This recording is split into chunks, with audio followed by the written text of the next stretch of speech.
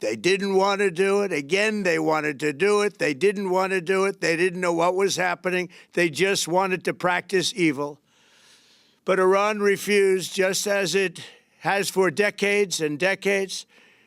They've rejected every opportunity to renounce their nuclear ambitions, and we can't take it anymore.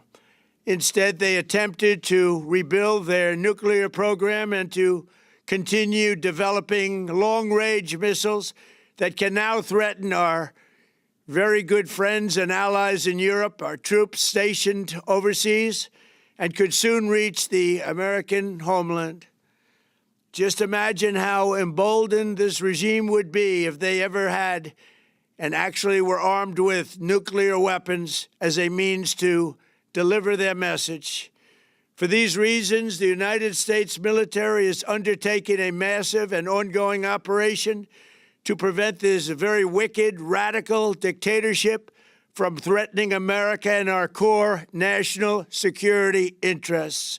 We are going to destroy their missiles and raise their missile industry to the ground. It will be totally, again, obliterated.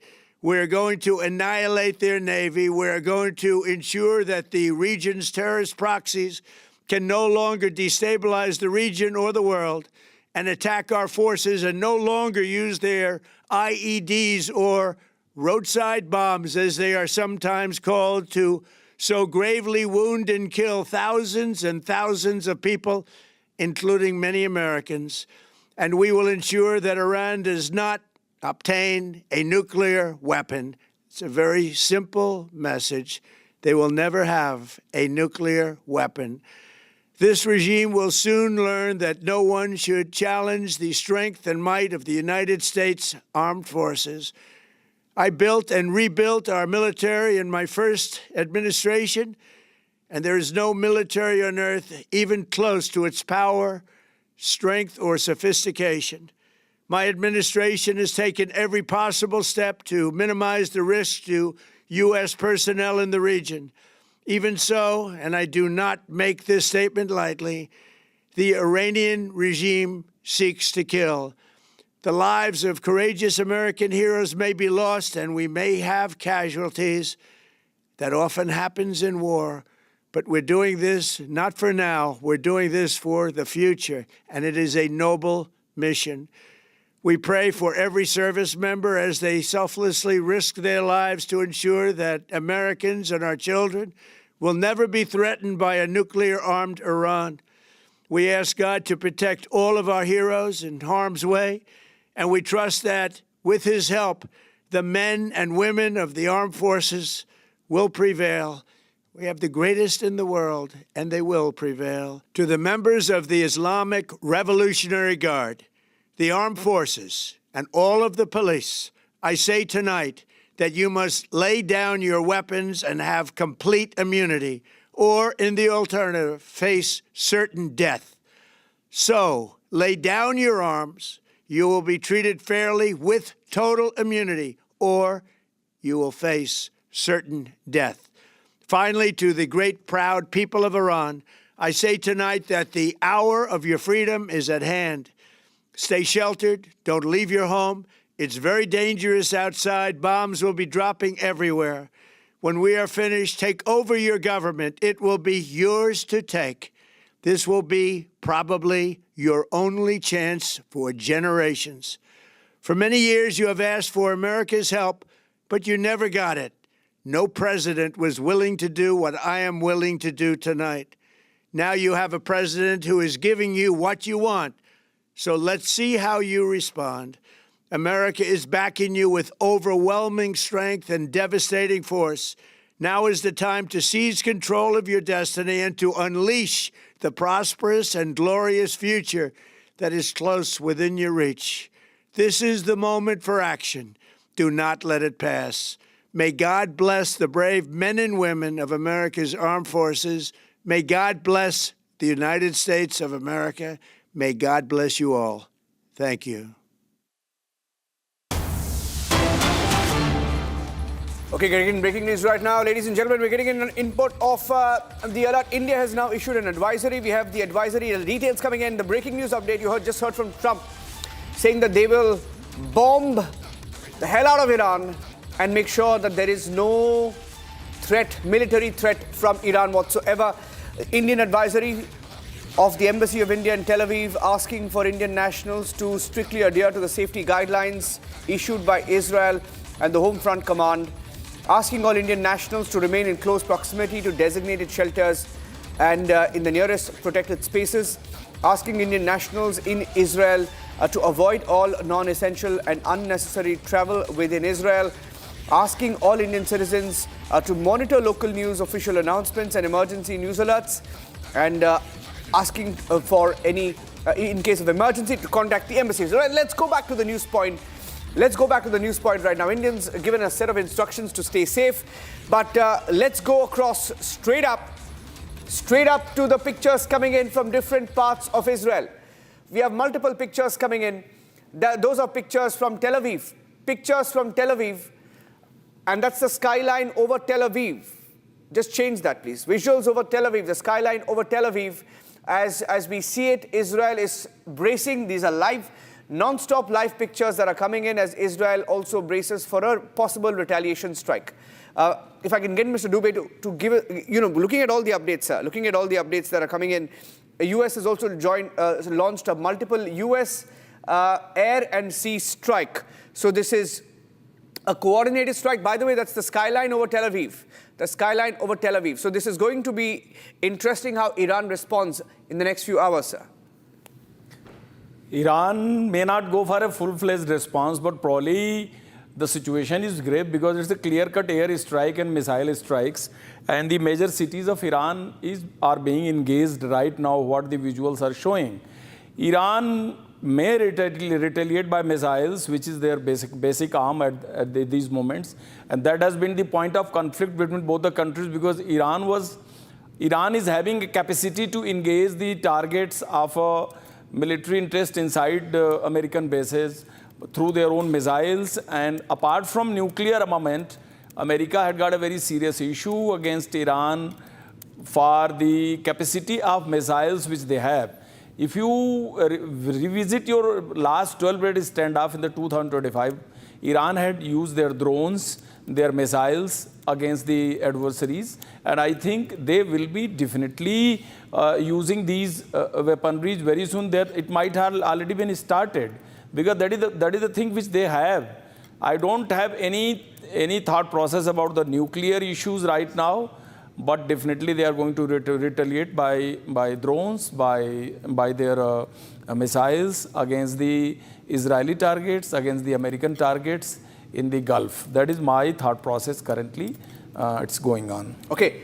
So I'm getting in some more details right now. Let's go across to the picture. Let's stay with the pictures. More videos coming in. Let's keep playing those videos one by one as they're coming into our newsrooms. We're playing those pictures out okay, we're getting in now an alert from the Israeli Indian Embassy in Tehran as well. So for the Indians who are stuck in Tehran, there is also an advisory that is being given out by our embassy in Tehran to all Indians. And we know that there are many Indian students, especially in Israel. So this is extremely serious. There are several thousand students across Iran belonging to India, and that is why this is important. The Embassy of India in Tehran has asked all Indian citizens in Iran that in the view of the developing situation, all Indian nationals are advised to exercise utmost caution, avoid unnecessary movement, and remain indoors as much as possible. Indians may also continue to monitor the news, maintain situational awareness, await any further guidance from the Embassy of India. The emergency contact details are given. We'll also put out the details on our screens right now. Iranian media has also confirmed that 7 missiles have fallen in the area of the presidential palace in Tehran. And Iranian President Masoud Pezeshkian is safe and sound. That's a confirmation we're getting in. Colonel Shailendra Singh, the situation evolving. If I can get your analysis on that.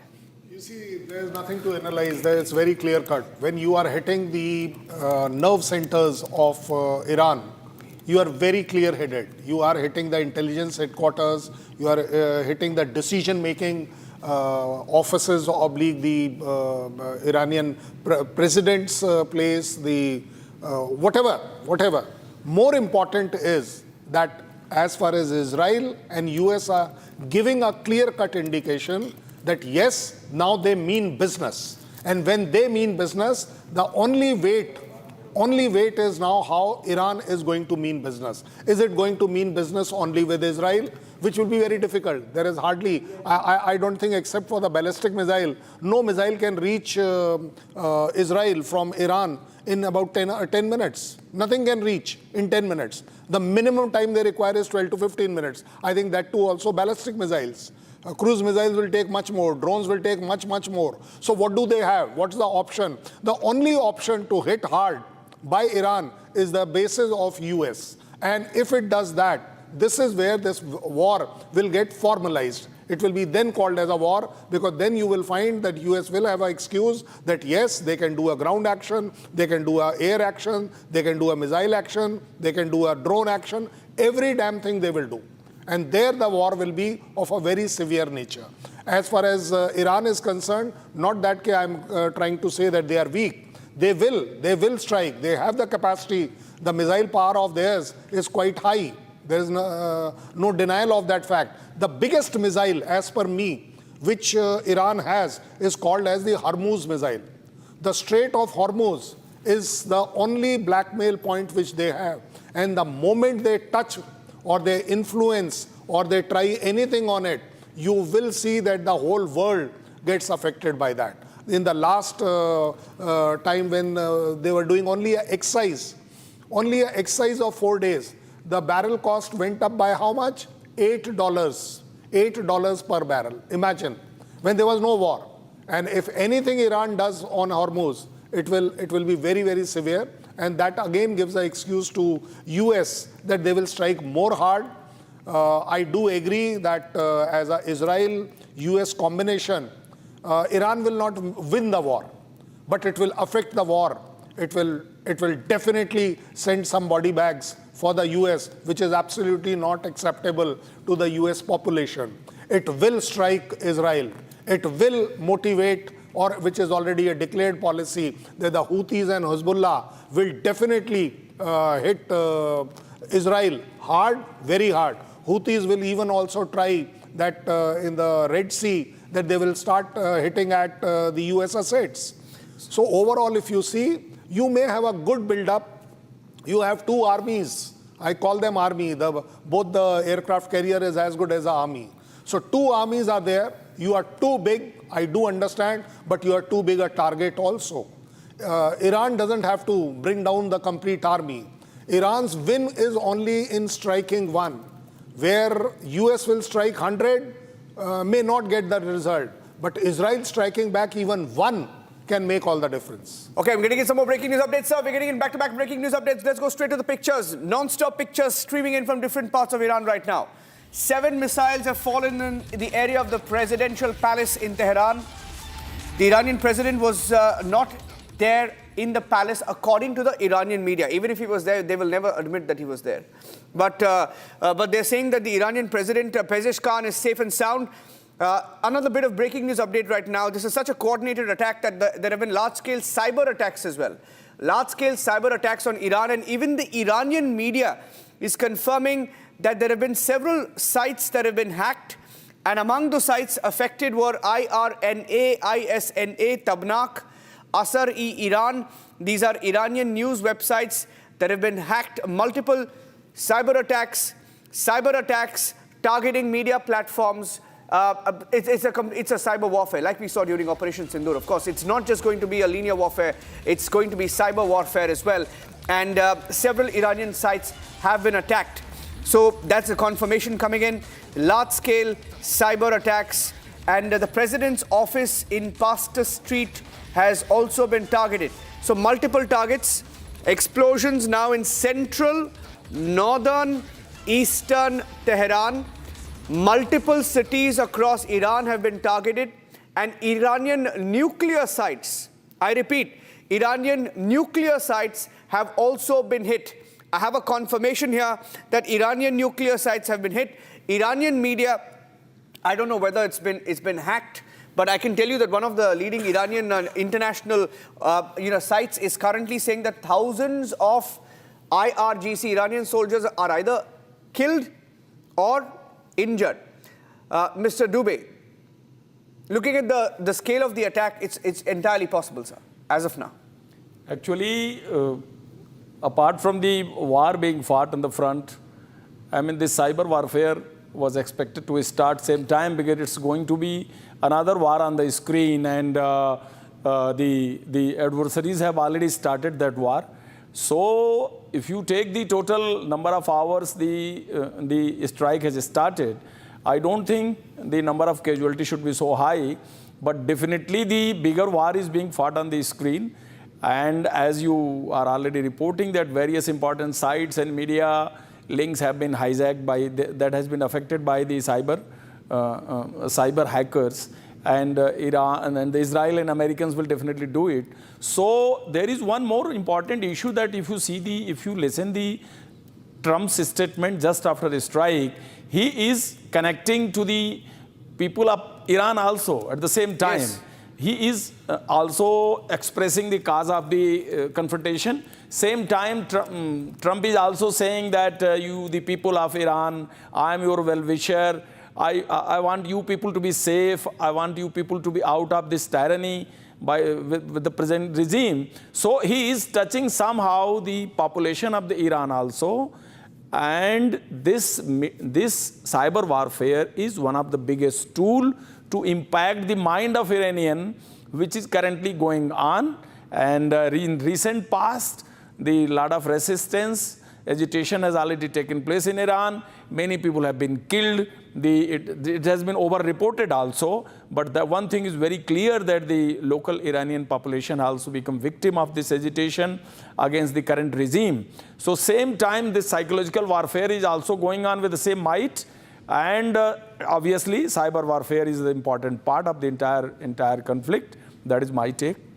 Thank you for that, sir. I'm going across to another bit of breaking news update coming in right now. I'm going straight to that air defense activated. Iranian air defense has been activated in the city of Desful. In the city of Desful, okay. We have a detailed, some more, comprehensive report perhaps coming in right now of the different cities in Iran that have been targeted.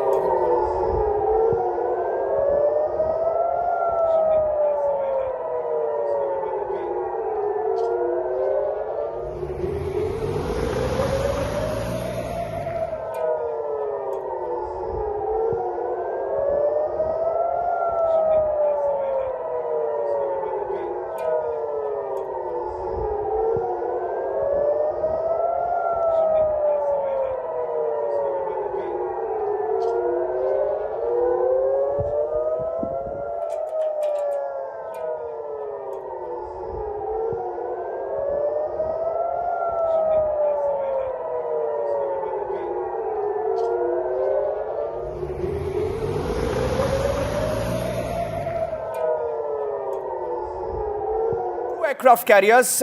Colonel Shailendra Singh, it's now that you will actually start getting a scale of this response, because we're getting in reports now, and wherever those missiles are being launched from, those missiles will be just about having been struck now or will be striking now. There is definitely the way, Trump is trying to bring out things is quite a serious matter. We must accept that. Why? Because I am saying again and again, the highlighted enemy is who? Israel. US is still not highlighting itself. As what I can see, that aircraft going down would have been shot, if at all. There cannot be any other aircraft other than Iran coming up with. There's no other country who will fly an aircraft in favor of Iran to strike any of the US assets. So as far as I'm concerned, I'll go by that. It must have been an Iranian aircraft which was downed by whatsoever. Coming to the air defense, I agree, strongly agree, that air defense of Israel, US combined, is very formidable. And they cannot afford anything less, because they definitely know their stakes are much higher. आप Iran के 2 जहाज गिरा दो, कोई बड़ी बात नहीं. आपका अगर एक जहाज गिर गया, Iran has won. Why? Because you will suddenly find that yes, the US will understand what is the cost which they have to pay, because their own population will not accept it. coming to this point about the cyber warfare will be very much there, not only in infrastructure, news media, economic, all those places they would like to paralyze Iran, which is already under paralysis. There is also information warfare going on. There is also now starting a propaganda warfare which will be on. There will be a psychological warfare, as Dubey sir brought out very correctly, that the public is being told that we are with you. Where were you, Mr. Trump, when thousands of people have already died? You have allowed those thousands of the death to take place. This is all speaking warfare, I'll put it like that. That he's trying to say that we are there to save you. If you are there to save you, you would have come much earlier. The way now the media warfare will start, you will see that the Western media will try and dominate world over to only project their points. Iranian points will not be coming out. So overall, if you see, everything will be done by US and its allies to make sure that the Iran voice is not there. Because as far as I am concerned, Mr. Trump, I do not agree with you. Your country said that Iraq also has got chemical bombs. We could never find them. Today you are saying that we will not let Iran become a nuclear power. Well, where is that nuclear power? In 12-day war, you had already said you have destroyed everything. So now within a few months, it has all come back. We must understand the psychology or the diplomatic war which US is trying to create in favor of themselves and against Iran. Not that I am a very big fan of Iran. I don't like their terrorism done anywhere in the world, by the way. But at the same time, that country also has a right that yes, they will go the way they are. If their own people are not liking the fanatical way of living, leave it to them. Who the hell are others to tell them? And definitely US cannot be relied as a sentry or the moral policing which it is trying to do. There are tens of things which I can point out wrong in US. But above all, this war is going to head for a very, very nasty future. And let me tell you that world will be affected by that. I will be affected by that. And that is where I try to bring out every time that it is going to be, if Iran is able to, which I know Iran will not, if Iran is able to contain this only specific to Israel, there is a hope. Otherwise, you are heading for a very big war. Yes. Okay, I'm getting in a breaking news update. Okay. President Pezeshkian is safe. That is a breaking news update coming in from the newsroom. Secondly, Abraham Lincoln, USS, that is the US aircraft carrier, Abraham Lincoln, nuclear-powered carrier that can hold up to 90 military aircraft, has carried out strikes. Gerald Ford, the world's largest aircraft carrier. Look at that. Take a look at that map there. If you're seeing that map, and I'll try and go on the wall. And explain it. If you can just put that on the wall, you can see that over Iran, the airspace is closed over parts over all of Iran and Israel. And just take a look at that, ladies and gentlemen. And I'm going to just walk up there and show you what is going on. Because right now, in the last 1 hour, things have changed in the Middle East. In fact, very soon things are going to change very rapidly around the world.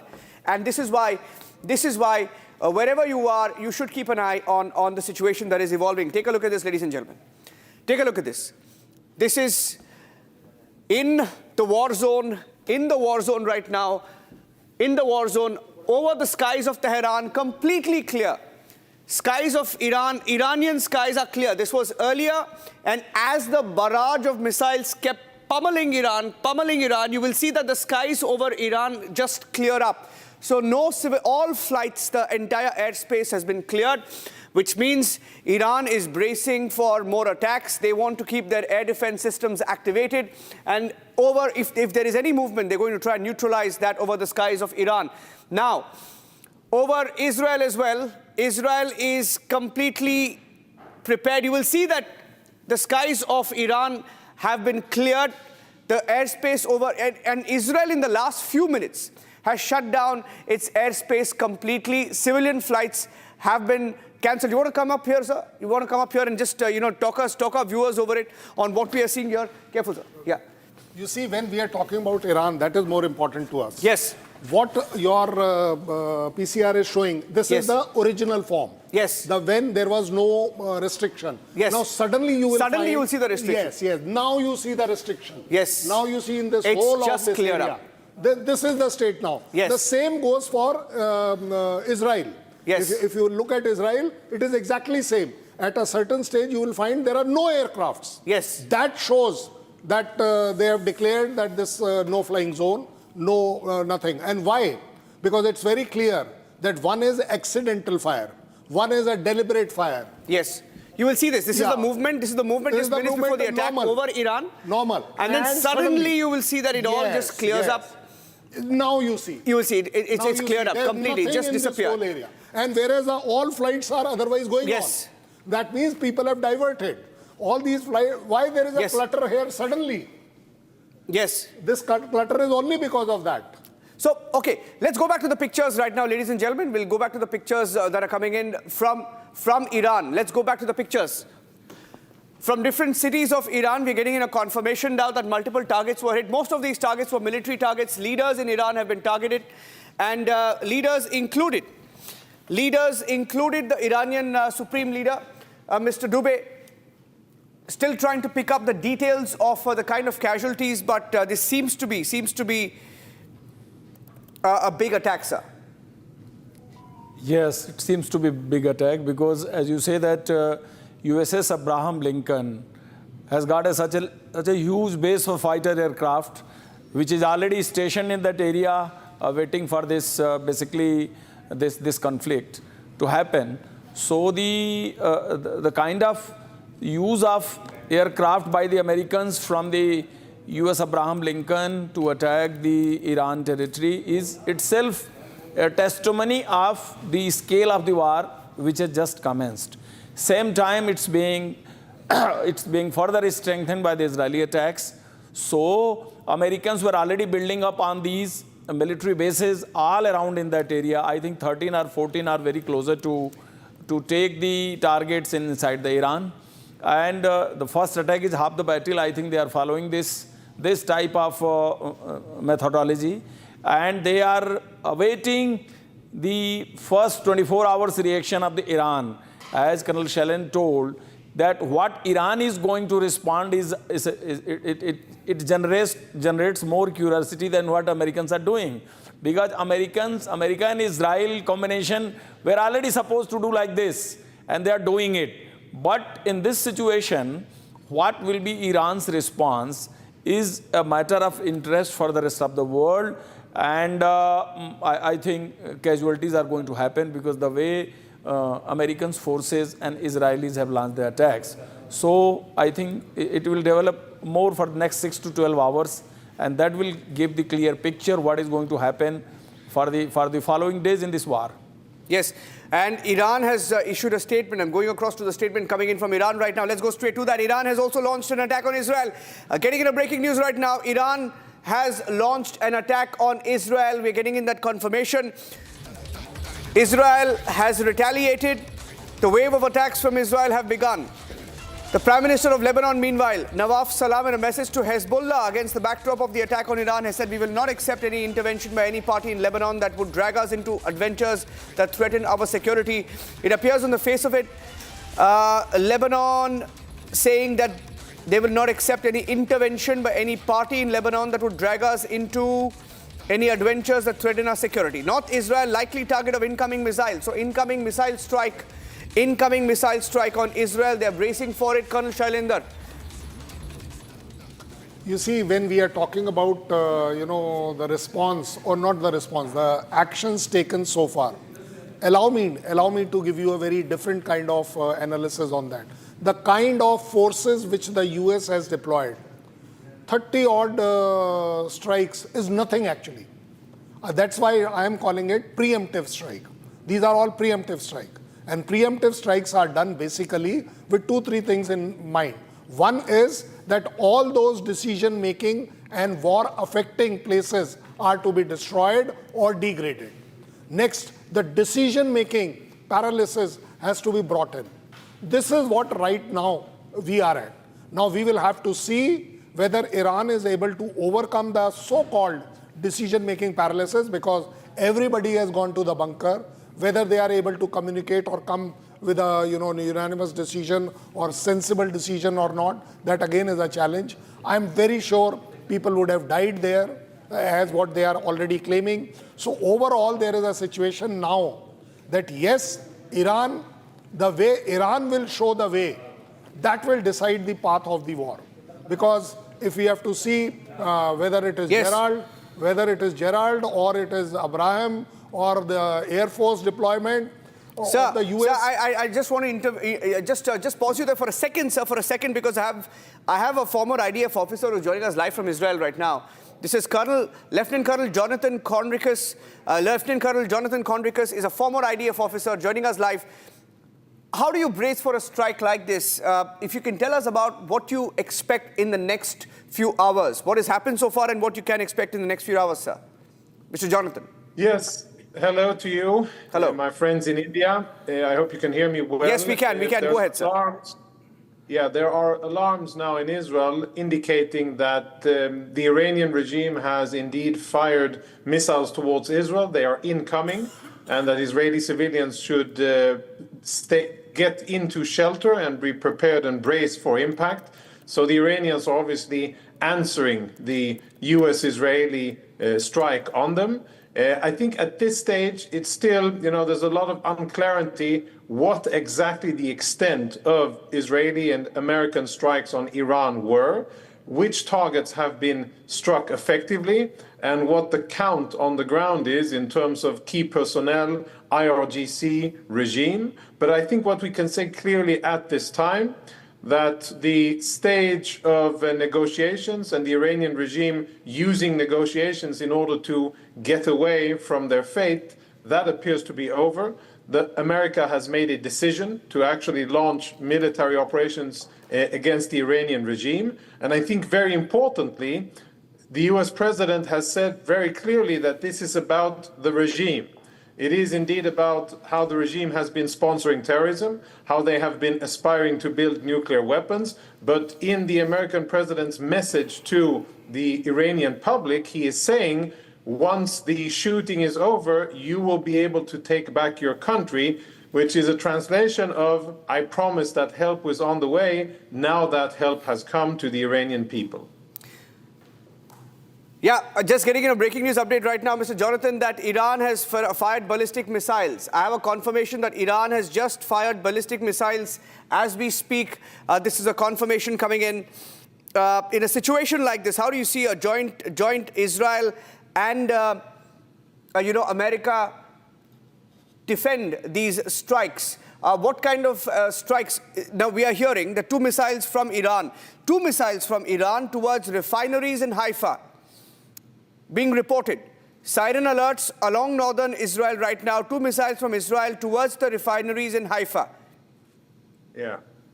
Yeah, so what we should anticipate is that the Iranians, probably understanding that they will have a very limited time to make any significant damage against Israel because they are inferior in terms of their offensive capabilities, and anything that will be fired by the Iranians will be attacked by Israel and the US. So I think the Iranians have a short window of opportunity. I think they will try to escalate quickly and bring maximum damage on Israeli infrastructure, obviously aiming for military targets as well as national infrastructure and civilian targets. The last time around, we had more than 85 Israeli civilians killed by Iranian missiles, and I think that the Iranians understand that they will have a short opportunity to strike back, and therefore they will go all out with massive capabilities. I think we were talking about much more than two missiles eventually when we understand exactly what's happening.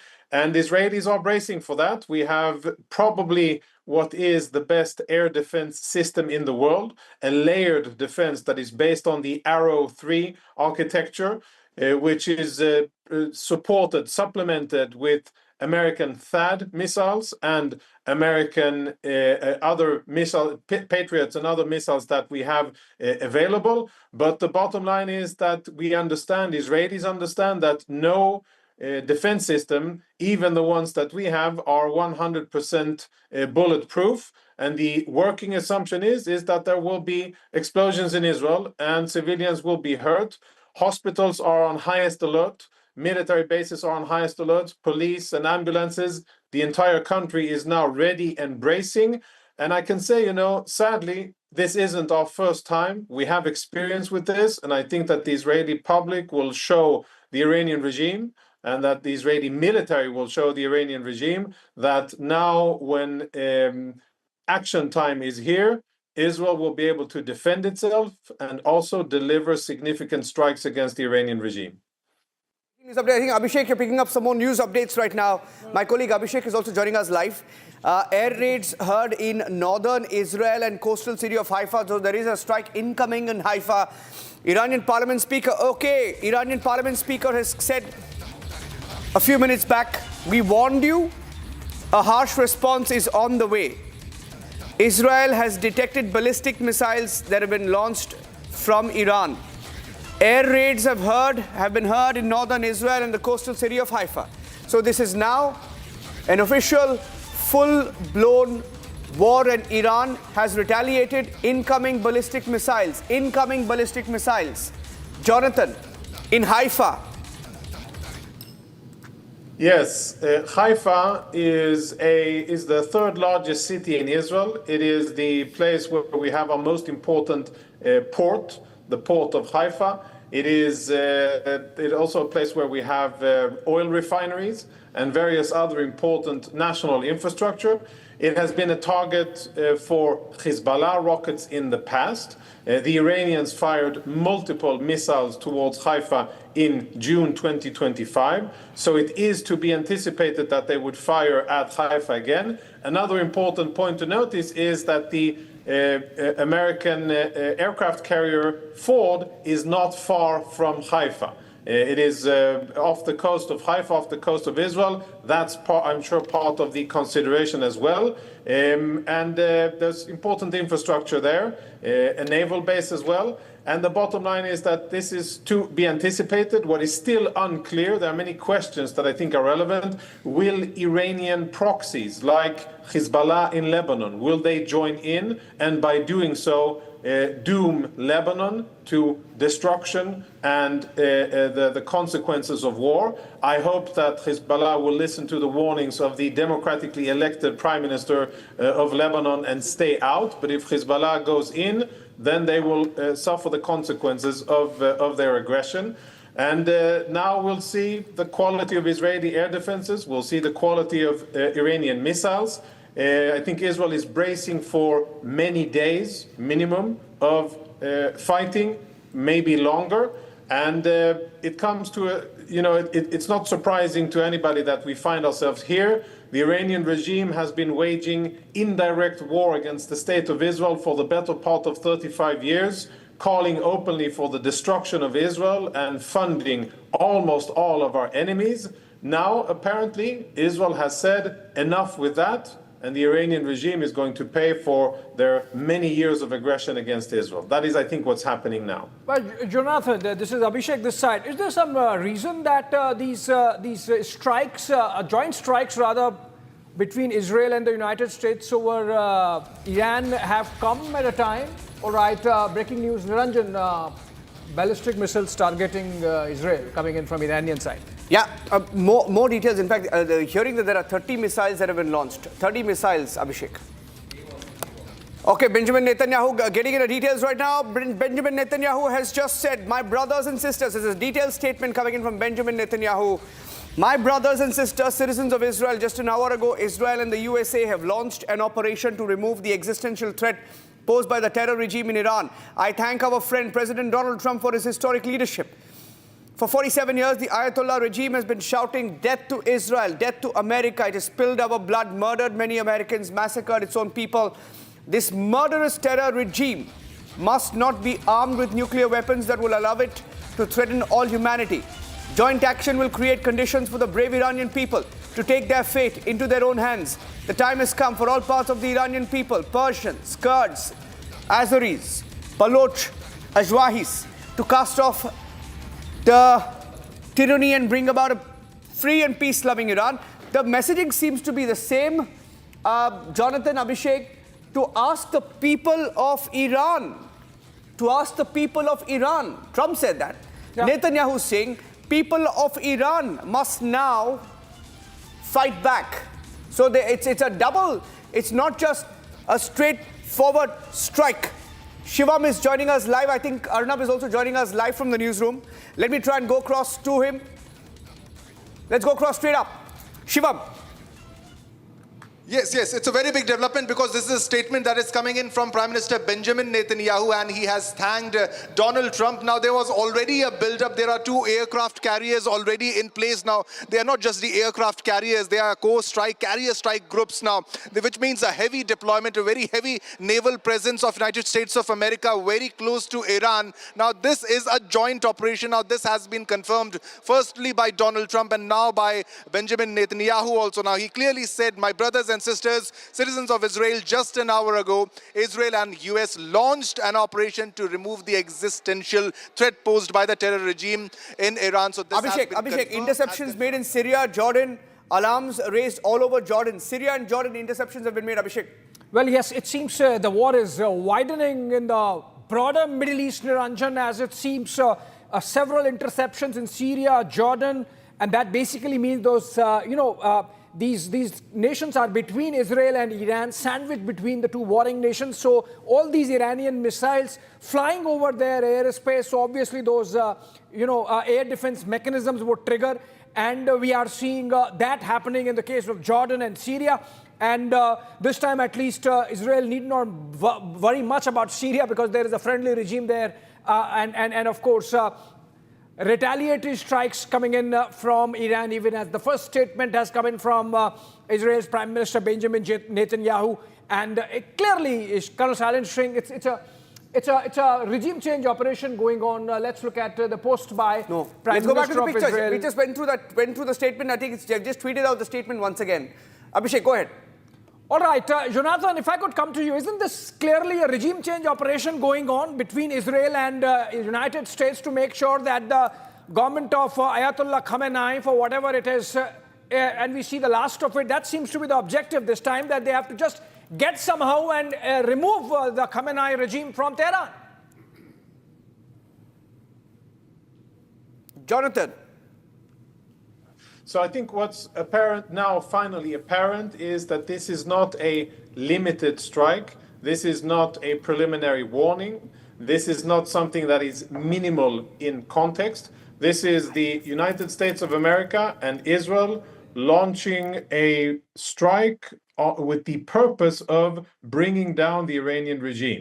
Based on what the American president has said and based on what the Israeli prime minister has said, I think that's pretty clear. This isn't a local thing. This is broad in its context. And, the American president promised more than 50 days ago to the Iranian people, help is on the way. And now, finally, that help is arriving. And the president is saying to the Iranian people that once this is over, the combat operations, the Iranian people will be able to reclaim their country from the hands of the oppressive Iranian regime. But I think this is very early stages. I would say pretty dramatic. Many people anticipated that there would only be a local small strike by the US in order to force the Iranian regime to negotiate and to sign an agreement that basically took nuclear enrichment out of Iranian hands. The Iranian regime refused that, and what we have now, apparently, is an American and Israeli strike that purposely focuses on the regime. And I think that's the major takeaway. Sort of admit, Jonathan. In fact, Professor Mir Litvak joins us now. Department of Middle Eastern History, Alliance Center for Iranian Studies, teaching there. Professor, what's with the timing? The Geneva talks were slated to take place. The deadline had ended, of course, insofar as the United States is concerned, for Iranians to come back, but the Geneva talks were still slated. Why couldn't both Israel and the United States together wait for those talks to happen before deciding that enough's enough and that they have to go in for the kill? Okay, there's a breaking news update before, Abhishek, there's a breaking news update right now. The Crown Prince has issued a statement. Reza Pahlavi, who's been, getting a lot of American support, He has just issued a statement asking the people of Iran. He's saying that the aid that the president of US promised to the brave people of Iran has now arrived. This is a humanitarian intervention, and its target is the Islamic Republic, its repressive apparatus, and its machinery of slaughter, not the country and the great nation of Iran. But even with the arrival of this aid, the final victory will still be forged by our hands. Video statement, let's play that out right now.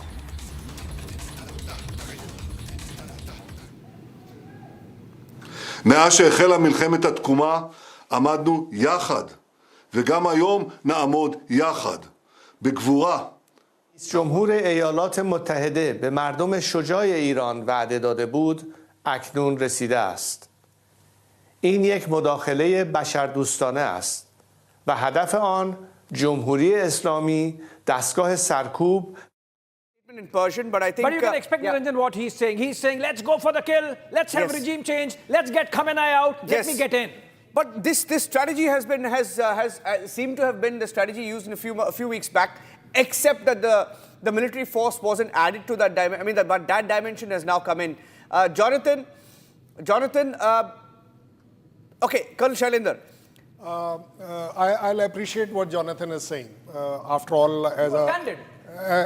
No, I will agree with that, but he will have to also understand, or I think we are the most neutral people because we have good relations on all the sides. So you will have to evaluate. If you want the regime change, you have been working on it for so long, it's not working out. And we have also got a very practical experience that when the US struck their nuclear sites, the complete Iran stood as one. And they all stood one with or behind Khamenei. We will have to see that. So now, even if, let's say, you are able to remove Khamenei, no problems. But then it must come from the within, not by an outsider. When the US is trying, Israel is trying, what they are trying, do they actually think that just by removing Khamenei, the complete Iran will change? I don't think it will change. It will remain something like what Iraq is today. You took out Saddam Hussein, you still are stuck up there. There are militia which is fighting you. So you will find that if you will be an occupier there, because when you are, what is actually restricting US? The only thing which is restricting US is that they are not prepared to put the boots on ground. So even if, let's say, there is a new regime coming, what is the firstly guarantee? Reza is a puppet of US as far as I am concerned. Because how much is his experience on ground politics of Iran? We'll have to see that also. So above all, when the people will stand against the regime, that will be the successful removal of regime. You may trigger it as of right now. US may think over it. They tried it out in Myanmar, they tried it out in Afghanistan, they have tried it out in Iraq, but at each place they got stuck. So above all, we need to understand regime change is highly possible, but in its own, the regime with the people asking for a change is entirely a different thing. Iran needs a regime change by the people, not by the US. I mean, Shailendra Singh, we just cannot miss the regional dynamics at play here. I mean, there are many ways of denying Iran a nuclear status. And in fact, the Geneva talks were with the IAEA that were to take place.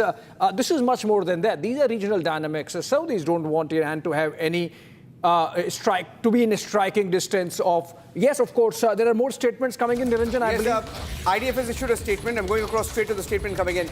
They're calling it Operation Epic Fury. Operation Epic Fury.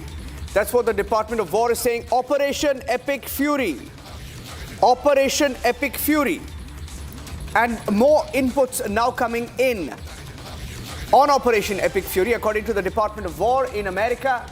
And the Israeli IDF has also issued a statement. So multiple breaking news updates now coming in. IDF saying an additional barrage of missiles launched towards the state of Israel. Public requested to continue to follow instructions of the Home Front Command. Public requested to stay in protected spaces until official notice. IDF repeats, emphasizes not to publish and share the footage and locations of hits. Aerial defense array is currently identifying intercepting threats. IDF asking people not to publish footage of the location of the hits if it happens. But most importantly, confirming that a barrage of missiles are now headed towards the state of Israel. US Department of War calling it Operation Epic Fury. US Department of War, this is just escalating. We just had the statement come in a few seconds back from the Crown Prince asking for the people to speak out. In fact, I'm also going to try and get someone from Iran right now, Abhishek. I think that will be unique. We have someone from Iran who's joining us live in just a few minutes. I'm going to share the details with our teams. From Iran, we will have our first voice. So we have someone live in Tel Aviv, live from Iran. Any more updates you're picking up, Abhishek, meanwhile, as we try and do that? Well, whether it's epic fury or roar of the lion, the fact of the matter is, Niranjan, that the United States has also participated in these strikes on Iran. Some of their targets include Khamenei's office. Whether they have succeeded in hitting that intended target is something, reports for which are yet to emerge. But early reports suggesting that direct hit at Khamenei has been attempted. We can break that, in fact, that information. And amid all these statements coming in from Reza Pahlavi to Benjamin Netanyahu to the Israeli Defense Forces to President Trump himself, maybe we can play out the soundbout again. Okay, Reza Pahlavi, okay. We have done the transcripts of the transcribing of the statement. Let's listen to Reza Pahlavi. He is speaking in let's speak over it and we can maybe translate over that. Iran Crown Prince has issued a statement. So it's a two-front strategy appears to be from both US and Israel. One, to strike militarily, and second, ask people to fight back. The Crown Prince has issued a statement. Let's play that out and we'll put out a translation, a bit of translation over that video of what he said a few minutes back. کمکی که رئیس جمهور ایالات متحده به مردم شجاع ایران وعده داده بود اکنون رسیده است. این یک مداخله بشردوستانه است و هدف آن جمهوری اسلامی، دستگاه سرکوب و ماشین کشتار آن است.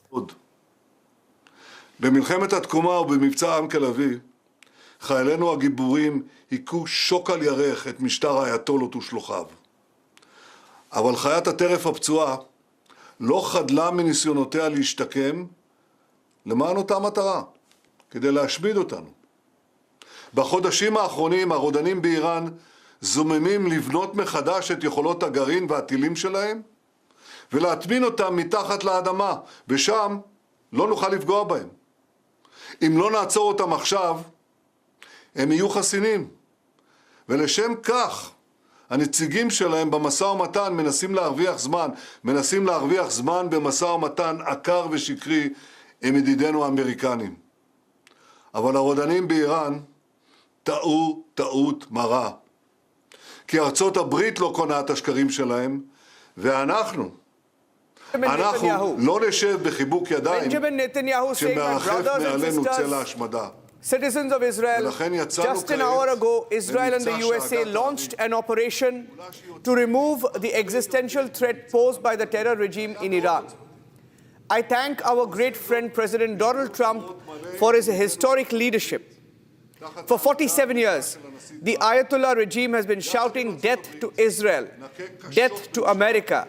It has spilled our blood, murdered many Americans, and massacred its own people. This murderous terror regime must not be armed with nuclear weapons that would allow it to threaten all humanity.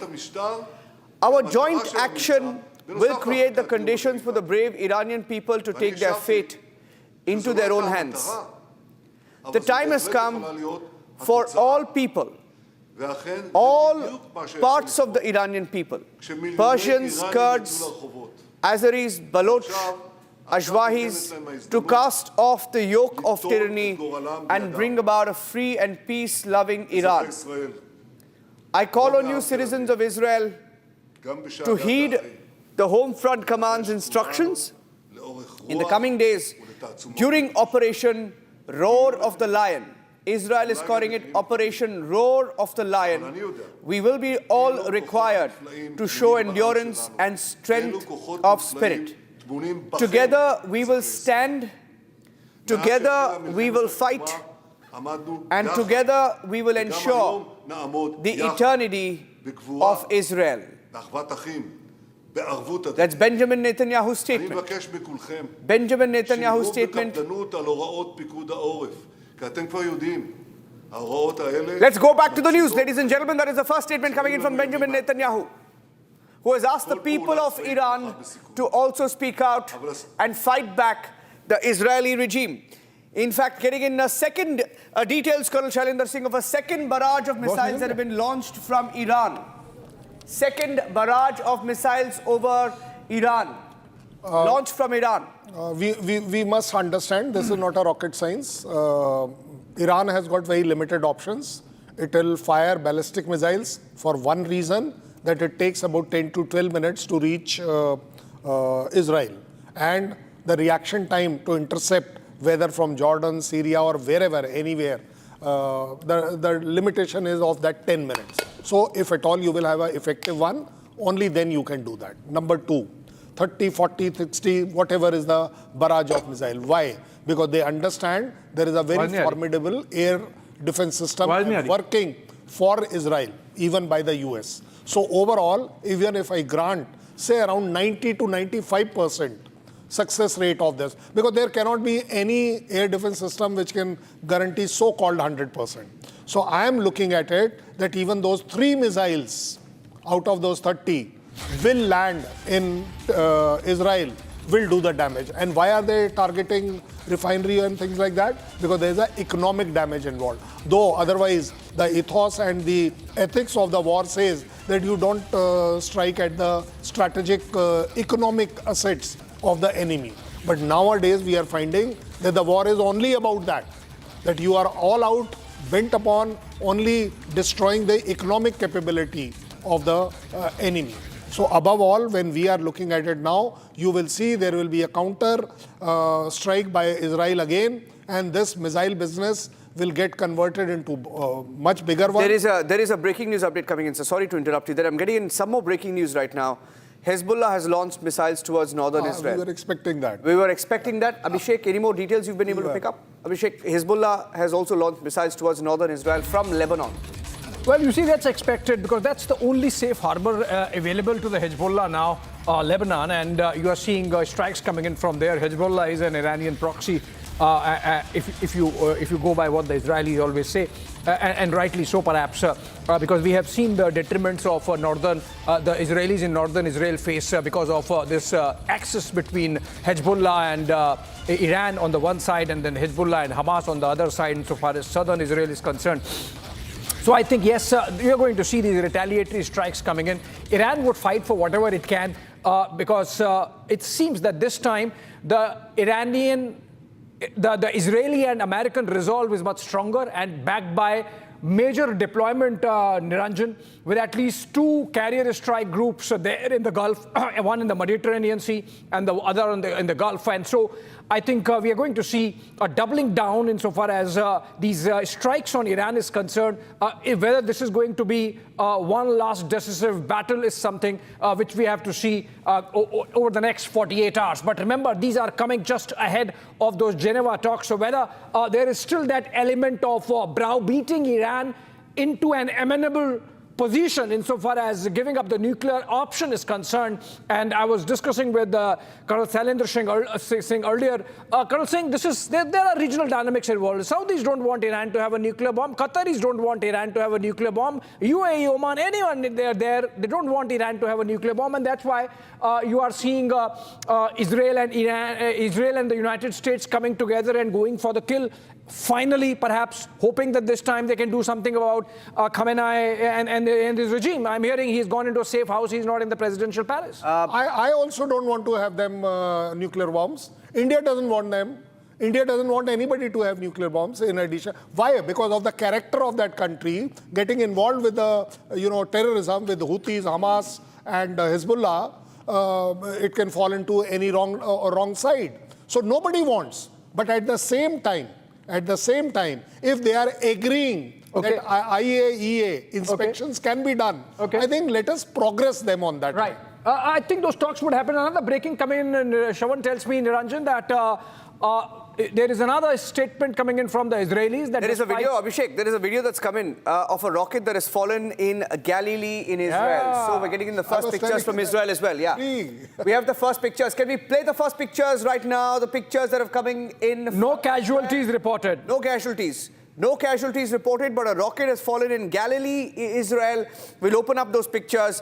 But there are multiple pictures, in fact, coming in, Abhishek. Not just one. In fact, multiple pictures of Iranian rockets now beginning to land in Galilee. A plume of smoke seen over northern Israel as well. So we're getting in the first pictures of the hits on Israel. In just a few seconds, we'll have those pictures up. But strikes targeted at Haifa, northern Israel. Refineries were the targets. We're looking at the first pictures come in. Any second now, you'll have those pictures on your screens right now. We'll also, by the way, have a live from Tehran very soon. We'll have a live from Tel Aviv anytime now. We've been live since this afternoon, 11:30, when the first news came in. But Iran has attacked Galilee. Let me go across straight up to those pictures coming in right now. A rocket has fallen in Galilee, Israel, and in a residential area where you can see buildings. Right behind the buildings, the strikes have been reported. Is that the picture? Just waiting for the first pictures to come in any second now. But yes, sir, I think any time now we'll have the full detail. But Israel saying no reports of casualties so far. No, you see, Israel absolutely understands this is not the first time. It knows that it has got... Those are pictures, by the way. We'll just change the label on top. Change the label on top, please. Switch that off. It's not visuals from Iran. It's misleading visuals from Israel. Visuals from northern Israel. Change that. We'll just come back. Yeah. So, let's remove the top band. Yeah. So, you see, Israel has got this very well laid out. The kind of, bunkers they have, the shelters what they have shelters everywhere, including the airport that you are supposed to get into. Why? Because it's a matter of survival. It's a matter of survival for their complete religion, for their existence. So that country has made a lot of good arrangements on that line. Iran has not. Iran has got very limited. So that is why you find that their own acceptance that thousands of people have died in the strike, as what they are themselves saying. Above all, the thing what is to be seen now is that when I was telling you 30 missile salvo, at least 3 will strike. You will see it happening. So whether that is acceptable, that kind of casualty, that kind of damage, so far no casualty, very good. Israel will be able to bear it. What happens when there will be casualties? Because now the strike is not on the defensive installations, it is on civil installation. When you are hitting civil, that means all ethics has gone. You are now only after the damage, which will create sensation. And that is what Iran is right now going to do. It will bomb. It will bomb all strategic places, strategic to the extent of economic strategy, command and control strategy, your refinery, your maybe, hubs of living places where they will bring out destruction. Because we know in Israel, the problem of space and the buildings are so cluttered up. You strike one building, you are able to at least damage 2 more. So the damage is what everybody will be looking at as a military target now, which is very sad. The humanity will suffer is a very minor part, which for these countries are. But as far as I am concerned, I still have hope that the strike remains only between Iran and Israel. The moment it starts getting into the Middle East bases of US, you will see that there will be a Bhayankar war. There will be an absolute, because US will get an excuse. So you will find that 90 aircraft standing on that aircraft carrier versus another 120 standing on another one, F-35s all around with the ground forces right next door to the Israeli ground. Everything is planned. Let me tell you one thing. The people have thought of contingency. I can even say on behalf of Iran, they would have also seen that if ever Khamenei's mahal is struck or the presidential house is struck, what will they do? Yeah. You see, all countries do all these kind of drills. So I am absolutely sure President of Iran and Khamenei would have actually not died in any of this. As far as that, when we are talking about Isfahan strike is useless until unless the GBUs are used. Till that time, you are only making, what you are trying to do, this is what I was telling you in the morning also, that this is a preemptive strike to assess to what extent Iran is prepared to go or escalate. Yeah. Escalating ladder is to be seen now. Well, you see, the fact of the matter is that Iran would hit back with whatever they can. And you know, the impression is it's Iran versus Israel, but actually it's Iran versus the United States. Yeah, absolutely. Israel, of course. In fact, Abhishek, sorry to interrupt. There's been another breaking news update. Sirens at the US naval base in Bahrain. Sirens at the US naval base in Bahrain. There are interceptors. There are interceptors fired over northern Israel, so the entire barrage of missiles now coming in are being intercepted over the skies of Iran in northern Israel. In central Iran as well, we have some details of explosions being reported in Isfahan. Isfahan, explosion, central Iran, western province of Elam. In western province of Elam. But there are defining pictures coming in of the interception. Can we put those pictures up? Interception visuals coming in over northern Israel. Meanwhile, Iranian citizens residing in UAE, Kuwait, Qatar, Bahrain, Jordan, who've not yet managed to leave these countries are advised to depart the territory of these 5 countries as soon as possible. If departure not possible, refrain from approaching any military bases, hotels, docks, commercial complexes or any locations associated with the United States and minimize all essential travel. Which means Iran is telling its own people who are in all these countries like UAE, Kuwait, Qatar, Bahrain, Jordan, that we are going to go for you. They're going to go for Iran, UAE, Qatar, Bahrain, Jordan. Abhishek, incoming. Okay, look at those pictures. Interceptors over northern Israel. Interceptors over northern Israel. Well, we are getting to see what we also need actually, Niranjan. You know, it's the war dynamics at play, real-time war, real-time action of weapon systems, platforms. Colonel Singh, with your defense background, you are in better position to tell us whether this is something which is the air defense as it should be. This is the most successful model of air defense we are seeing, even as this war is panning out between Iran and Israel. What is seen is to be believed. And what is seen is that, yes, the Israeli air defense system has generally worked well, very well, effectively, saving their people. But at the same time, there will always be exceptions. No system can be 100%. And we have seen it last time also. Right. You will see it this time also. Few missiles will land. But is it something, what we are seeing is essentially the United States and Israel with their first flush of strikes on Tehran, drawing Iran out, making them fire all these missiles. They have a limited stockpile. Yes. They will deplete that, and then maybe they will come for the kill.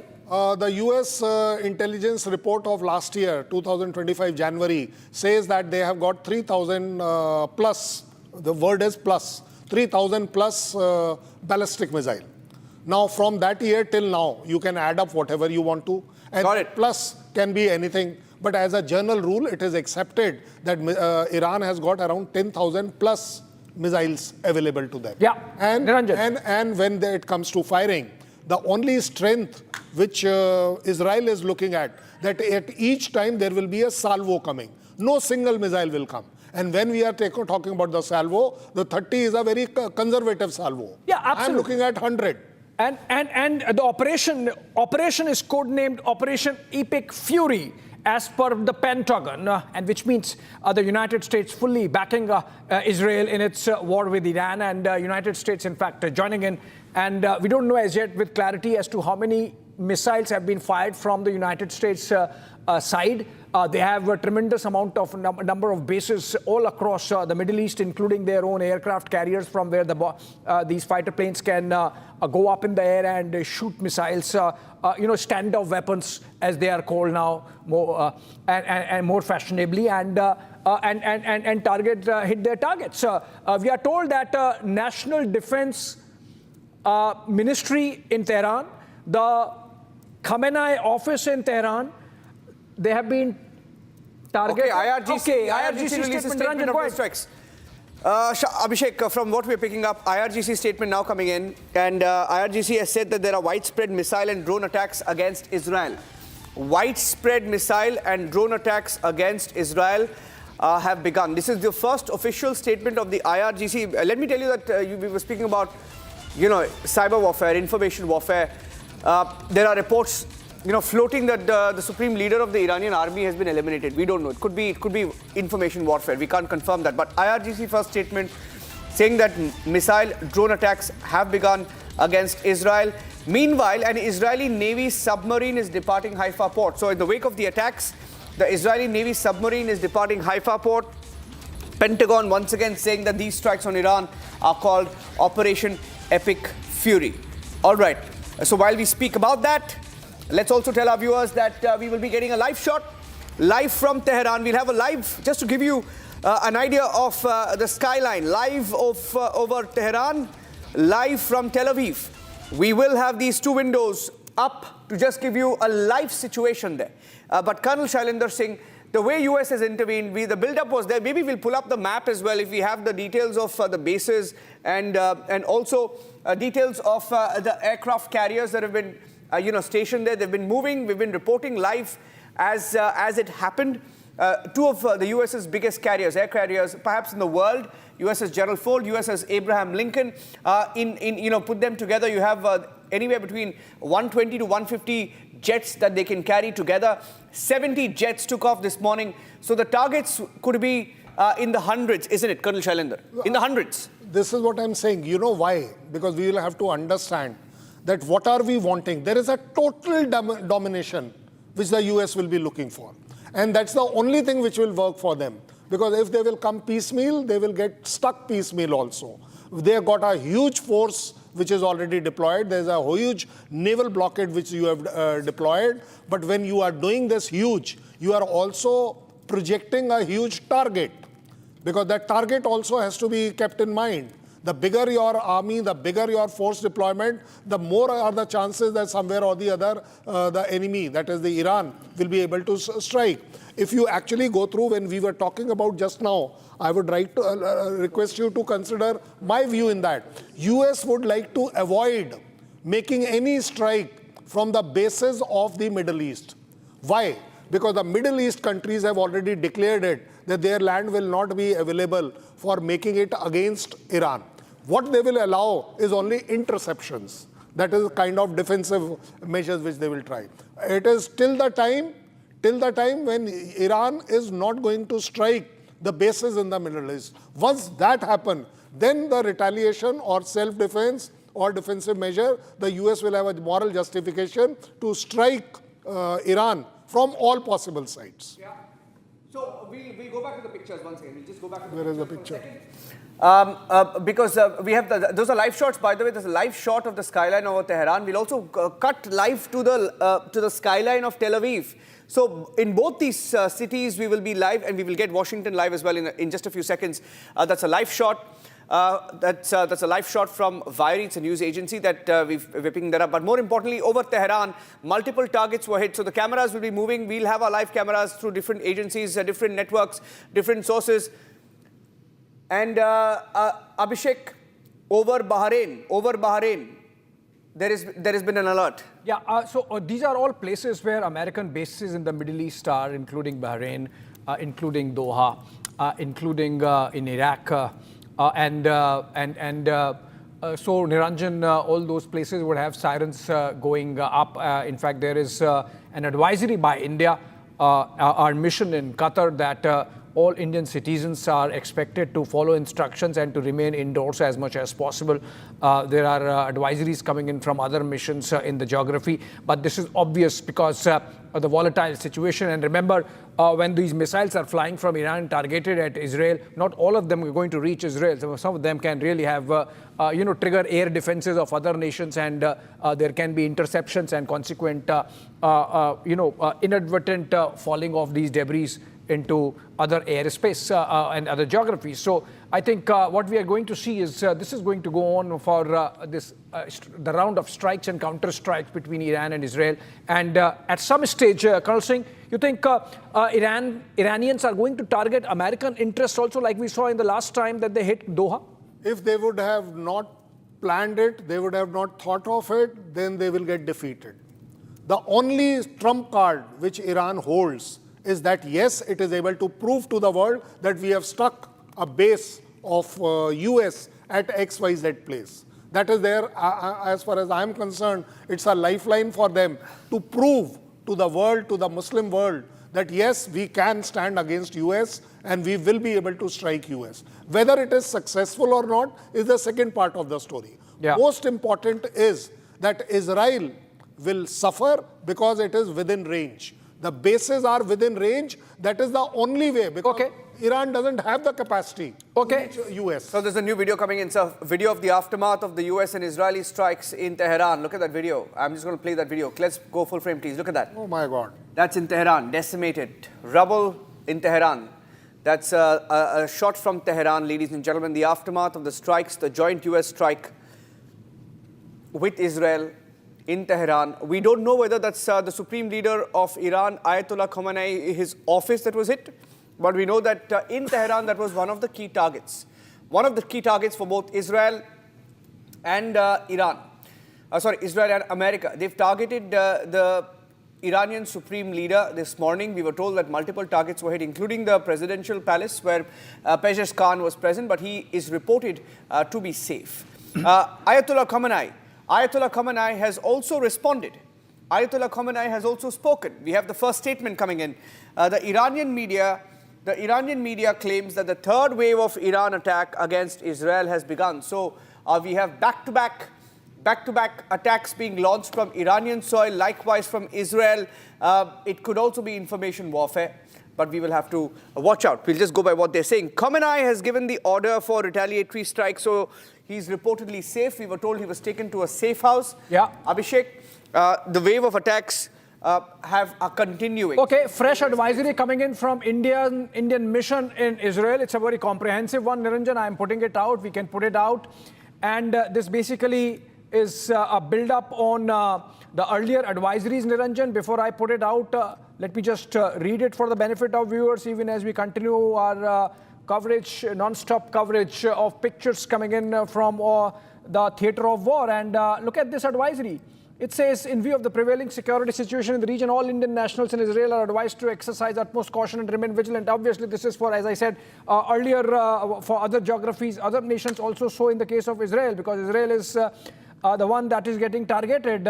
All Indian nationals should remain in close proximity to designated shelters and familiarize themselves with the nearest protected spaces.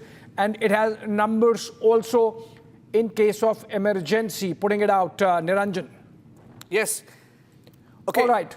The president of Israel, Abhishek, if you want to just take that statement, president of Israel has also responded. He's already congratulated the IDF and the US military. Statement coming in from the president of Israel, Isaac Herzog, who has said he congratulates IDF, US military on the joint daring operation. Before I go across to that statement, some more breaking news coming in. Qatari Ministry of Defense has claimed that an interception was carried out in Qatar territory. Oh, big one, big one. In Qatar territory. So the war has become bigger. Yeah. The war has spread across the Middle East. Getting wider. Qatar. The conflict is getting wider. Yeah, in fact, it's wider. Just a while back, we had this statement from the Iranian side, which said that their citizens, as you read it, their citizens in Gulf countries, if they are stuck, if they have not come out, they should come out in the soonest possible time, because the Iranians believe that the conflict can widen, and the proof of that, which is that the Qataris have announced that they have intercepted a missile. Now, remember the Al Udeid air base, where earlier also we saw action in the last war, 12-day war between Iran and Israel, is the biggest air base or the biggest military base that the United States has in the Middle East. Now, if Iranians have already decided on day one to hit Al Udeid air base, Colonel Singh, you think the Iranians are working on the strategy that you just gave out, that they have to invariably target the American military interests? You see, as I just now told you, that Iran, if does not strike a base of US, it will not earn the kind of propaganda, the kind of sympathy, the kind of standingness that yes, we can stand. Because basically we have to see that the Iranians don't have to stand in front of Israel. They have to be seen standing in front of US, because the main threat is that.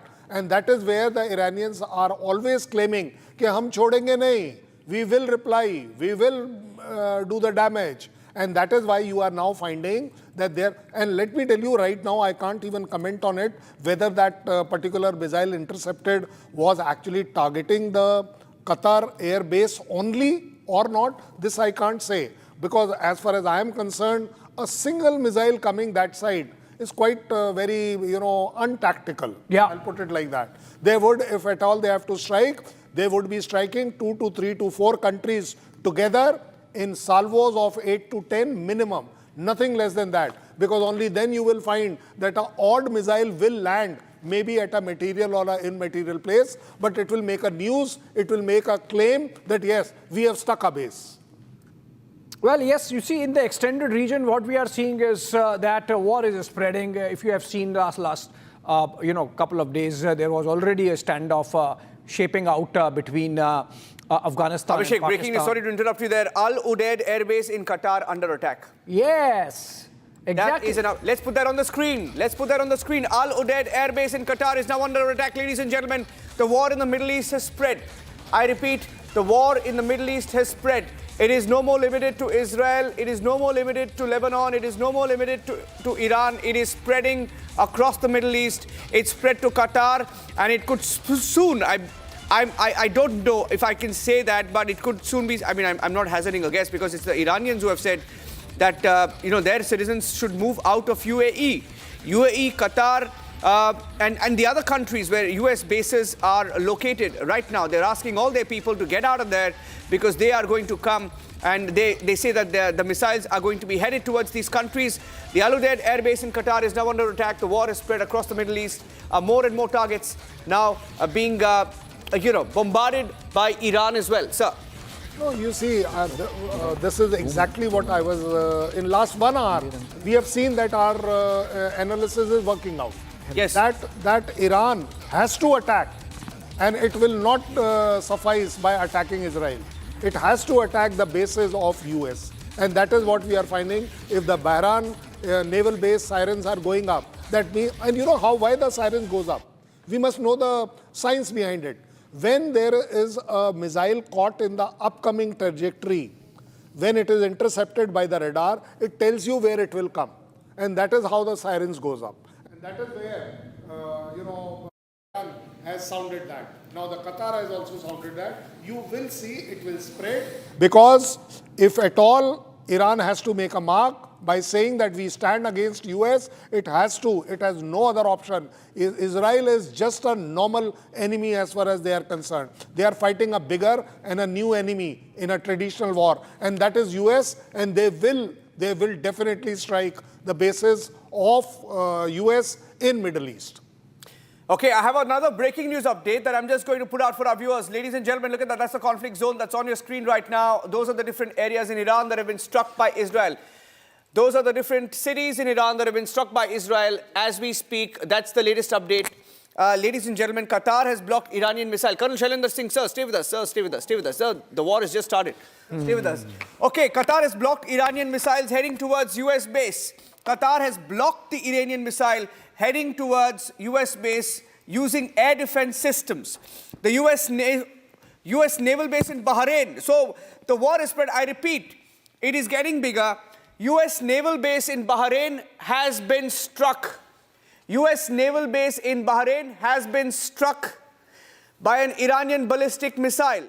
So they've gone for the US bases and they have struck the Bahrain base.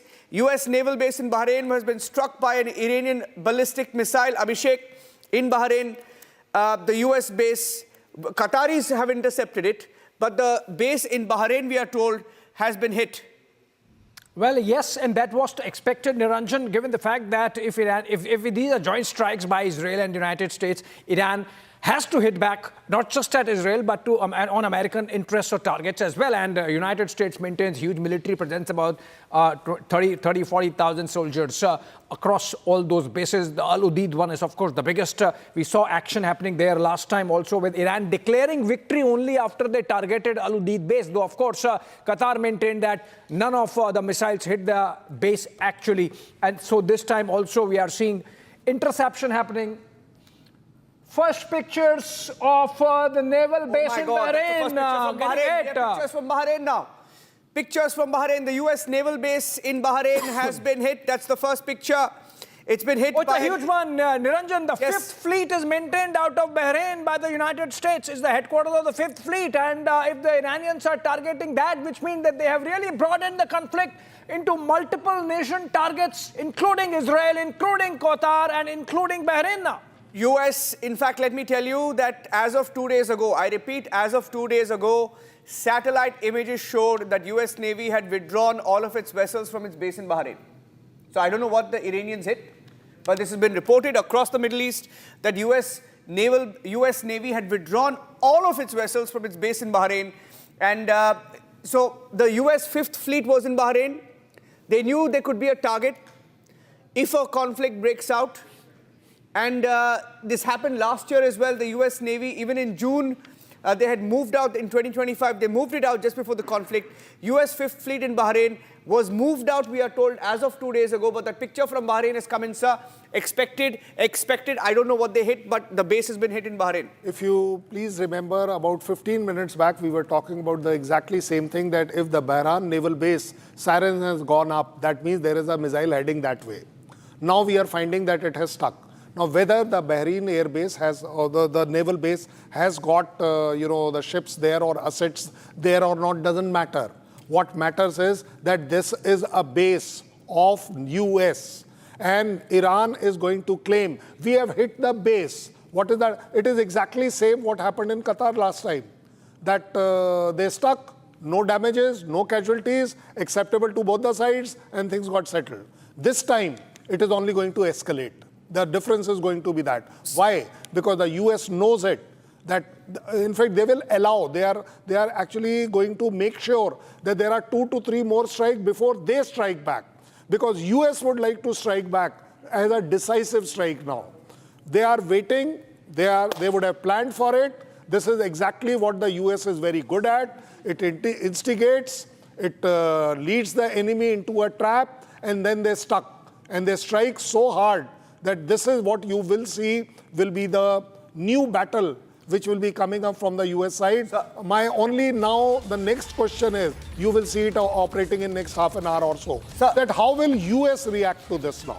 That will be decisive. So Iranian media has said that they're calling it the operation, that is, the Iranian operation is called the Promise of Truth 4. The Promise of Truth 4. Abhishek will be able to give us the context in just a few seconds. The Promise of Truth 4. And we're getting in another confirmation as Iran launches a wave of attacks, goes after multiple targets, not just in Israel, but even in Bahrain, even in Qatar. Bahrain naval base has been hit, according to the media in Bahrain. US has also used a Tomahawk missile. The US tried and tested Tomahawk missiles were used to hit targets in Tehran. So Israel, America, joint strike using Tomahawk missiles to strike Tehran this morning. That's the other breaking news update coming in. We have multiple updates. Okay, we have another picture that's coming of the Bahrain base that was hit. And Dmitry Medvedev has said that the peacekeeper is at it again. The talks with Iran were just a cover. Everyone knew it. So who has more patience to wait for the enemy's end now? The US is just 249 years old. The Persian Empire was founded over 2,500 years ago. Let's see what happens in 100 years or so. Dmitry Medvedev has issued a statement. There's a statement coming in from Russia. Abhishek, Russian leaders are also beginning to question American strike, asking if the talks were just a cover.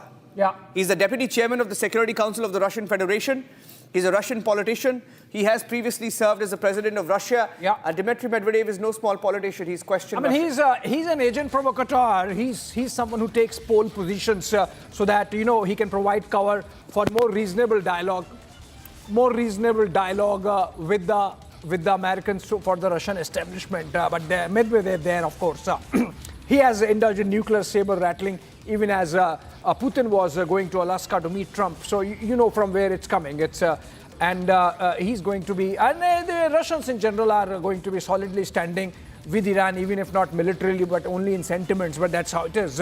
Russia's statement now coming in, and whether this is just Medvedev. Yes, this is Medvedev.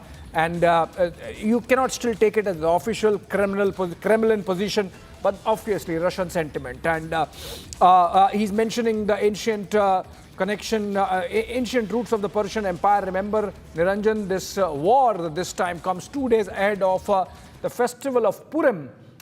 In Jewish history, it's connected with the Persian attack on Jews, and so I think there are those connections also. But I think what we are seeing is a much more prepared United States now. You know what I'm also seeing, Abhishek? Abhishek, there is a video. Tomahawk missiles flying in the air, Iranian airspace. Abhishek, there is a big development. Let me tell you that there is a big development right now. The Iran embassy. I haven't seen this before. This is maybe you'll be able to tell us a little bit more in context. But for the first time, I am seeing the Iranian embassy put out a video. Iranian embassy in India. This is Iran in India. Iran in India. That's the official handle, right? That's an official handle of the Iranian embassy in India. Official account of the embassy of the Islamic Republic of Iran in India has put out a video of them attacking Bahrain. I mean, this is insane what is going on. This is completely insane. The Iranian embassy has put out a video, and they have said in that video that a US military base in Bahrain was targeted by Iranian missile strikes. They want to, of course, escalate this information warfare as well. Let's put that video. Look at that video, ladies and gentlemen. That's the video put out by the Iranian embassy in India. Haven't seen this before, Abhishek. This is unprecedented, the developments you're seeing. Well, absolutely, and war is mayhem, Niranjan, and even if the cameras make it look sanitized, there are going to be, casualties on the ground. There is going to be destruction on the ground, and these are going to be seen worldwide. These pictures, as in the case of Iran, these pictures seem like coming in from Tehran. We have seen earlier pictures coming in from Israel. We have seen people scurrying into bunkers. We have seen missiles flying thick and fast, the American Tomahawks and the Iranian missiles hitting back, the war widening and broadening into Bahrain and Qatar, and the counter interceptions. Some of those missiles falling into other territories like Iraq and Syria and Jordan. And this is just the beginning. First couple of hours, Niranjan. The last war between Israel and Iran was for 12 days. So you think this is going to go on for longer? Yeah, this is, Abhishek, once again, I'm repeating these details because there's no label on that. So I'm just going to say that this is the attack by Iran on a naval base in Bahrain that was hosting U.S. naval forces. U.S. naval forces. And US, according to some Middle East monitors, had withdrawn all vessels from its Iranian base following, I think they were prepared. They were planning this for quite some time. We'll just put a key on that. US-Iranian strike on Bahrain naval base. Yeah. That is the Bahrain base. These are pictures Iran released by the Iranians. Bahrain base. Yes. All right. These are pictures released by the Iranians of their success. Of their success. Of their success, their military. And if they have really succeeded in hitting the American naval base, that's something, Niranjan, because even if in Bahrain, this is the headquarters of the 5th Fleet of the United States Navy, and this must be heavily guarded, and yet if their missile, look at this, they are showing the missile coming in and going in and hitting the target. These are Iranian pictures, and if they are saying that in Bahrain they have been able to successfully hit an American target, that's something, even if not a naval asset, but just the base somewhere here and there outside. If they have successfully reached this distance, then obviously the Iranians have really built some muscle. Yes, several missiles, not one or two, Abhishek, several missiles have hit Bahrain. You can hear the missiles. In fact, you can hear that sound of the missiles coming in. Sorry to be so descriptive, but you can hear that in the audio. Ladies and gentlemen, you can hear that. Of course, Niranjan, it's war. It's war. You can hear the missiles coming in. We are hearing that's the naval base. Let's go. Can we go full frame to those pictures? And with nets. Full frame to the pictures, because this is a picture coming in of Bahrain, of the naval base in Bahrain that was hit. Look at that.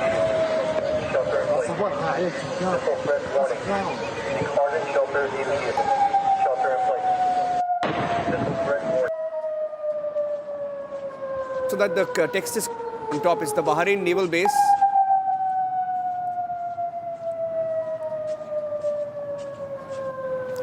Audio.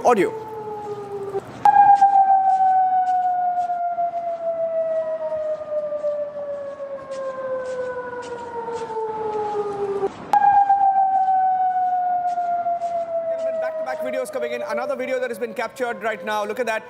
Can we zoom into this? Because is that a aircraft carrier we see? I don't know. Is that a vessel? I'm not so sure. If we can zoom into that, zoom in a bit more, zoom in a bit more. That's the Bahrain naval base. If you can just make the text a little shorter on the location key, just call it the Bahrain Naval Base. And you can see in this video, Abhishek, that it's been hit. Yeah. Several targets have been hit. It's an attack on the U.S. Naval Base in Bahrain. Yes, and headquarters of the U.S. Naval Fifth Fleet in Bahrain. Even if it's been a missile hitting here and there, and not exactly an American asset. The Iranians say that all American assets in the larger Middle East are legitimate target for them. And as I mentioned, the United States maintains almost a dozen odd bases across the geography, almost in each of the Gulf nations, from Qatar to Bahrain to Oman to UAE to Saudi Arabia, of course, and Iraq and Syria. Everywhere there is at least one, possibly two U.S. bases, and these are joint bases, like it happens with the American Military Theater Command system. And so they have naval bases, they have air bases, they have military presence, like in the Al Udeid Air Base, Al Dhafra Air Base, and in the case of Bahrain, of course, the Fifth Fleet headquarters. We are yet to hear from the Department of War, Niranjan. I am closely tracking if they have something to say on these Iranian claims that they have hit a U.S. naval base. And this seems to be getting confirmed from multiple sources that yes, indeed, Bahrain has been hit. But exactly whether this is an American naval asset that's been hit, or just some physical infrastructure damaged of the port, that's something which needs to be seen. But essentially the war is intensifying. We are seeing already in the first couple of hours multiple strikes and counter strikes happening. Have you seen, Ranjan, the Americans really striking again after the first flush of Tomahawks? Well, Abhishek, let me tell you that it was a little after 1 p.m. that we got the update that the American jets had taken off from the aircraft carrier. So, yes, I think we will. Let's not forget, internet is off in Iran. Internet is down, phone lines are down. So you're getting pictures from Bahrain because internet is working in Bahrain. You're getting pictures from Qatar. You're getting pictures from Israel because the internet is working there. I think as journalists, we will know that it is only if there is internet you will get any visuals. But there are no visuals coming in from Iran because the internet is down. The regime has downed the internet. Ladies and gentlemen, this is what Iran is trying to strike. The carrier strike Group 3, USS Abraham Lincoln aircraft carrier, can carry upwards of 70 jets, fighter jets. And USS Spruance, it's a destroyer. US naval presence in the Middle East, USS Michael Murphy, it's a destroyer. All part of the USS Strike Group 3, USS Frank Peterson Jr., it's a destroyer, is presently in the Middle East. USS Strike Group 12, USS Gerald Ford, it's an aircraft, the world's largest aircraft carrier. USS Strike Group 12, USS Winston Churchill, destroyer, also in the Middle East. Let's show you all the names. USS Mahan, destroyer, also in the Middle East. USS Bainbridge, destroyer, also in the Middle East. USNS Supply Support Ship, also in the Middle East. Now, if all of these vessels are there, Mr. Dubey, we are not seeing any pictures from Iran yet, but we know that perhaps, Mr. Dubey, it's because the internet is down. We're not going to get any pictures anytime soon, but we're going to wait for that. But your analysis so far of all the pictures you're seeing, the war has spread. Bahrain hit, Qatar hit. It's a full-scale war. We should not wait for military boots to declare this conflict as a full-blown war. It's already started, and once air strikes resume, then there is nothing left out. Now the retaliation of Iran, as expected, it's being done against Israeli targets, and just it is reported that they are trying to engage one base of United States in the ocean. So they already started engaging doable targets as per their capacity, and they are doing that. And one thing is very important, which is already discussed, that even a small damage will be considered internationally a very significant damage to the US and this Israeli coalition.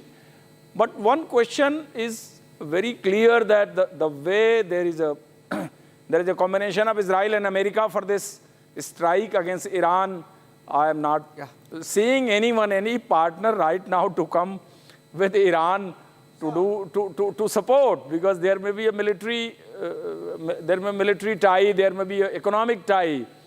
But as far as fighting along with the friend, fighting along with the ally, as open as it is being done by Israel, I am not finding anything. Sir, there is a big breaking news update, sir. Let me tell you that right now, as we speak, it is spread, it is blown up across the Middle East. UAE airspace shut after US strike. There are interceptions above UAE. In Abu Dhabi, sir. In Abu Dhabi, we have a picture coming in. It is a full-blown war. There are pictures coming in right now. I want to go across to the pictures. This is missile interception over the UAE's capital of Abu Dhabi. Abu Dhabi has intercepted missiles. And let me also tell you that there are multiple pictures that show that not one or two, but a barrage of missiles were headed towards Abu Dhabi. The missile impact has also been reported. By the way, missile impacts reported in Riyadh, in Saudi Arabia. In Riyadh, Saudi Arabia. So, in Qatar, Bahrain, UAE, Saudi Arabia, we have a full-blown war in the Middle East, ladies and gentlemen. We're trying to get you as many details as soon as possible. Let me go across straight to the pictures. Those are pictures from Abu Dhabi. The two specks that you see there, the two specks in the sky, are interceptions. So what we will do right now, ladies and gentlemen, those are pictures from Abu Dhabi. We're going to label them. UAE has temporarily closed its airspace. UAE airspace is now shut. Israeli Air Force has said that the air defense area has detected intercepted threats, and they're asking people to just stay indoors. We have a statement also from Bahrain, and those are pictures from Abu Dhabi. Pictures from Abu Dhabi of the missile interceptions by the UAE in its airspace. And that's Bahrain is, by the way, confirming. Bahrain is confirming that the US 5th Fleet Navy headquarters have been hit. Now, whether there has been some damage, there has been just some physical infrastructure damage, or there has been some military infrastructure damage, that's something that remains to be seen. But first confirmation coming in of an American target being hit, Niranjan. This is huge, Abhishek. In fact, what we will do right now, pictures from Abu Dhabi, pictures from Bahrain, because from the Middle East right now, there are pictures coming in only from two locations, Abu Dhabi and Bahrain. Let's go straight up. Two windows, Abu Dhabi and Bahrain. The video that came in from Bahrain of the US naval base hit, the US 5th Fleet has been hit in Bahrain, and you're getting this picture from Abu Dhabi where there have been aerial interceptions of missiles. UAE has intercepted missiles of Iran. Iran has tried to bomb Abu Dhabi. Iran has tried to bomb Bahrain. Iran has tried to bomb Qatar. And interesting that even Saudi Arabia, Riyadh has been hit, we are told. Abhishek, now this is big. Well, if Riyadh has been Abu hit, Dhabi, explosions being heard from Abu Dhabi. Let's get the video on the left. Abu Dhabi and Riyadh, and which means everywhere, Bahrain, Abu Dhabi, UAE, Qatar, and Saudi Arabia, and every nation, it seems, has been targeted. Niranjan, of course, not these nations, but American military interests in these nations are ultimately the target so far as Iranians are concerned. There might be some collateral damage. We don't know. We are yet to hear about that. But what is important is that the Iranians have really widened the conflict, broadened the conflict, and they are going to make sure that whatever they have or they are left with, they hit back. Mr. Dubey, you think Iranians are this time in a very difficult war because the Americans are more prepared, they have bigger war machine in the Gulf, they have prepared longer this time, they have Syria on their side unlike last time. Everything is going good and in a very organized manner for the American-Israeli alliance. It's true that Iran is in a very difficult situation this time because preparedness is more. And there has been a very long spell of building up the military offensive in the general area. And one plus point to USA is that they have got a very strong military bases all around these countries. And all these countries are basically standing, even in silence, but in support of America. There is no doubt about it. So for Iran, the situation this time is a little difficult. And preparedness is on a very high pedestal. Now, the second thing is from the Iran perspective, that Iran is also not caught off guard. Iran was also knowing about the consequences and the building of military offensive on their soil. So Iran is also a little better prepared this time. Would the regime survive? Would the regime survive? I think this time USA is not going to allow the regime to survive. That is my thought process, because this is the second time, and this time they are not going to take a chance. Because what they will tell to the world, you tell.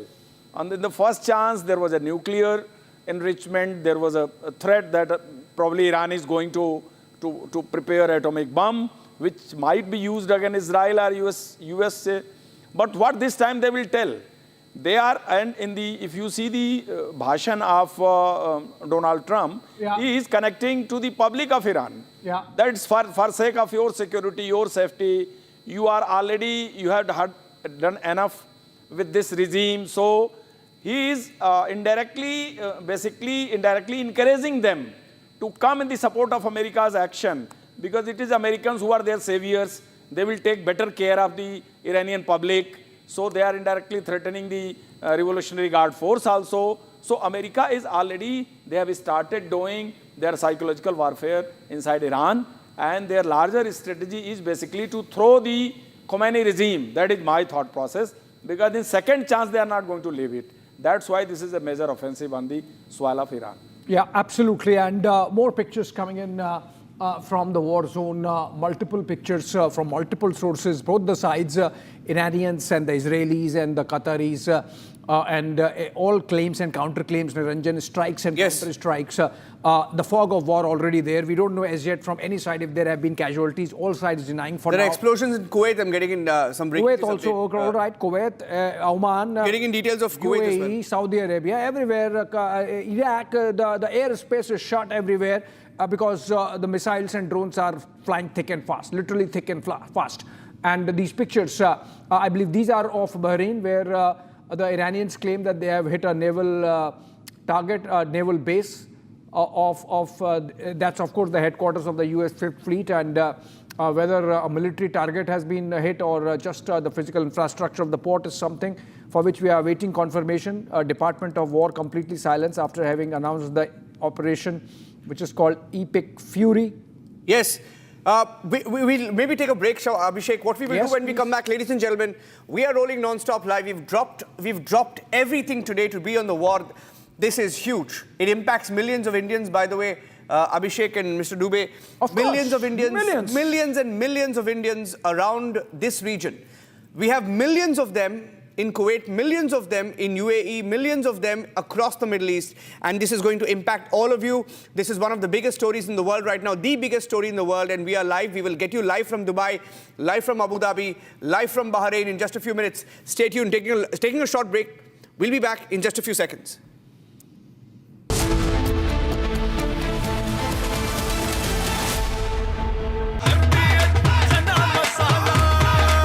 अब छोलिया हो या लोबिया, सफेद चने या काले चने, सब कुछ मजेदार बने। Amity has been ranked among the top universities globally for producing the most employable graduates by the Times Higher Education UK. Yet another testimony to Amity's excellent placement record. थोड़े में ज़्यादा स्वाद ये तो है इसकी खास बात। वाओ मामा, क्या स्वाद है? अरे मेरे राजा। रानी, इस घर में कुछ है जो टूटता नहीं। ये पिलर कभी नहीं टूटेगा। रुंगटा स्टील TMT से बना। रुंगटा नहीं तो घर स्ट्रॉन्ग नहीं। रुंगटा स्टील TMT बार एकदम सॉलिड। ये है सीक्रेट रेसिपी MDH का जीरा सिप जल जीरा मसाला। सिप सिप जीरा सिप MDH का जल जीरा सिप MDH का जल जीरा SIP.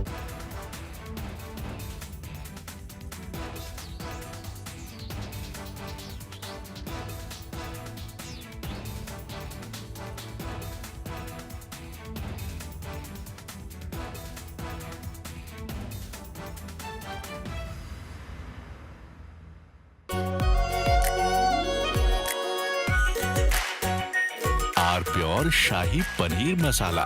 Delicious, healthy, every day.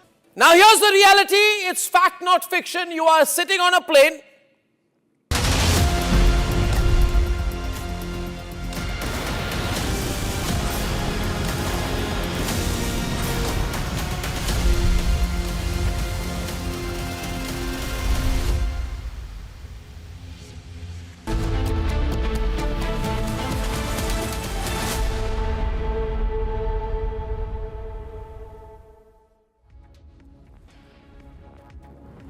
All right, welcome back, friends.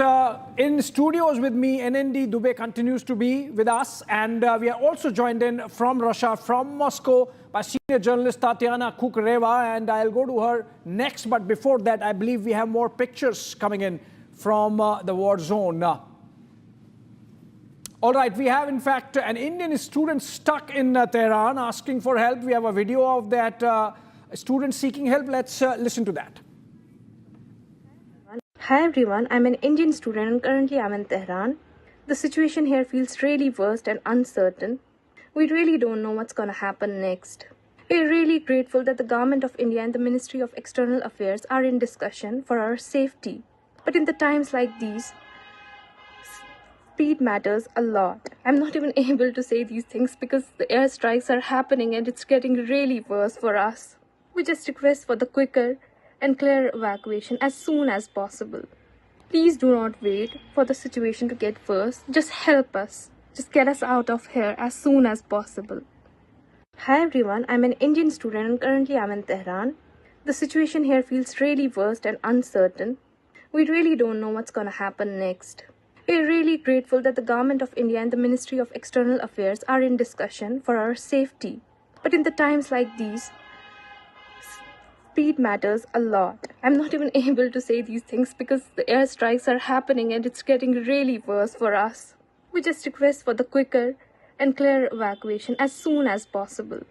Please do not wait for the situation to get worse. Just help us. Just get us out of here as soon as possible. Hi everyone, I'm an Indian student and currently I'm in Tehran. The situation here feels really worst and uncertain. We really don't know what's gonna happen next. We're really grateful that the Government of India and the Ministry of External Affairs are in discussion for our safety. But in the times like these, speed matters a lot. I'm not even able to say these things because the airstrikes are happening and it's getting really worse for us. We just request for the quicker and clear evacuation as soon as possible.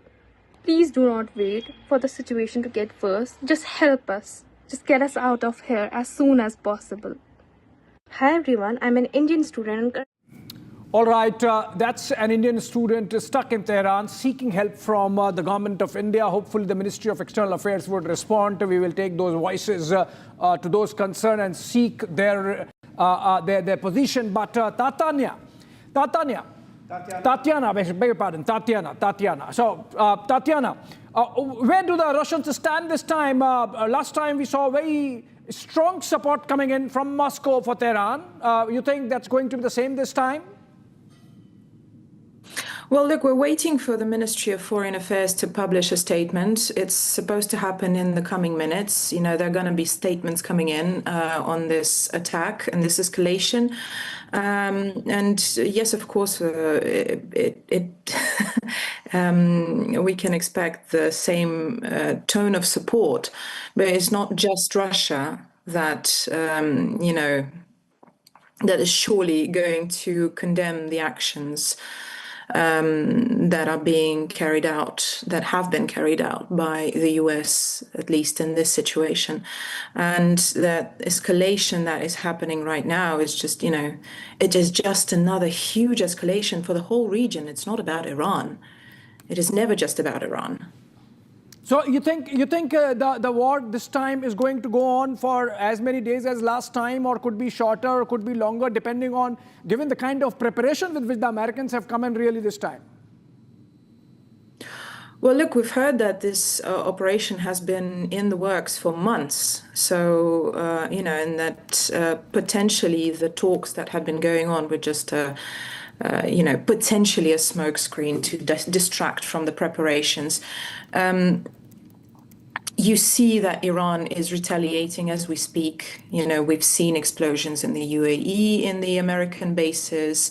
Qatar has said that they've so far shot down all of the missiles fired at the US base.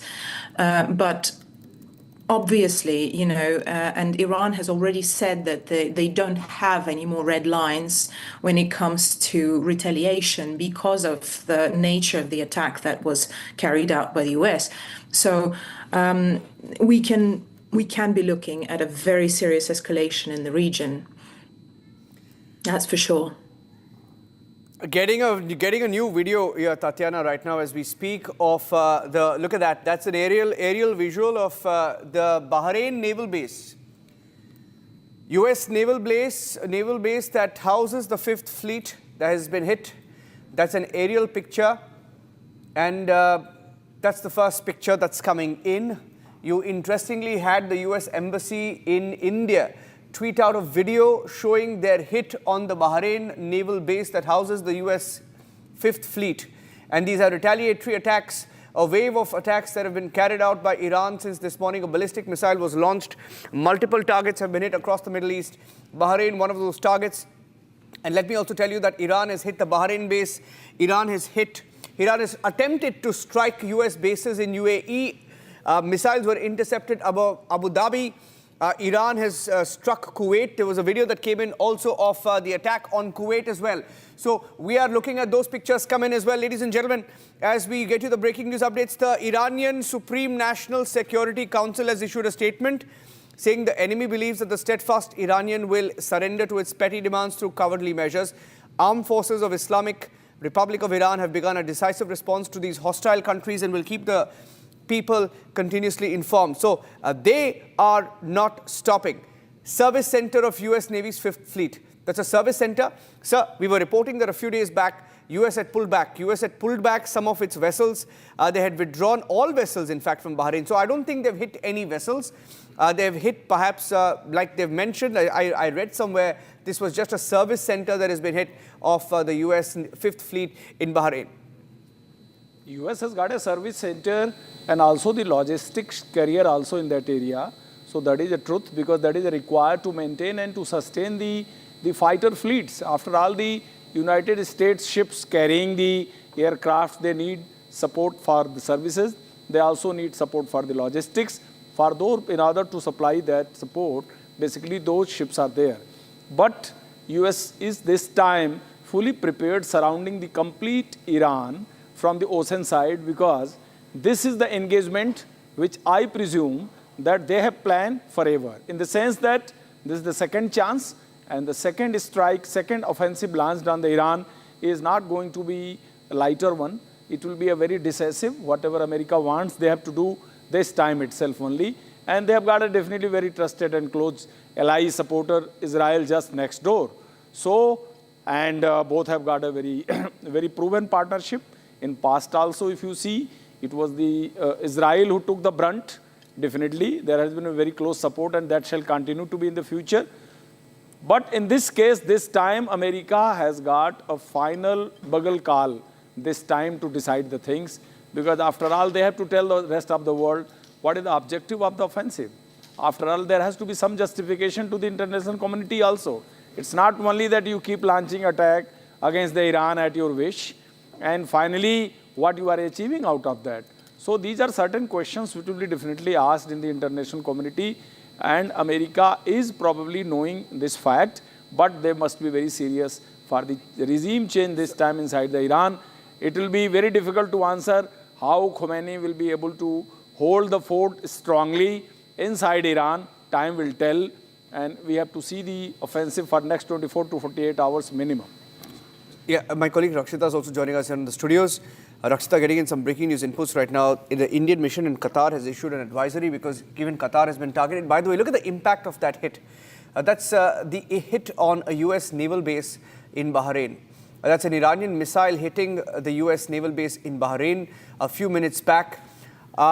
Look at that. Natasha will be joining us live from Haifa. Natasha joining us live from Haifa. Natasha, are you there? That's in northern Israel. Yes, I'm in northern Israel right now near Haifa. What's really the situation? Just seconds ago, you could hear the siren. If you listen closely, there's probably going to be a big boom right now because we've been seeing ballistic missiles. I apologize for the noise in the background. We're in our bomb shelter. Okay. So it's not just me alone here right now, and the babies and everyone's here too.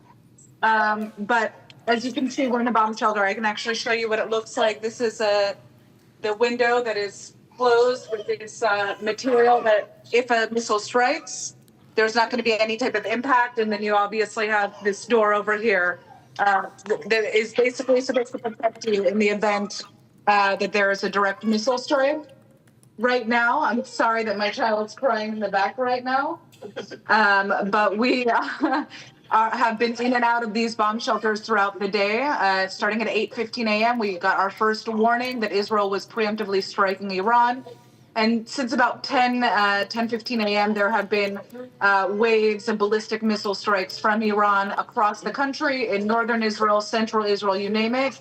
Most reporters that you speak to, like me, are going to have issues finding a quiet place because we're all in safe rooms like this with our families, with children, you name it. But we've been seeing wave after wave. And so far, Israel typically doesn't reveal much information about where there's been actual missile impacts, but you can hear the booms outside. There was just a boom right now. You might not have heard it. And that's essentially the latest right now. Yes, if you could just tell us, Natasha, that for how long, since how long have you been hearing? How many, noises? How many bangs till now? How much of the duration of these explosions can you be hearing? Have you been hearing? So at this. Just lost the signal there. Network, understandably, with what's going on there, we'll try and reconnect with Natasha, who's from Haifa. Haifa also under attack. What we understand is the third largest city in Israel, and Haifa is also under attack. Even last year, Israel had Haifa being on target of Iranian strikes. An important port also, the oil refineries also housed in Haifa. It's of course renewed urgency to protect the facilities over there. And as we speak, Niranjan, is advisory also issued for the Indians in Qatar. We were getting some breaking news also.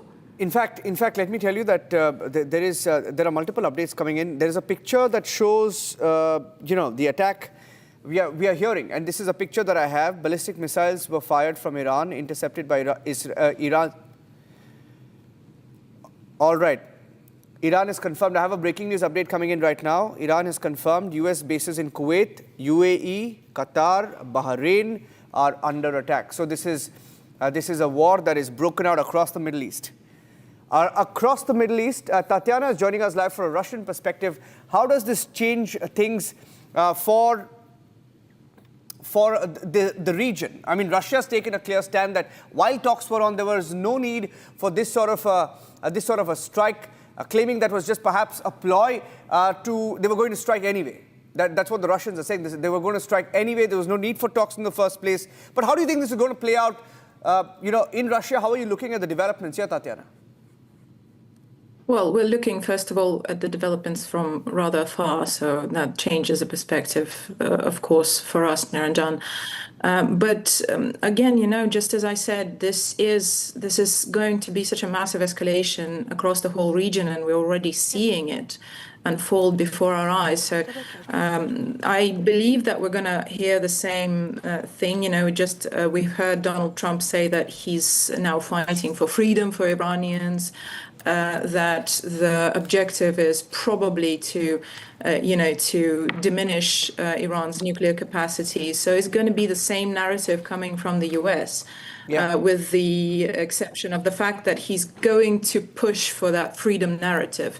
In the meantime, all that these attacks do is push back any sort of stability for the region for years, because you see those attacks. Of course, when Iran is targeting an American base in the UAE, it's not targeting UAE, and still that does push any sort of stability for the region further back.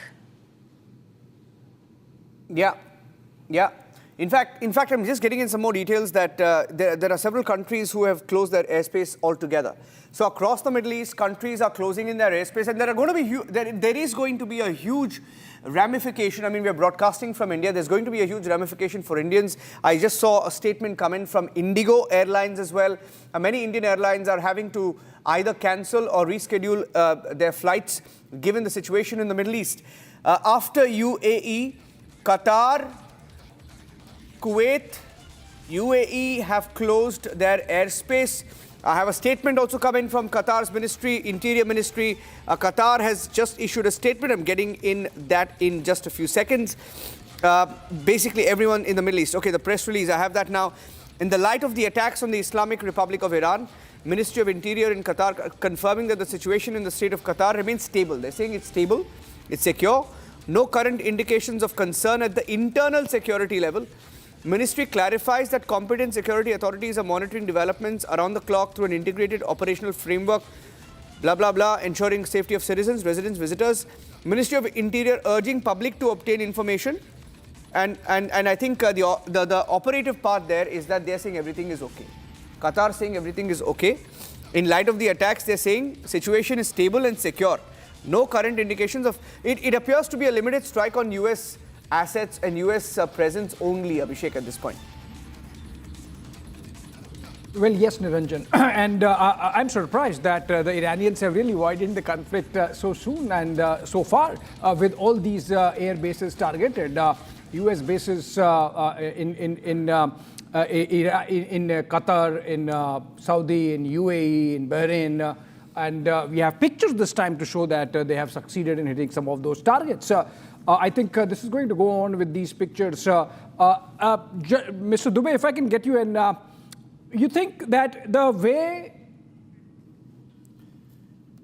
Okay, Qatar Defense, sorry, the breaking news update coming there, Abhishek. We'll keep getting these, breaking news updates and interruptions there because this is a full-blown war and Qatar's defense ministry has said Patriot air defense system has intercepted Iranian missile.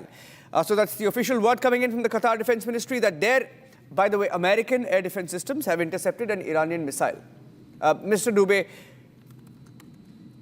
Actually, all these countries are possessing the same AD system against Iran what USA is possessing. So the entire system of AD in possession of United States, they are already with these countries and they know it very well that in retaliation, Iran will definitely is going to engage the targets which of Americans military bases which are basically located in those vicinities. So they have to use that AD system, no doubt about it. And their AD system is of a better version, that is a more layered system which they are using against Iran's missiles. And that is what is looking like at this time. I'm getting a breaking news update. In fact, Abhishek has shared this with us. This is a very, very, very big development that Dubai airport is shut, one of the world's busiest airports. The Dubai airport is shut. No flights taking off for the last 30 minutes after UAE. So it was expected. Dubai airport shut.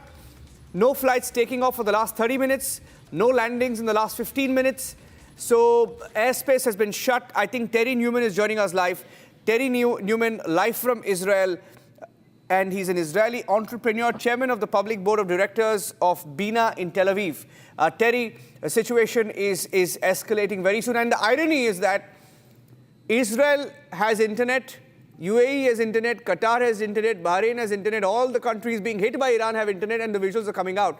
We're not getting pictures from Iran. We don't know what's going on, but we know that the attacks have been relentless and ongoing on Iran. What are you hearing, sir, about the developments?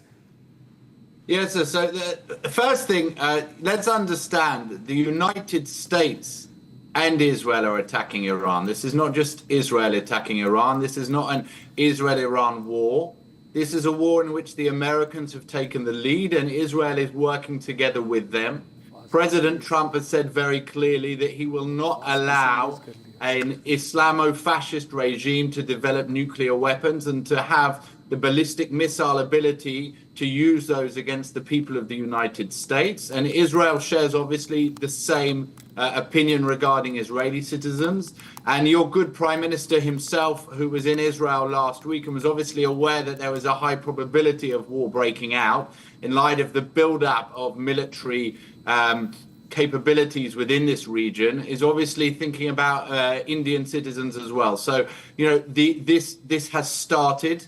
It started this morning. There are huge attacks going on as we speak inside of Iran.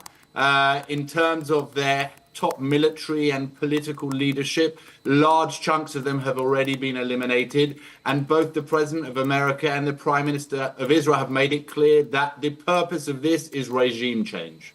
Yes. Yeah, go ahead. Good. More reports coming in. In fact, it seems like this is like proper war out there in the Middle East or West Asia, as we call it, Niranjan. There is another second round of Israeli-American strikes. It seems these seem like standoff strikes from Syrian airspace and not crossing into Iranian airspace anytime soon. Okay, Israeli defense military statement coming in, military targets in western Iran on the radar, and in fact we are breaking the next line, which is which areas in the western part of Iran have been targeted. Urmia in western Iran, Shiraz in southern Iran are hit this time by joint American-Israeli strikes from Syrian airspace. Niranjan. Okay, getting in breaking news, Urmia, Shiraz. Abhishek has already taken those details, but we have Tatiana still live with us from Moscow. Rakshita is also live with us here in the studio. Rakshita, keep coming in with breaking news updates right now because we are getting in more details. Ladies and gentlemen, the General Civil Aviation Authority has announced temporary partial closure of the UAE airspace, confirmed from Abhishek a few minutes back that the Dubai airport is shut, one of the world's busiest airports. And as a precaution, they're calling it an exceptional precautionary measure aimed at ensuring the safety of flights and aircrews. Now, so far it appears that only American bases have been struck, American installations have been struck in the Middle East. Anything more you're picking up, Tatiana, of the targets outside of these bases in the Middle East? Well, look, Niranjan, this is obviously, as we said, and as we have been discussing, this is retaliation against the US. So yes, Iran is obviously going to hit target in Israel, just as, our previous speaker said that this is a joint action by the US and Israel. So it is going to retaliate against Israel, but all of the other responses are limited to US presence in the region, which makes perfect sense. It's not the UAE or Qatar or Bahrain attacking Iran. It is the US. In the meantime, for the attacks on Shiraz, that makes perfect sense. That's what they did last time. There's a nuclear facility there. Might I remind you that last time it actually was not harmed by the strike, that Donald Trump himself said it was, I don't quite remember the actual wording he used, but he claimed that it would have been completely destructive for the nuclear facility, and yet we saw no real impact. So obviously the US is going to focus on nuclear facilities, known nuclear facilities, and we're going to get more reports of attacks on sites that are housing them. But again, the repercussions for the regional stability, despite the fact that that Iranian response is going to be limited to US bases, is just astounding. We're looking at airports shutting down. And it's just generally, any sort of military action in the region does not bring about stability. It's just not possible. And at the same time, we need to think of the fact that historically, if we look at situations similar to that, I'm not saying that there is something remotely close, but attacks like these do not bring down hardline governments. Yeah. They don't. You think so? So again, I don't believe that an attack like that can bring down a strong and hardline government. It is just, again, historically, it is statistically very improbable. At the same time, we are looking at a procrastinated regional instability that is going to last this time. That is for sure. Because, I don't know any government that wouldn't want to show strength in response. I'm sure, that bit is already visible, Tatiana, because the Iranians have really widened the conflict early on. Last time they waited for 5-6 days before, in fact, towards the fag end of the 12-day war when they targeted American base in Qatar. This time they have done on day one. But I have a question which you would love to answer, Tatiana, which is that I'm seeing a lot of posts being reposted from 2011 and 12 when the then, not nobody, but nobody in American politics, Trump would target Obama and say, Obama would start a war with Iran to win next term. And now it seems that President Trump is getting into a war ahead of midterm elections in the United States, where it seems that the mega Republicans are facing some headwinds. So there is domestic political element also involved insofar as the United States' role in the conflict is concerned. There is always a domestic element involved. Let's make this very clear. It's always as much about domestic politics, specifically when it comes to interventions like these. Look at the language he's using. He is obviously again speaking to domestic viewers, and you said that it was the Kuwaiti, that the government, the embassy, I beg your pardon, that shared the pictures of impact on the base of the Fifth Fleet.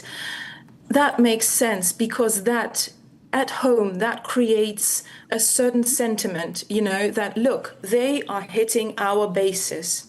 Even if all US military personnel had retracted from the base, it still creates a narrative, and it creates a strong narrative. Look, Iran is the aggressor. So, of course, it influences votes. Of course, it influences domestic politics. It creates an image of a strong power that is saber-rattling across the whole of the Middle East. And I'm sorry to say that at this time, it's probably mainly Israel that's going to bear the brunt of this escalation because they're closer. And those rockets, those are not rockets from Gaza. Yeah. Iranian missiles are, much more capable. Okay. Before I go across to Rakshita is going across to Terry Newman, but we're getting in pictures right now of the war room in Israel. The IDF war room, first picture of the Israeli war room, the IDF, and some faces of the commanders covered. They're obviously for operational reasons. In accordance with this is a statement that has come in from the IDF. The IDF is reinforcing forces across all sectors. The Israeli Defense Forces saying that the Operations Directorate has begun a large-scale reinforcement of ground forces across all sectors and regional commands, as well as reinforcement deployment of special forces as part of the strengthening readiness for various offensive and defensive scenarios. Significant reinforcements carried out in the Air Force and Navy, alongside the bolstering of all firepower arrays. IDF continues to conduct ongoing situational assessments. Any attempt to harm the state of Israel will be met with strength. Okay, that's a statement that came in. Rakshita. Yes, this is the first pictures we are getting on Republic TV from inside the Israel war room. And Terry is joining us from Tel Aviv, continues to be with us. Terry, just what Tatiana was saying, that she does not believe that it could bring down a hardliner regime. While Trump continues to talk about the regime, Trump tries to talk about what has been happening in Iran for decades. But center of it all is the nuclear program. You feel that there's going to be more of the targets that will be achieved, or there will be also, of course, the losses to Israel because, again, carrying forward from what Tatiana said, that Israel is close as going to bear the brunt. You agree to that? Okay, these are pictures from Syria where you can see the missiles. Just before I go across to Terry, sorry, the pictures just came in. I'll make a reference and then you can go in, we can go to Terry. These are videos that came in of the missiles and jets over Syria. Look at that. You can see the missiles on your screen as spotted from Syria. You can see them. And all right. There are also reports coming in of explosions in Saudi. We will get a confirmation of that. Those are pictures that came in from Syria as well. Terry, to the question that Rakshita asked. My family are sitting in the bomb shelter, but I mean, your previous colleague from Moscow, who was relating to what's going on, I think one of the fascinating and important things to know is that Russia, that has been working with the Iranians over the last year to rebuild their armed forces, where are they? The Chinese, who've been the main buyers of Iranian oil and who've been keeping the regime afloat, where are they? You know, this is a message which President Trump is sending not just to the Iranian people and to what you call West Asia, but it's actually sending it across to the Chinese and to the Russians that, you know, if we see dangerous countries, we will act. And in terms of the domestic implications in the US, if anything, this is very dangerous for Donald Trump domestically. He hasn't taken the effort really to explain to the American people the importance of attacking the Ayatollah regime. We in the region understand the dangers, but the average American does not. He is taking a huge risk before the midterms in the United States. And I think that's because he understands the danger that a nuclear-armed, fanatical Islamo-fascist regime can do to the people of the United States, can do to Europe, can do to the Middle East. And we're now seeing, these attacks in Qatar, we're seeing in Bahrain, you've just mentioned Saudi Arabia. What CENTCOM has been doing here, which is in effect the way it's Central Command, the way the Americans have been coordinating the attacks against Iran, has been to bring together all of these Arab states together with Israel, together with the United States capabilities here, in order to ensure that whatever fallout there is, it will be minimal, and that this regime that has caused nearly 50 years of death and destruction throughout the Middle East will finally leave the global stage. Yes. All right. Niranjan, do we have a video? Yeah, there are new pictures coming in fact. This is from Abu Dhabi. Okay, these are pictures from Abu Dhabi, we are told. No, this could be from Bahrain. I'm not sure it's Abu Dhabi. So, some missiles. Abu Dhabi. Okay. It could be Abu Dhabi, yeah. We'll just double check that. Abu Dhabi, that's a launch of the interceptors from the Patriot system. Launch of the interceptors from the Patriot system of Abu Dhabi. Abhishek, if you can speak over the pictures. Yeah, maybe I stayed there somewhere, Niranjan. Seems like same pictures. But, coming to, I was going through the statement of US President Donald Trump, and so I've sort of broken it down, even as we stay with the pictures of an interceptor missile doing its job. Seems like Abu Dhabi, yes, seems like Abu Dhabi and the marina, and that's where the action seems to be. And an Iranian missile, an Iranian missile has been intercepted. And that spot there up in the sky, that flash, yes, this one, yes, that's where the interception takes place. But Terry, I was going through the US president's statement, and I'm sort of breaking it down into a few points so that viewers have an idea of what's really happening on the ground. Trump began by saying that it's a major combat operation launched. That's number one. Then he said, Iran must not or will not have nuclear weapons. That's point number two. Then Trump said he will obliterate all missile industry of Iran. That's point number three. Then he said he will annihilate the Iranian Navy. That's point number four. Then he says Iran must not challenge American military power. That's point number five. And finally, point number six, he says IRGC will face certain death, while he gives immunity to those who turn themselves in. Of course, he also said these are terrible and malicious people, but that he says for the Democrats also. So it's not specifically targeted at the Iranians, but then that's how it is. Okay, more pictures coming in this time from Iran. So both sides, these are pictures this is an IRGC this is an IRGC base hit in Iran. This is an IRGC base hit by American Tomahawks in Iran a while back.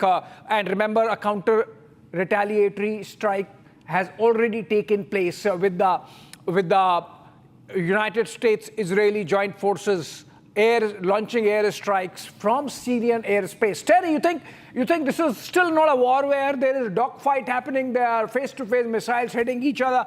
This is still, one side takes one go and the other side waits and analyzes the damage and counter-strikes a proportionate and direct response, a proportionate and indirect response. So this is still a war in very initial stages. Fight in the sense that the Iranian Air Force is comprised of aeroplanes from the 1970s, right? And so there's not going to be a dogfight in that respect. In terms of missiles, the Iranian missile defense system has been obliterated over the last 2 years, and what the Russians have tried to patch up has proven again to be not capable of standing up to American and Israeli capabilities. On the defensive side, America has got huge capabilities to protect Kuwait, Bahrain, Abu Dhabi, Israel, Saudi Arabia, and we've seen that being built up over the last month and a half. And Israel obviously has its own three-layered defense system, which your prime minister was here looking at and inspecting, in fact, only last week. So I don't see a dogfight in this respect. The issue will be is how fast the regime change will happen. Who will come in place of the current regime? Will we see something similar to Venezuela, in which one of the deputies will come in and take over together with the street, or will we see something that is more prolonged? I remind you that the Iranian regime is a messianic, fanatical regime rather than just a socialist dictatorship as in Venezuela. And also we need to see what the Chinese and Russians are going to do. This is not just, in that respect, this is not just an attack on Iran. This is also testing what the Chinese and Russians are capable of doing. And it fits in again into the whole IMEC, which your Prime Minister was talking about again. In order for this IMEC, the Indian, Middle Eastern, European Economic Corridor to happen, the Iranian threat to it has to be removed. A normalization between Saudi and Israel has to happen. Donald Trump is expected to address his country in a few minutes. One person killed in Abu Dhabi, a second time. One person has been killed in Abu Dhabi, by the way, killed during the interception. UAE intercepted an Iranian missile, perhaps Patriots were fired, and in that interception, one person has died. This is a confirmation coming in from the media in UAE that one life has been lost.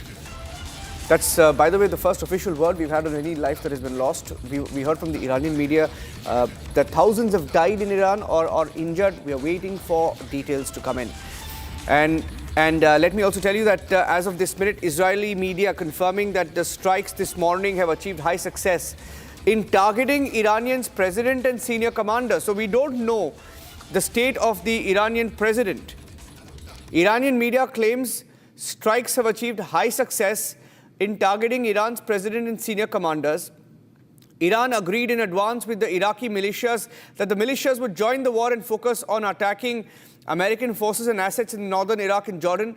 According to reports, Israel also tried to assassinate Khamenei and president of Iran. That was known because the leader, Khamenei's house, was also targeted. Any other update you're getting in? I think we have a guest joining us live as well, Abhishek, Rakshita.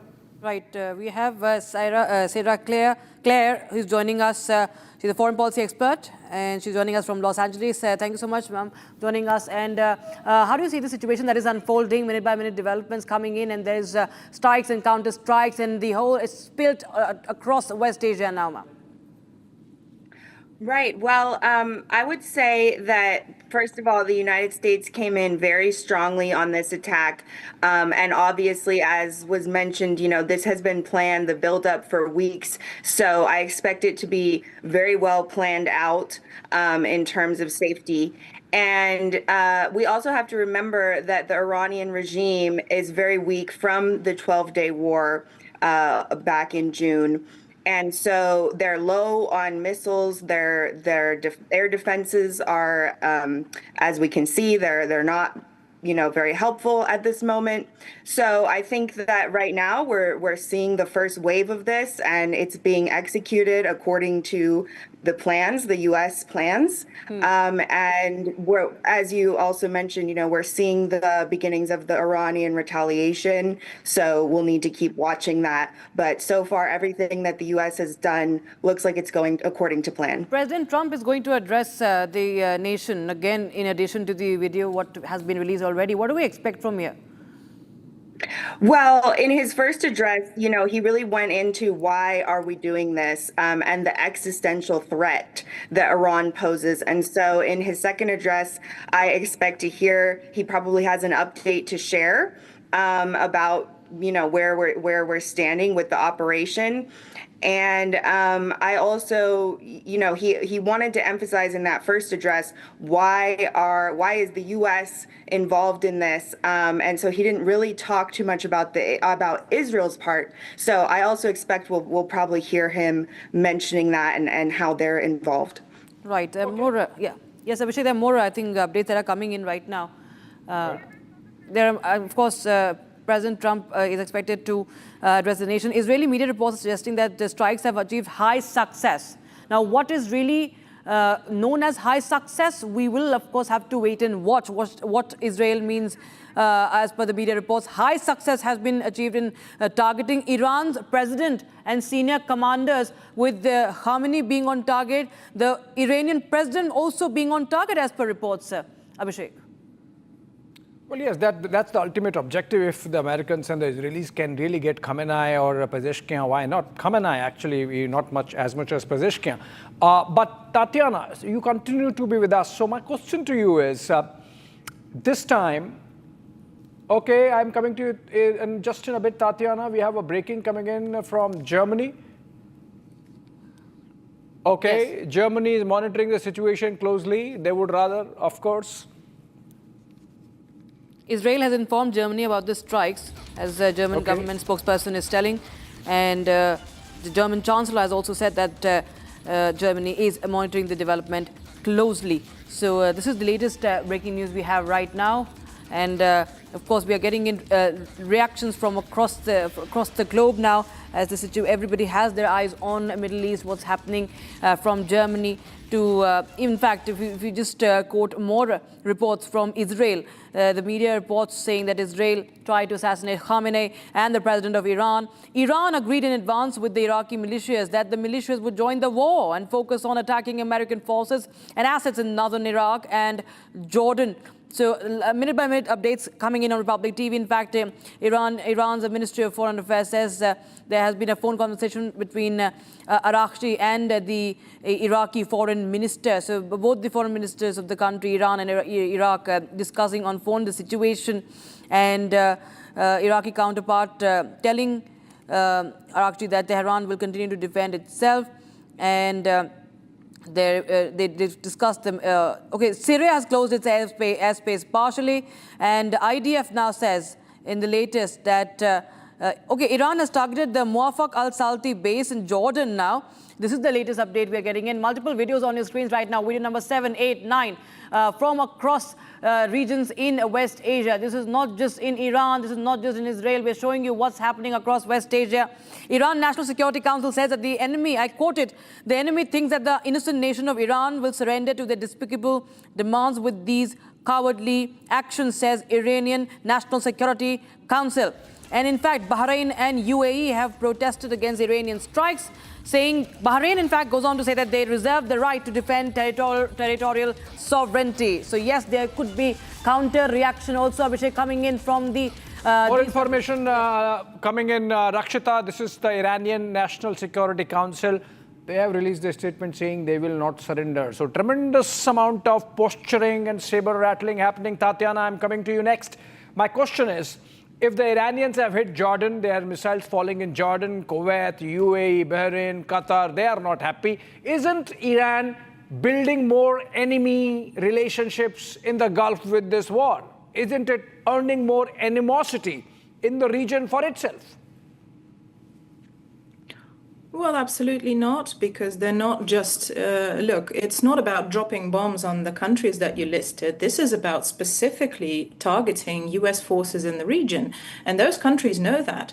But let me ask you this, we've heard from both my colleagues on this panel, let's call it this, that, Iran has severely been weakened by the previous strikes by the US and Israel. Does this, all of the videos on your screens, look like a severely weakened Iran? Does this look like a country that cannot defend itself? And I would specifically like to put in question something that Terry said. We're talking about the fact that Iran is a threat to Saudi-Israeli normalization.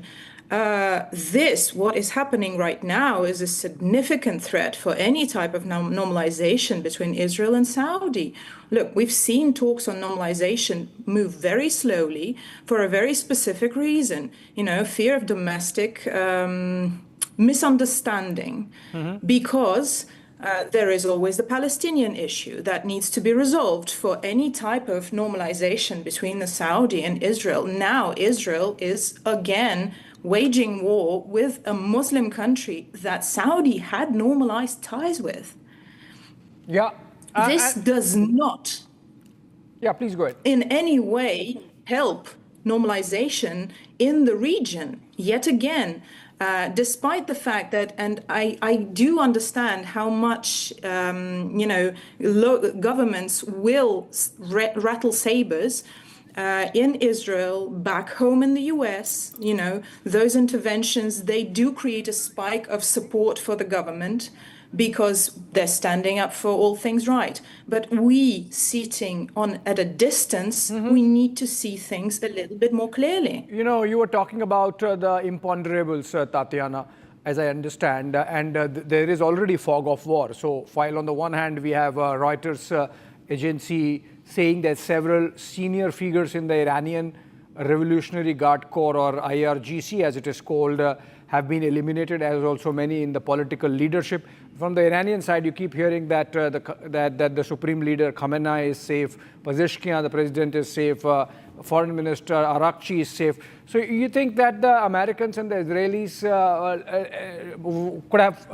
let me take this to Terry. Terry, are you still not targeting the bullseye? You are not hitting the Supreme Leader. You are still looking at other second or third rung leadership in the IRGC, which gives an impression that maybe you are still looking for a bargain. The Americans are looking for a bargain. The President Trump and Prime Minister Netanyahu have been very clear about the target and purpose of this operation. It is very clearly regime change. I remind you, this same regime killed somewhere or murdered between 30 and 80,000 innocent Iranian protesters only a month and a half ago. We don't know how many it was because the internet was shut down, and you'll probably notice that again now the internet has been shut down again in Iran. By contrast, the internet is working in Israel, it's working in Abu Dhabi, it's working in Saudi, it's working in Bahrain. So very difficult to understand, what is going on, but the purpose is very clear. The purpose is to take down the Iranian regime. They have tried, they have had negotiations.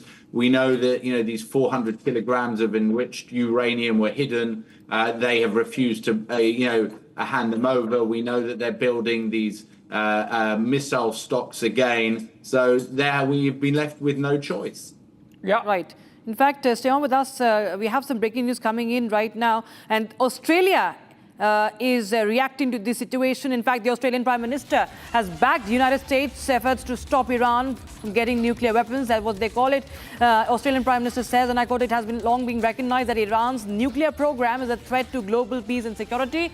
International community has been clear that the Iranian regime can never be allowed to develop a nuclear weapon." The United Nations Security Council has reimposed sanctions on Iran for failing to comply with the Joint Comprehensive Plan of Action, and the IAEA board has formally declared Iran in non-compliance with its non-proliferation safeguards obligations. I'll go across to Sierra, who continues to be with us from Los Angeles. Sierra, while we have the Australian Prime Minister also now lending support to United States operation. That doesn't surprise me. I think there's a lot of countries that have been quietly or, even privately expressing to the U.S. and Israel that they support these actions. And, after we saw the protests earlier this year and we heard the Iranian regime talking about their missile program, which threatens, Europe. There were some reports that it could reach all the way to the eastern side of the United States. So there's a lot of countries that were on alert, that were aware that this threat was growing, and whether they wanted to admit it publicly or not, they support the U.S. stepping in and doing, something that's not only good for U.S. interests, but good for the world. But my question to you, Ms. Claire, is that are the Americans looking for a bargain? I was asking this to Terry. I should be asking this to you because you are still not going after Khamenei for all the kind of posturing that's happening. You are still looking at third rung, fourth rung targets. You are still not going after Khamenei. So is this just posturing and bargaining going on so that maybe, there are some takeaways and then the hostilities can be pulled back? Trump was very clear in his first address, and he talked about the objectives of this mission. Number one issue for the U.S. is the nuclear issue, and I do believe that the failure on the negotiations from the Iranian side is what instigated this attack. Then let me ask you, why you did not wait for the Geneva talks to happen. Issues. Yes? Yeah, he also mentioned the terror proxies groups. He also mentioned the missile program. So there are several objectives related to this operation, and the Israeli objectives may overlap, but they may also be different. Yeah. And so the U.S. and Israel are working together on the shared objectives that they have, which is number one, the nuclear program and the terror proxies. Sorry to be interjecting, Ms. Claire. I'm coming back to you just in a bit. We have got fresh pictures of released by the IDF. This is IAF, not the Indian Air Force, but Israeli Air Force. And they have released pictures of preparations just ahead of this. It's called IAF, it's okay. It's called IAF, but we have to clarify for the viewers that this is Israeli Air Force. You can look at the pictures and understand that this is just pre-ops pictures that have been released. These are American pictures, I believe, from a carrier strike group, not Israeli. Or is it Israeli? I mean, these ones must be American aircrafts, F-22 Raptors, perhaps flying off a U.S. carrier. All right, these are Israeli pictures, in fact, coming in from earlier, and these are of preparations that would have gone, or the launch of the attack, the offensive rather, jointly between Israel and United States.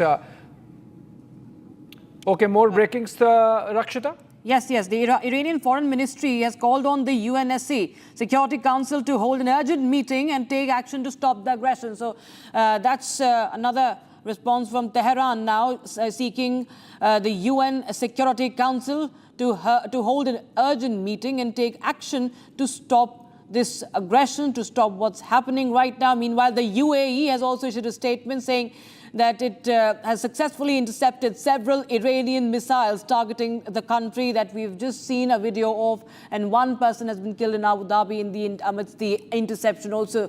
So as we speak, we are getting in visuals from the preparation, from ground, from the bases, as the Air Force, as the troops on ground prepared, right from the control room to the war room. All the pictures coming in fast and exclusive on Republic TV. And we continue to speak to our guests on this matter. Terry, if I could just go across to you now. Foreign Ministry of Iran is calling on the UNSC to hold this meeting and action to stop the aggression to what's happening right now. What do you expect? What sort of reaction do you expect as the attack and the counterattack is still underway? I assume that the Russians and the Chinese will criticize the United States for this aggression, but you know the way the UNSC works. So there are 5 permanent members who have vetoes, so the Americans will block that. But let's just take one further look at slightly broader picture. North Korea now has a nuclear weapon. In fact, it has multiple nuclear weapons, and therefore nobody can stop the current president of North Korea from doing whatever he wants. I think that most countries in the world, in fact, almost every country in the world, would have preferred the Americans to have stopped Kim Jong-un before he got nuclear weapons. And this is exactly what's happening now. We are stopping Iran before they get those nuclear weapons. So if any country in the United Nations Security Council comes out and criticizes the United States and what they're doing, or Israel and what they're doing, they should remember that if we don't stop it now, we will see a North Korea on steroids. It's bad enough that we have one rogue actor in the world that has nuclear weapons. We cannot allow that to become 2. Right. All right. Okay, we have to slip into a short break on that note, coming back with our rolling coverage of all the action in Middle East with Israel and United States launching their offensive against Iran. Iran hitting back with counter-strikes all across the region. The 4 of 5 nations hit, and they are now responding diplomatically first, possibly militarily later. We're going to come back to that just after a short break.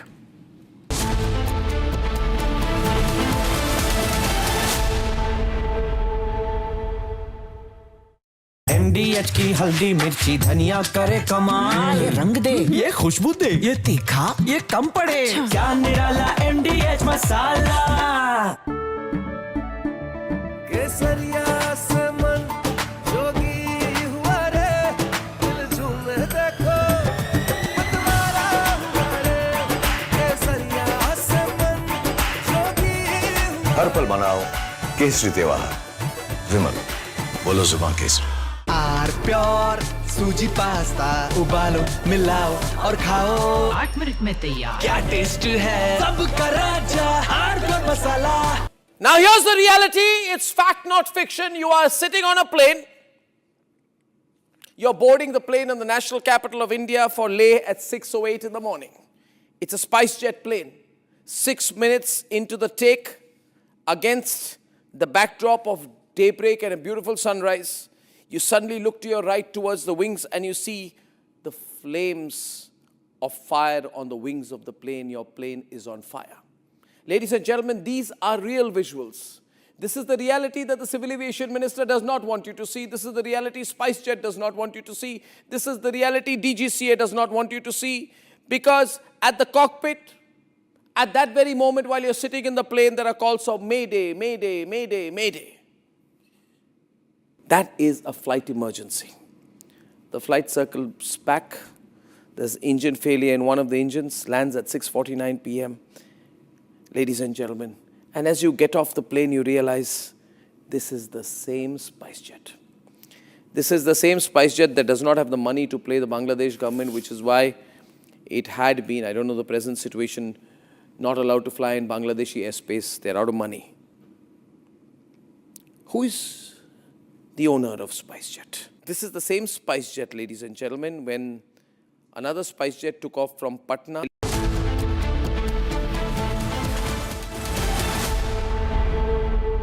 थोड़े में ज्यादा स्वाद, यही तो है इसकी खास बात। वाओ मामा, क्या स्वाद है? अरे मेरे राजा, सबका राजा R pure masala. Amity has been ranked among the top universities globally for producing the most employable graduates by the Times Higher Education UK. Yet another testimony to Amity's excellent placement record. दादी के हाथों का जादू और खुशबू से महकता घर, माँ की मुस्कुराहट और खाने की सुगंध। MDH गरम मसाला, क्योंकि हर रिश्ता है स्वाद से जुड़ा। हनी, इस घर में कुछ है जो टूटता नहीं। ये पिलर कभी नहीं टूटेगा। रुंगटा स्टील TMT से बना।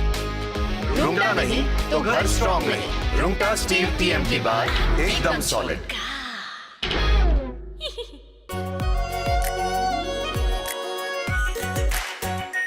Are pure shahi paneer masala, delicious, healthy, everyday.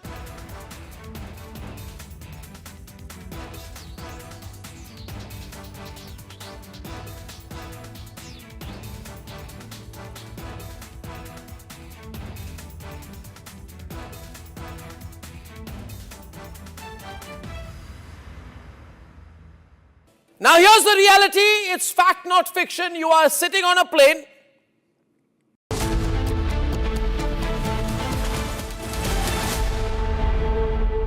Are pure सूजी पास्ता उबालो मिलाओ और खाओ, 8 मिनट में तैयार, क्या टेस्ट है सबका राजा R pure masala. Amity has been ranked among the top universities globally for producing the most employable graduates by the Times Higher Education UK. Yet another testimony to Amity's excellent placement record. MDH की देगी मिर्च, देगी मिर्च का तड़का, अंग अंग फड़का। MDH की देगी मिर्च।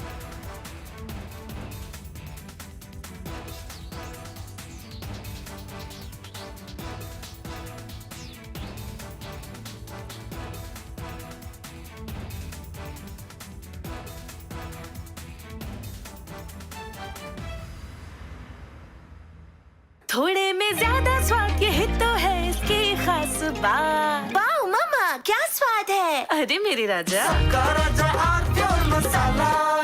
Now here's the reality, it's fact not fiction. You are sitting on a plane. You're boarding the plane in the national capital of India for Leh at 6:08 in the morning. It's a SpiceJet plane. 6 minutes into the take, against the backdrop of daybreak and a beautiful sunrise, you suddenly look to your right towards the wings and you see the flames of fire on.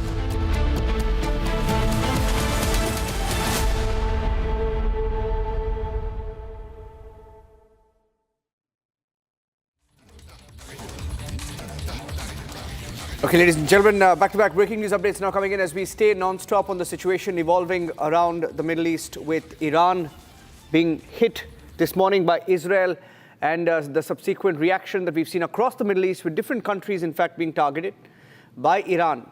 These are pictures that came in from Bahrain of the situation in Bahrain, on the streets of Bahrain, moments after Iran struck the Bahrainian naval base, the US base that houses the 5th Fleet. These are pictures that came in. There was an audio layer as well. These were pictures that came in from Bahrain this morning. Let's play the video out.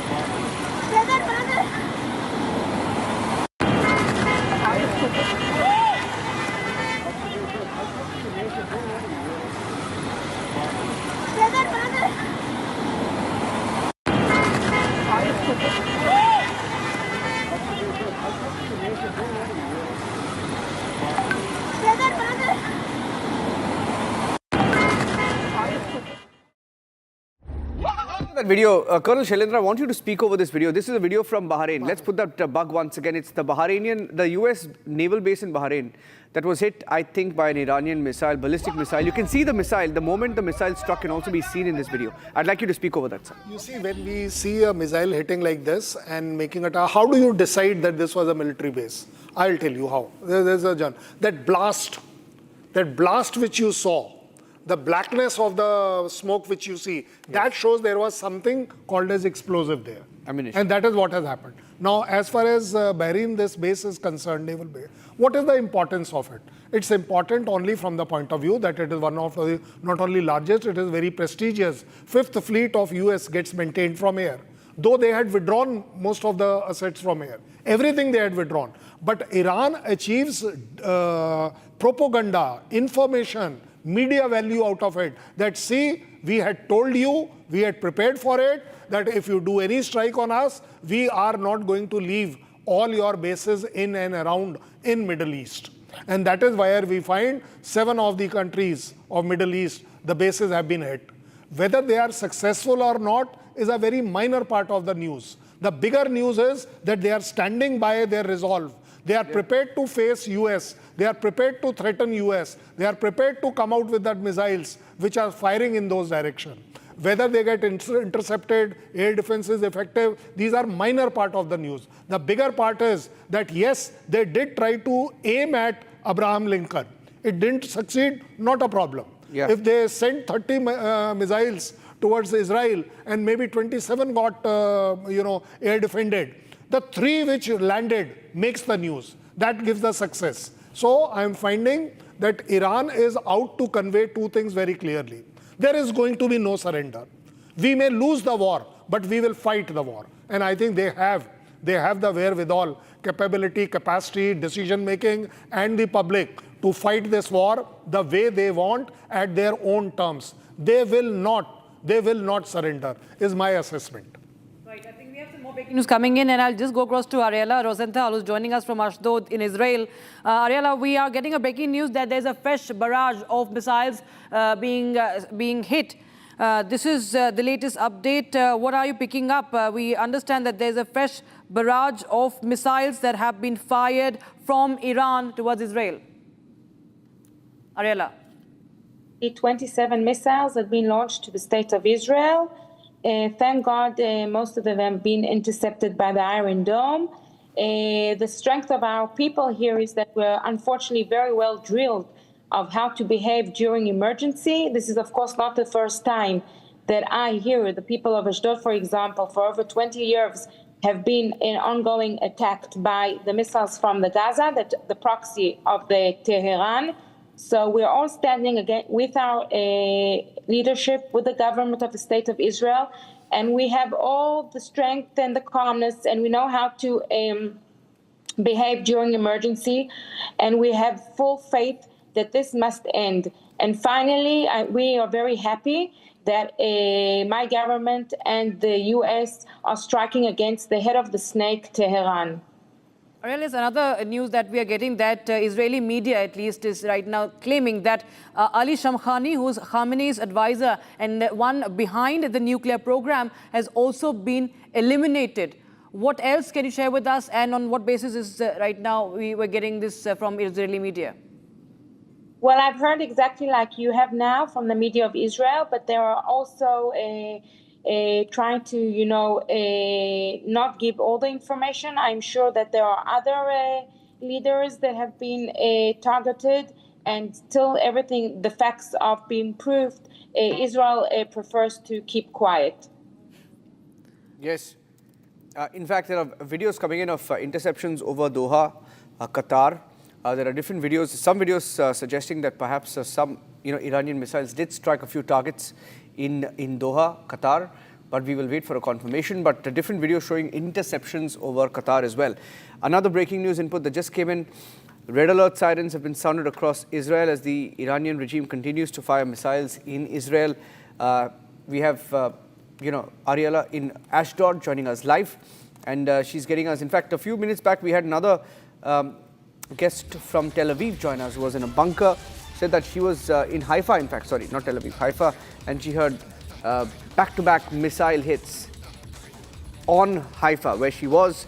The Israeli media has also said Ali Shamkhani. This is a big breaking news update. In fact, this is huge.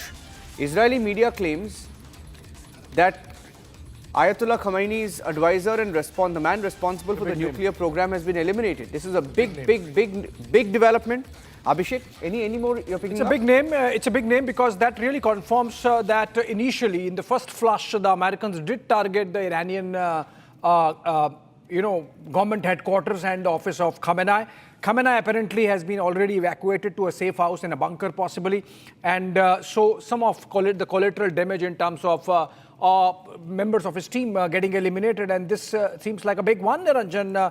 If Ayatollah Khamenei's close advisor Ali Khamenei has been eliminated, then it's proof that this is not going the de-escalation metrics anytime soon, Colonel Singh.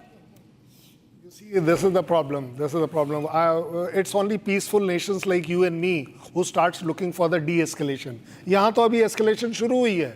They have only started yet. And when we are talking about the collateral, that media advisor is not collateral. He's a strategic target.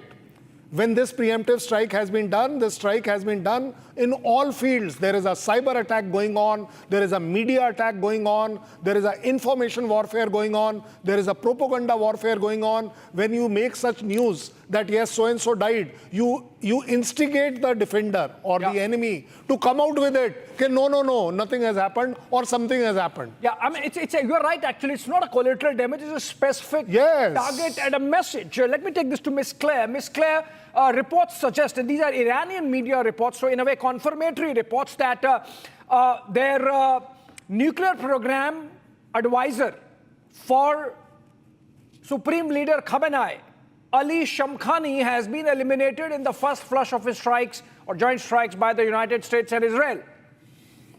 Right, we'll just take the... Rakshita. Okay, Sarah, just stay on with us. We have some more visuals that are coming in right now, dramatic visuals that are coming in as we are just breaking that on our screens.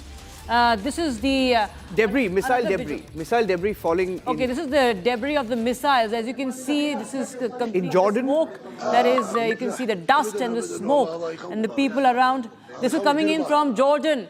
This is from Jordan, Marj al-Hammam in Jordan. And this is the debris of the missile. After it struck, you can see the explode. You can see the blaze. You can see the plumes of smoke. And of course, the environment around, you can see it's all polluted because of this strike. And this is first exclusive on Public TV. Marj al-Hammam is a location in Jordan. And with that, we continue to get you more details that are coming in. But reports are suggesting that 125 missiles were fired from Iran towards Israel. That's, of course, it's something that we saw even last year, as it was claimed that hundreds of missiles that were fired. This time again, reports claim that 125 missiles were fired from Iran towards Israel in retaliation. That's another breaking piece of information that we have right now, as the attacks and the counterattacks continue across West Asia as we speak, and we continue to get more updates on the claims by Israeli media that the one behind the nuclear program, Ali Shamkhani, Niranjan, has been eliminated. And in fact, in the June 2025 strikes also, he was targeted. What we understand, he was the one who taunted Colonel Shalendra that, I am alive. He used an expletive and he taunted the forces of the United States that I am alive. He was moved out of the rubble. But it seems that the US and the Israel were very much at it, that they will go and get the man behind the nuclear program. No, I will agree with you on that yes, Israel has this in their character. It is part of their ability. It is within their capacity that they will be able to finally strike somebody whom they are after. There is no denial of that. But then the right, whether that loss is absorbed by that country, by that regime, rests with the other chap also. You may kill. You think Khamenei goes and everything will be all well? No. That country is working on some system. You think all these targets of 7 countries where the naval bases or the other bases of US have been struck, is it just extempo? Is it that suddenly somebody had thought of taking out a stone and started throwing? No, all this is planned. Planned, rehearsed, replanned, refreshed, revalidated. Every damn thing carries on and on and on. What Israel has done, they would have rehearsed it in their own way. So that is where the success lies. And where the success lies, I'll give you the example now. The example is all strikes done by Israel and US are pinpoint strike. Why? Because they have used cruise missiles, which are much more accurate, much more difficult to intercept. What is being done by Iran? It is all ballistic missiles. The ballistic missiles is as good as you have just thrown it. Where it doesn't matter. Why? Because they are looking for revenge. They are looking for counterattack. They are looking for news. They are looking for media. They are looking for stand within their country and to demoralize that enemy. That see, we told you that we will strike and we have struck. And that is where you are finding most of the targets which Iran is targeting are civil targets. And that is where the damage is taking place. There are odd cases. They know it. When you are bringing out a figure of 125, let me tell you, it's a very conservative figure. Because at 125, Iran will not be satisfied and no credible damage will take place on Israel or US. You will require more. And that is where the US intelligence estimate last year says that only the ballistic missile itself, January 2025, they were saying it is 3,000 plus. Now, what is that plus? How much is that plus? And from that day till now, the only power of Iran is 3. One, the missiles. They have this power and they will strike. The second is that they will strike at US, their bases abroad. And the third is, that is the biggest of the father of all the missiles, what they are having. And I call it Hormuz missile. The day they block this Hormuz, you will see the whole world coming to their terms and requesting US and whatever that no, please. And I'm proving it to you. 3 days exercise they did at Hormuz. The rates of per barrel went up by $8 just by doing an exercise on Hormuz. So that missile is also there with them and that gives them adequate strength. There is some more breaking news coming in, and I want to go across. We have a fantastic panelist with us today. We have Sierra Claire joining us live. She continues to be with us from Los Angeles. Adam Bellos is also joining us live. I don't see him in the frame. Okay, we'll get all of them on the screen. Adam Bellos is the CEO of the Israel Innovation Fund. He's live from Tel Aviv. We also have Ariela Rosenthal, She's the Director of International Relations at Ashdod. She's joining us live from Ashdod. And Burzin will be joining us in just a few minutes. Okay. Before I go across to our correspondent on the field, let me get into Sierra. I hear that Donald Trump is going to speak again. He's going to do an address this morning in America. He gave a statement, very unusual, an 8-minute statement, 30-40 minutes into the strike, perhaps pre-recorded, perhaps expecting the strike to take place. But if he's going to speak to the people of America again, perhaps we're expecting an announcement of sorts, given on the back of the reports of the head of the nuclear program being reportedly eliminated. Yeah, I mean, if those reports are true that the head of the nuclear program was eliminated, I think that is exactly in line with President Trump's goals for this operation.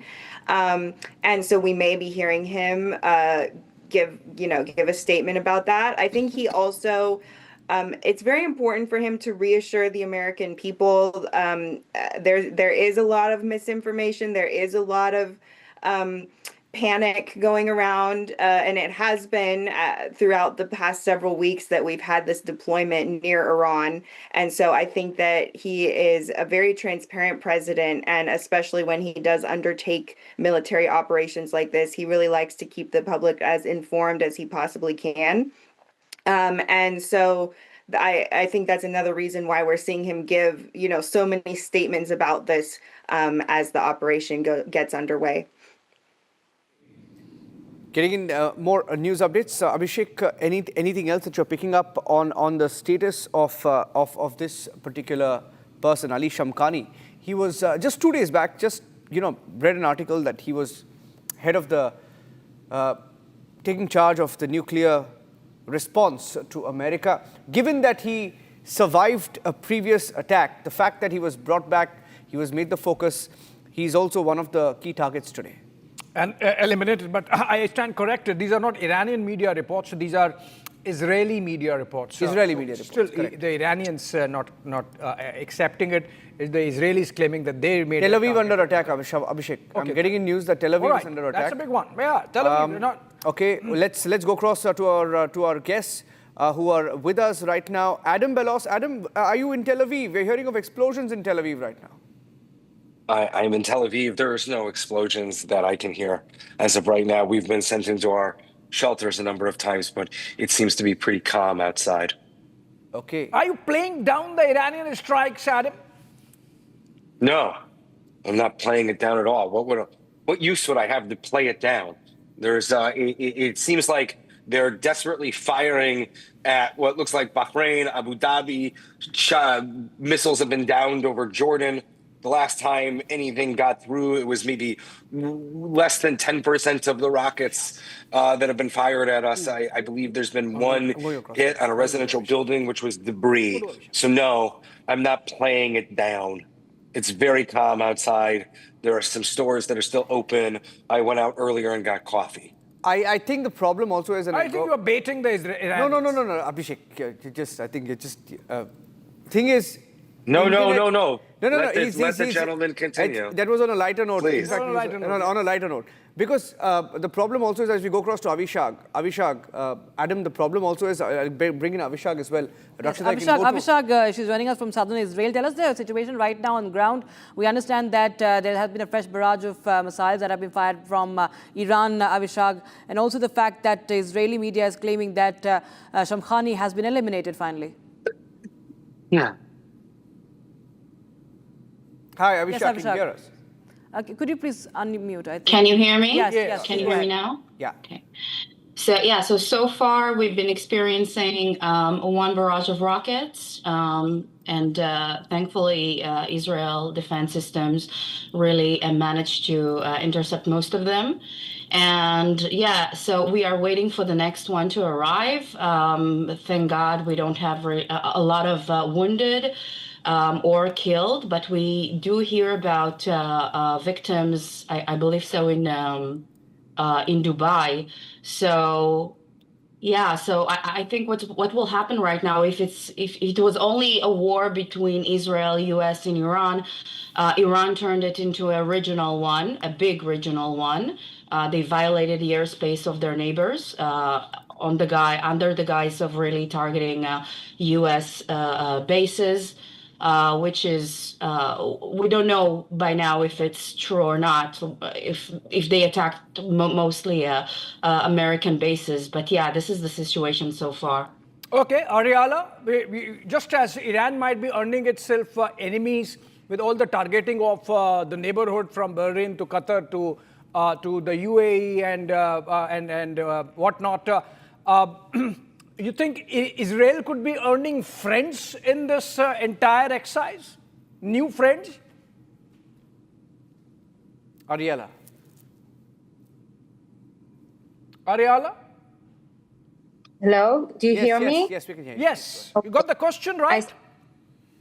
Well, the question is that what we see by the acts of Iran, that it is really what Israel has said throughout the years, that it's a country, that its leadership is a leadership of evil and threat to not only to Israel and the US, but to the whole Middle East and the world.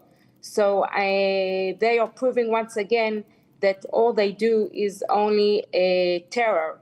The proxies, the Houthis, the Hizbollah, and of course the Hamas from the 7th of October are acted under their umbrella and their leadership of evil and terror. So yes, Israel stands still, and we have, of course, the Abraham Accords. We are in very good ties with Bahrain and Abu Dhabi. So we will wait and see how the near future will come. But this is surely not only a war of Israel, the US, but more a global war from my perspective. Right. Yeah. Right. And Adam, you think that this time what we are seeing is brass tacks. This time what we are seeing is go for the kill. This time what we are seeing is go for the jugular. This time what we are seeing is perhaps a repeat of 2003 Iraq, when the United States decided, let's go after and get Saddam. So are you going to get this time, go after and get the supreme leader, Ayatollah Khamenei? I think it's very clear that this was very well planned and very well executed. I think it's very clear the goal is regime change, and that this will not be a protracted, very long conflict. I do not foresee this taking weeks on end. I see this taking days.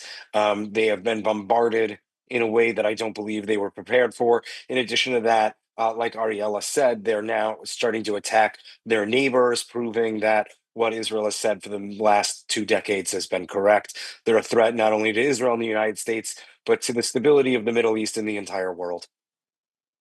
You know what's happening is this is the point that I was trying to make earlier, Abhishek, that you're getting in these pictures from Doha, you're getting these pictures from UAE, Qatar, and Jordan. This is a video that's coming in from Jordan, where a missile debris fell at a residential area. A very dramatic visual that came in, and this shows you the fact that people are paying the price for this war. One citizen, we are told, one life was lost in UAE, even though the missiles. UAE claims all missiles have been successfully intercepted, but even then, one life was lost. And this is a video that came in from Jordan. This is from the Marj al-Hammam area of Jordan, where another missile debris fell. In all of these countries, the reason why you're seeing all of these, and all of these are basically Iranian missiles that have fallen into countries that have helped, that were fired at US naval bases or US bases in the Middle East. But there's absolutely nothing coming in from Iran, because Iran has shut down internet. And then you have Iran also playing, the cyber, the warfare, information warfare game. There is Iranian state-run media which has just claimed that 5 students have been killed at a girls' school in southern Iran in Israel-US strike. So this is the first time that they have admitted to casualties, but they claim that students have been killed. But some sections of Iranian media earlier claimed that thousands perhaps were injured or killed in the strikes. Yes. Okay. I think we have some graphics, Niranjan. You can help people understand the geography, the places that have been hit, the cities, conflict zone. Abhishek, basically, we don't have any videos that have come in. No videos outside of Tehran. In fact, we had one video that came in from Isfahan earlier this morning. But these are the cities, regions in Iran that have been hit by the joint America-Israel strike. You saw the barrage of missiles that were fired on Israel, Tomahawk missiles, essentially Tomahawk missiles that were fired towards Iran across different cities: Tabriz, Karaj, Tehran, Kermanshah, Qom, Khorramabad, Lorestan, Isfahan, Bushehr. We just had visuals coming from about two cities. Two of the cities where you could see damage. Tehran, of course, when the strikes happened, internet was still on. So that is how you saw the pictures of the strike on what they call the leader's house, Ayatollah Khamenei's house, and also the presidential palace. And also from Isfahan. That's initially after the strikes, but minutes after the attack, when the videos started coming out, Iran shut down its internet, shut down phone lines, and you had absolutely nothing coming back, nothing, coming out in the media. So that's the point that I wanted to make, Abhishek, as we get in more videos also from different parts of the Middle East. Well, absolutely, and there is a reason why nothing is coming out of Iran, because they have shut down the internet. That's a control regime, obviously, and that's one reason why a lot of people believe that the Iranian regime is suppressive, repressive, and that's why it should go. And the Americans, of course, harping on that fact. But the fact that the Iranians have also hit back this time early on, Miss Claire, if you are still there, is evidence of the fact that maybe just as the Americans were prepared better this time, even the Iranians were so. Are the Iranians prepared for this attack? Is that what you were asking? Yes. I don't think they were. I mean, I think that, there's been a lot of speculation that there could be an attack, that the naval buildup near the area was very clear. So, Iran probably prepared for something as best that they could, but the attack was a surprise. It was kept very well under wraps, I think, by our administration and by the Israelis as well. And so I don't think that they were prepared, and they couldn't be prepared because of the damages that they suffered in the 12-day war as well. So, yeah. Yeah, absolutely, Rakshita. I believe we have more pictures coming in. We have more graphics coming in. We have more videos coming in. Remember? Right. Okay. Right. Before that, we have to step into a very, very short break. Abhishek will be right back with minute-by-minute developments, updates coming in from West Asia and the reactions from across the globe as the situation continues to escalate in West Asia. Viewers, we'll be right back to this very short break with our guests.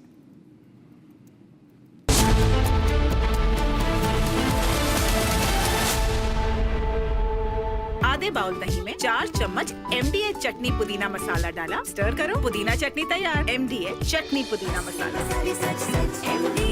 MDH केसरिया से मन जोगी हुआ रे, दिल झूमे देखो मतवारा हुआ रे, केसरिया से मन जोगी हुआ। हर पल मनाओ केसरी त्योहार। विमल, बोलो जुबान केसरी।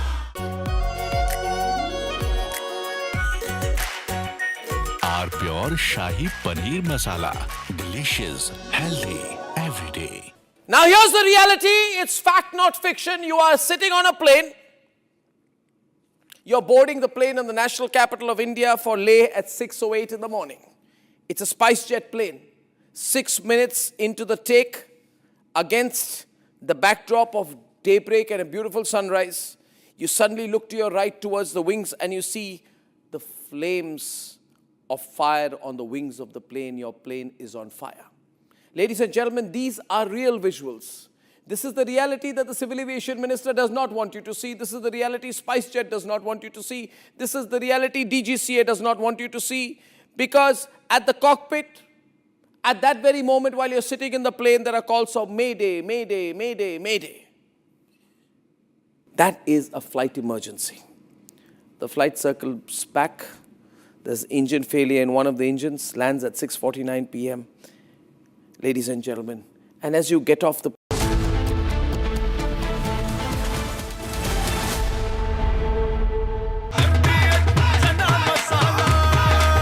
अब छोलिया हो या लोबिया, सफेद चने या काले चने, सब कुछ मजेदार बने। हनी, इस घर में कुछ है जो टूटता नहीं। ये पिलर कभी नहीं टूटेगा। रुंगटा स्टील टीएमटी से बना। रुंगटा नहीं तो घर स्ट्रॉन्ग नहीं। रुंगटा स्टील टीएमटी बार एकदम सॉलिड। आर प्योर सूजी पास्ता उबालो मिलाओ और खाओ 8 मिनट में तैयार। क्या टेस्ट है सबका राजा आर प्योर मसाला।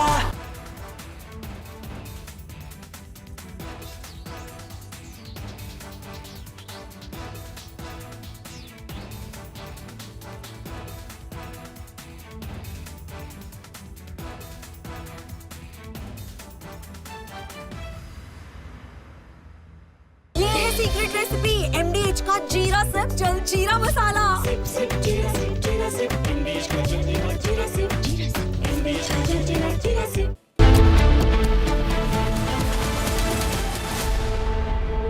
थोड़े में ज्यादा स्वाद यही तो है इसकी खास बात। वाओ मामा क्या स्वाद है। अरे मेरे राजा सबका राजा आर प्योर मसाला।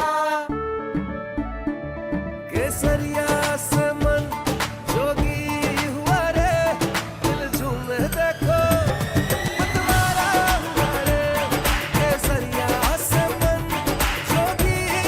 हर पल मनाओ केसरी त्योहार। विमल, बोलो जुबान केसरी। MDH की हल्दी मिर्ची धनिया करे कमाल। ये रंग दे, ये खुशबू दे, ये तीखा, ये कम पड़े।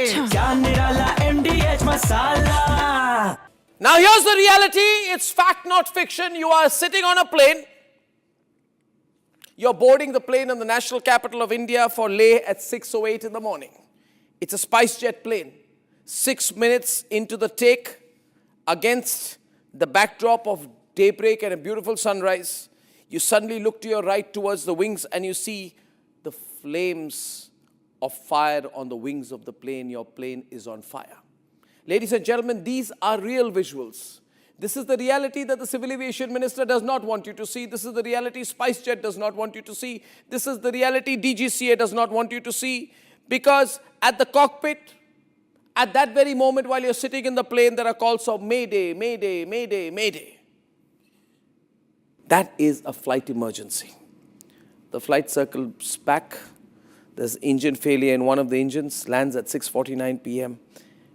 Ladies and gentlemen, and as you get off the plane, you realize this is the same SpiceJet. This is the same SpiceJet that does not have the money to pay the Bangladesh government, which is why it had been, I don't know the present situation, not allowed to fly in Bangladeshi airspace. They're out of money. Who is the owner of SpiceJet? This is the same SpiceJet, ladies and gentlemen, when another SpiceJet took off from Patna to Delhi on night.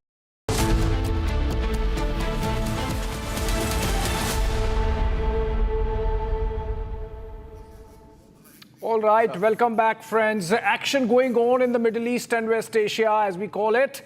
And our guests continue in the studios, as also, of course, from the United States and Israel. In the studios with me, Niranjan and Rakshita. And joining us, our brilliant contributor and honorary consulting editor, General Bakshi, sir. Thank you. Very good afternoon, sir. My first question to you. Have the Americans bitten more than they can chew? I should think so. No less a person than General Dan Kane, Chairman Joint Chiefs of Staff, is said to have told Donald Trump in his briefings that we will do what you order us, but he has warned them that there could be substantial American casualties. One. Number two, the war stocks of the American Patriot Interceptor, THAAD Interceptor missiles and other missiles is already low because of, liberal supplies to Ukraine and Israel. If there is another contingency, let us say the Chinese, after this is over, decide to invade Taiwan, then I'm afraid America is in a bit of a jam, which is self-created, Look, the simple fact is that Iran cannot win in a battle with the American-Israeli combined.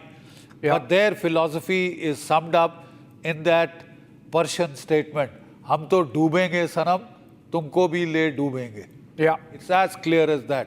Yeah, and this is just the first day, General Bakshi sir, that Iran has retaliated. I mean, last time, remember, it was on the last day, the penultimate day, perhaps not last, that Iran hit the Al Udeid air base in Qatar. More pictures coming in, more pictures coming in. These are interceptors that were fired, I think, in... Hello. In fact, Safwan is joining us live from Bahrain. Hi. Hi, sir. Hi, Safwan. Safwan, आप कहाँ पे हो? Yes, sir. I am in Bahrain right now. Okay. So, very panic situation here going on, sir. Actually, in this country, have American Navy base. Right my behind, you see there, you saw the... Yes, we can see you, Safwan. We can see that, yes. Yes, you are exactly. Today is 10 o'clock. The big sounds came. We are coming out immediately.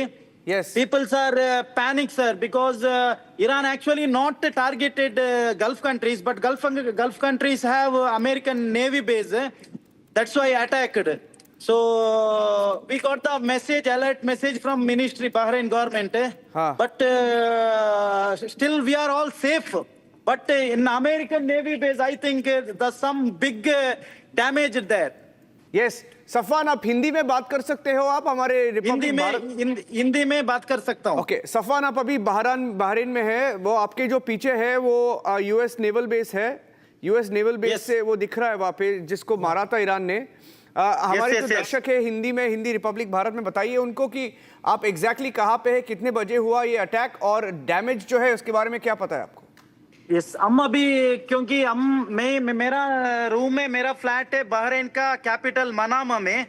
So Bahrain के बारे में बोल गए तो Bahrain बहुत छोटा country है। सो इधर से एक तकरीबन 2 से 3 किलोमीटर के सामने आपको ये दिखा क्या अमेरिकन नेवी बेस है। आज सुबह ईरान ने सीधा अमेरिकन नेवी बेस की तरफ से बैलिस्टिक्स और कुछ मिसाइल की तरह उड़ाया और बहुत आई थिंक डैमेज हो गए उधर। सो हम लोग इधर क्यों बहरीन में रहने वाला आदमी लोग बहुत पैनिक हो गया, क्योंकि हम अभी तक टीवी में देख रहा था क्या ये वार का बारे में और वार का न्यूज़ पूरा हम अभी हमारा सामने ही चल रहा है। इधर का आदमी लोग बहुत परेशान है अभी, और एक विश्वास है अभी तक ये गल्फ कंट्री किसी क्या नेशन के साथ अभी तक वार नहीं कर दिया। सो शांति का मंत्र क्या पीस होना चाहिए पूरा बोला था। सो अभी तक इधर का आदमी लोग को कुछ नहीं हुआ। सो अभी भी आदमी लोग बहुत क्या पैनिक में, बहुत घबराई में आदमी लोग है।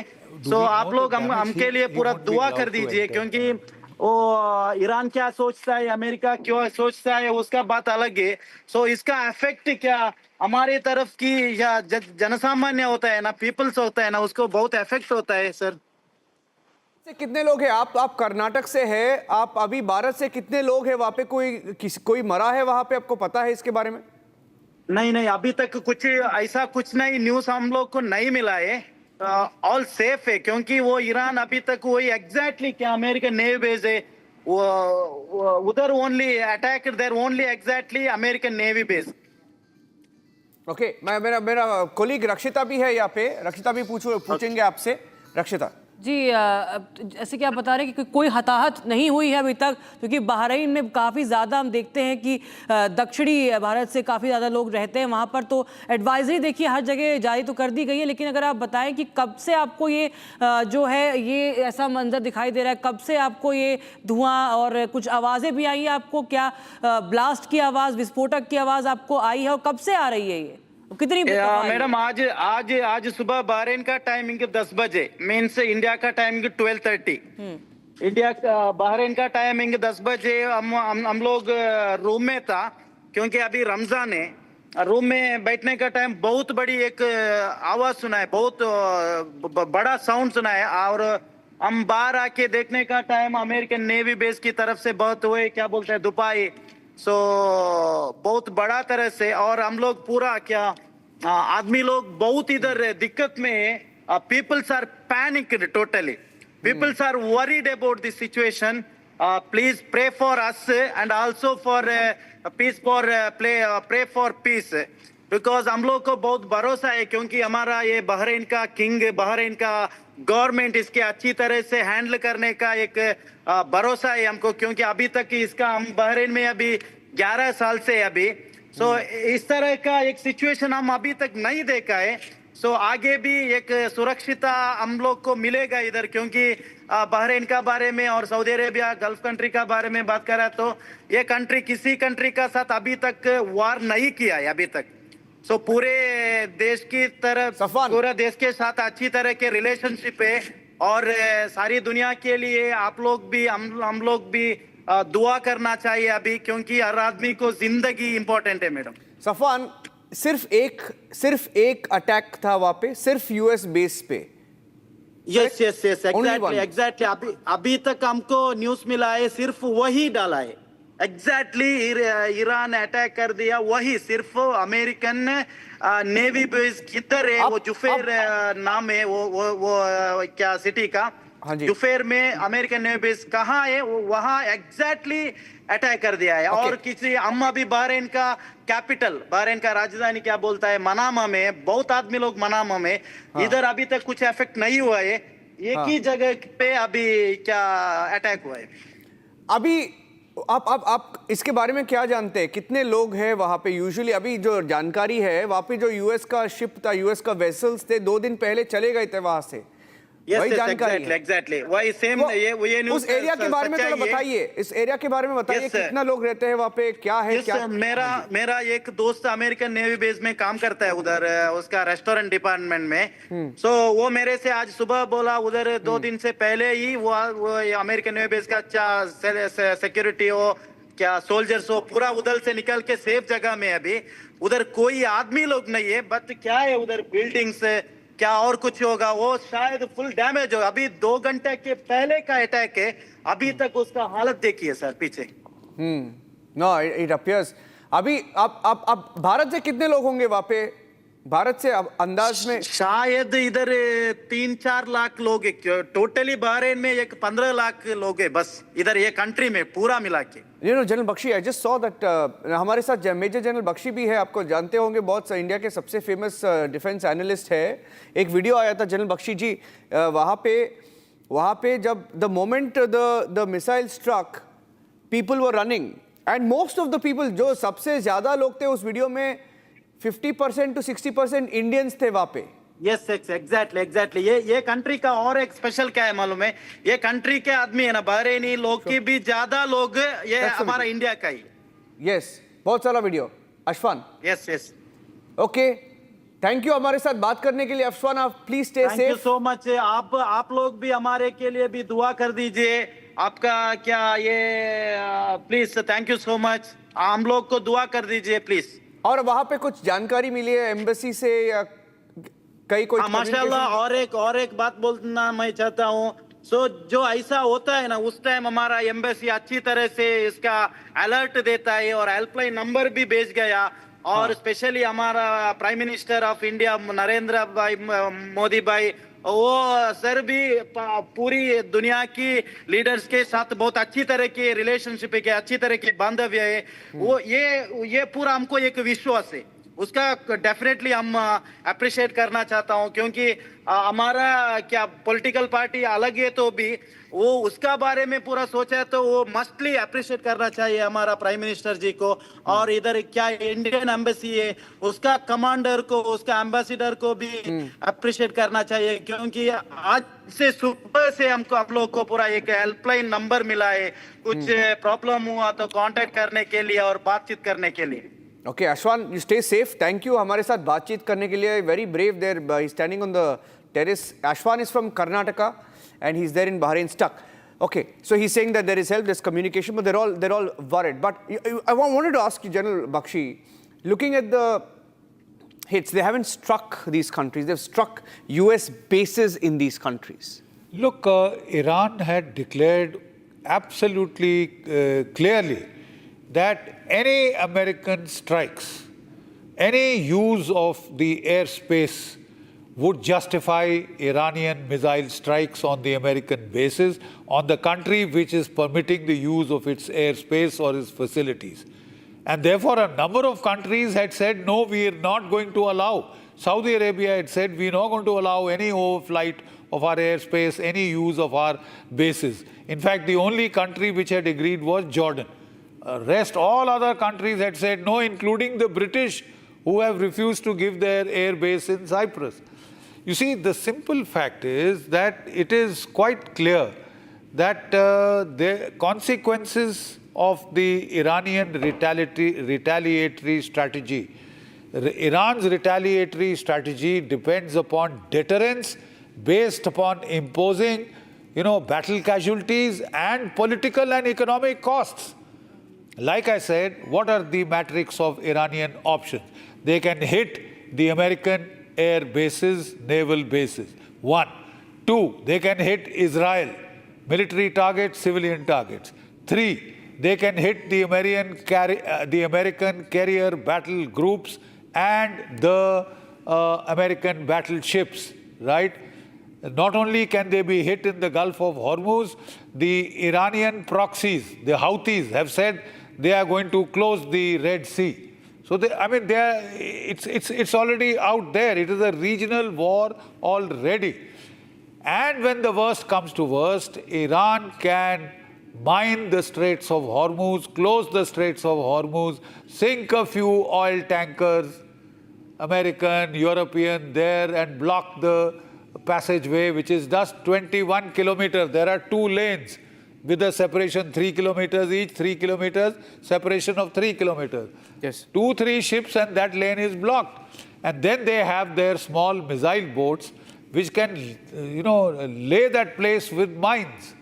Yes. And these are, smart mines which can distinguish between a battleship and a tanker and a civilian ship. So, the amount of damage that could be caused to the global economy. Today, the price of oil had already shot up to $76 a barrel. The Americans always do this on a weekend so that the stock market doesn't nosedive, right? But tomorrow the stock market will nosedive and the price of oil could now start shooting up. And if the Gulf of Hormuz is closed even for a week or 10 days, the price of oil could go to $120 to $150 a barrel. That will spark a global recession. It will hit the American economy, European economy, Indian, Chinese, all economies. That is the threat that Iran is posing. I mean, people don't seem to realize this, that was the deterrent value of Iran's counteraction. And they have already started. So I'm not sure how well thought through this was. Like I said, even General Dan Kane, Chairman Joint Chiefs of Staff, had cautioned Donald Trump against it. Lots of American military analysts have been warning against the price that you may have to pay for this kind of a misadventure. There is some speculation that this has been done to keep Epstein off the headlines in America. Yeah. Sir, Burzin Wagmar is also joining us live. He continues to be with us. Burzin Wagmar is from the Center for Iranian Studies at SOAS London. Ariela Rosenthal continues to stay with us. Burzin, how are you reading the situation as it evolves in the Middle East? Well, what is going to happen will happen. And insofar as Iran is concerned, that they will take a scattergun approach towards raking in everyone and bringing in everyone as they possibly can to minimize impact on their home front and to, quite frankly, sensationalize and internationalize the issue, which is what they're doing with these attacks on Mina Salman Jufair in Bahrain, Kuwait, Al Dhafra south of Abu Dhabi and elsewhere. But Iran is on borrowed time, and that is a patent fact. It is a paper tiger. From the 12-day June 2025 war to this morning when attacks took place in Tehran, and this morning's attacks at the Supreme Leader's complex Doesn't matter whether Khamenei is there or not, and indeed he isn't, because he's been subterranean for quite a while. But the Beit el-Rabari complex was attacked. The intelligence ministry was attacked. The interior ministry has been hastily relocated from Fatimi Square, which is downtown Tehran, elsewhere. And also the Parchin site southeast of Tehran, the new ballistic missile complex has been attacked, where of course they have been testing mounting nuclear warheads on conventional ballistic missiles. All these have been taken out, which tells you the stunning success and brilliant planning of joint American-Israeli forces. And neither of this would be possible without Iranian local intelligence on ground. And that is only possible because there are one too many disillusioned Iranians who are more than happy, just as last year, to lend a hand to external elements to unravel the regime. Now, that is a patent uncomfortable fact which nobody can escape. It happened exactly last year too, when its fixed radar installation capabilities were degraded, and to think that they didn't do anything to restore them, that these aircraft could casually come in this morning and do the needful and just fly off again. Okay, so Iran has sent off missiles to Mina Salman. That's the typical position that they take with these, shall we say, cosmetic gestures. But what of it? Nothing much is otherwise going to come out of it as such.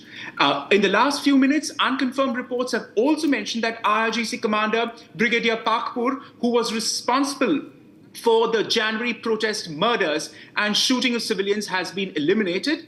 And as well as General Ali Shamkhani, former Secretary of the Supreme National Council, Iranian Supreme National Council, he too, and one of Khamenei's right-hand man, has been eliminated. But these are unconfirmed reports, and I'm sure they will be corroborated in with the passage of time. Over and above the fact that the dreaded, vilified head of the judiciary, Ghulam Hossein Ejei, has also been known to be eliminated, who was primarily responsible for murdering Iranians in their thousands between December and the January riots that we saw.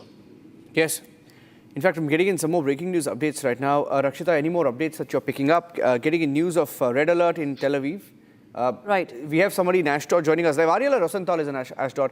Ariela, any updates you're picking up? Because we heard of missile explosions in Tel Aviv. Anything on your end? No explosions, but we do have alerts. And now I received alerts of deadfall drones that are coming from Iran towards Israel. So we receive, of course, these alerts every time that there is that the Home Front Command sees that there is an entrance of missiles or drones to Israel. As per Israeli media, the IRGC commander Mohammad Pakpor has also been eliminated. He had just replaced Salami, was also eliminated, and it's been some 200 days, a little more than 200 days that he served as the IRGC commander. He has been eliminated as per Israeli media. But I'll just go across to Avishag, who is in southern Israel. Avishag, what is the situation right now? Is a red alert being issued? Okay, Avishag will reconnect with us. Ariela continues to be with us. Also, I'll just go across to Major General G.D. Bakshi also, sir. With the situation now unfolding and, if we look at the broader picture, how much do you think that Iran has right now the strength, or rather the power, to tolerate further strikes and maybe counter now? Till when can it counter? Because so many of the neighboring states, it has also, it has violated the sovereignty of theirs as well. Well, that it had threatened to do from the very outset, that any state which permitted or facilitated American or Israeli strikes would be at the receiving end of their missiles. They had said so. The missiles have been quite accurately targeted. As the civilian was telling you, they hit the naval base only. Yes, the Americans have evacuated most of their bases and dispersed their people to conserve their casualties, but the bases are going to be hit very much. I found that we were expecting Iranian retaliation to go in, because they were saying they are locked and loaded. The moment the first strike comes, they will hit. But apparently a cyber strike has come at the outset, which has disrupted their communication. But Iranian missiles were already decentralized. Command and control systems were already decentralized in anticipation of decapitation strikes. right? They have learned their lessons from last year. If they haven't, it would be very amazing. But they have learned their lessons. So there are, second, third, fourth echelons already anointed as to who will take over from whom in case of this thing. As apropos the issue of, the Iranian people are very angry, who is imposing the sanctions? Whom are the sanctions supposed to hurt? The Iranian people, so that they would rise up in revolt. I'm afraid, these haven't worked. The 30 to 40,000 Starlink, terminals of Elon Musk that had been sent in to facilitate the colored revolution were jammed by the Russians.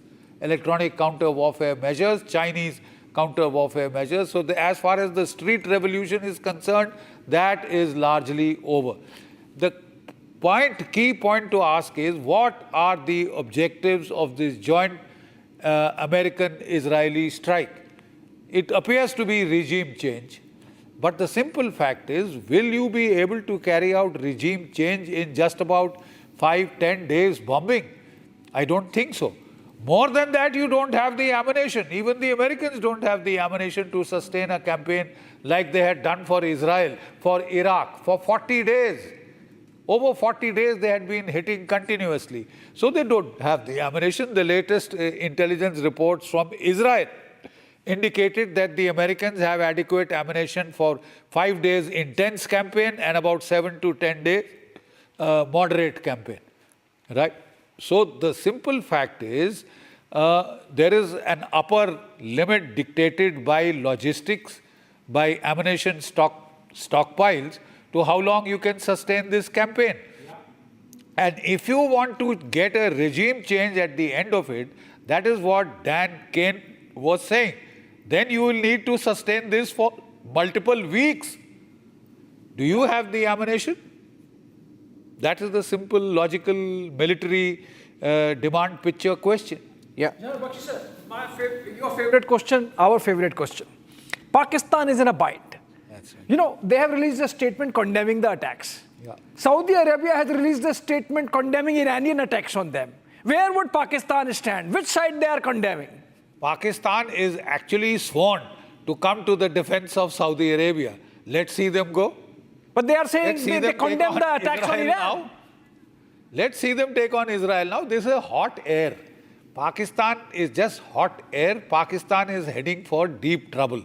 It has angered Iran. It has angered Afghanistan. It's already at daggers drawn with India. वो हमारे बोलते हैं विनाश काले विपरीत बुद्धि.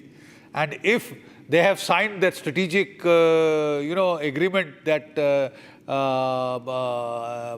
treaty with Saudi Arabia, any attack on Saudi Arabia will be an attack on Pakistan. So let's see what Pakistan is going to do against Israel or America, United States of America for that matter, or for Iran. I think damned if you do, damned if you don't. That's the situation of Pakistan, and we'll come back to it in a little more detail just after a short break, Niranjan. Yeah. Breaking for a break, coming back on Burzine, 2 minutes, Burzine, we're coming back to you. Or Burzine and Ariela, coming back to you in about 2 minutes. Taking a short break here.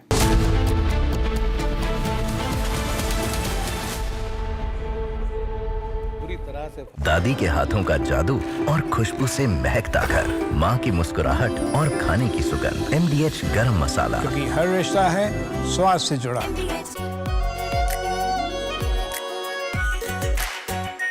Are pure shahi paneer masala, delicious, healthy everyday.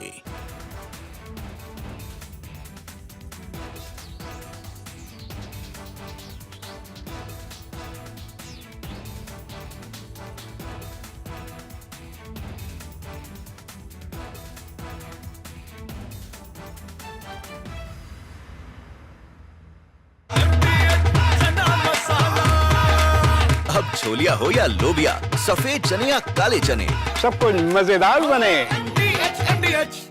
Now here's the reality. It's fact, not fiction. You are sitting on a plane. You're boarding the plane in the national capital of India for Leh at 6:08 in the morning. It's a spice jet plane. 6 minutes into the take, against the backdrop of daybreak and a beautiful sunrise, you suddenly look to your right towards the wings and you see the flames of fire on the wings of the plane, your plane is on fire. Ladies and gentlemen, these are real visuals. This is the reality that the Civil Aviation Minister does not want you to see. This is the reality SpiceJet does not want you to see. This is the reality DGCA does not want you to see.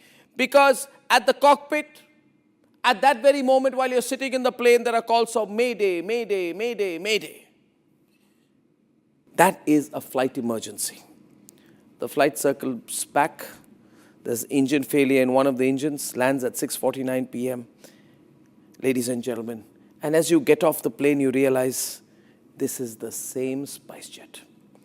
This is the same SpiceJet that does not have the money to pay the Bangladesh government, which is why it had been, I don't know the present situation, not allowed to fly in Bangladeshi airspace. They're out of money.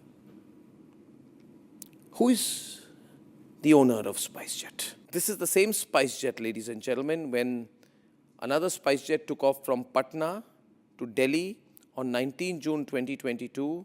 It caught fire soon after taking off from the airport. Flames were seen on the left wing of the aircraft. 2 blades were bent. So you should see the visuals then and now, ladies and gentlemen. Then and now. Look at that and now. Ladies and gentlemen, a SpiceJet plane catches fire in mid-air in December. Ladies and gentlemen, I think this is 19 June 2022 and then now. And you are flying at your peril in this country. The government couldn't care less.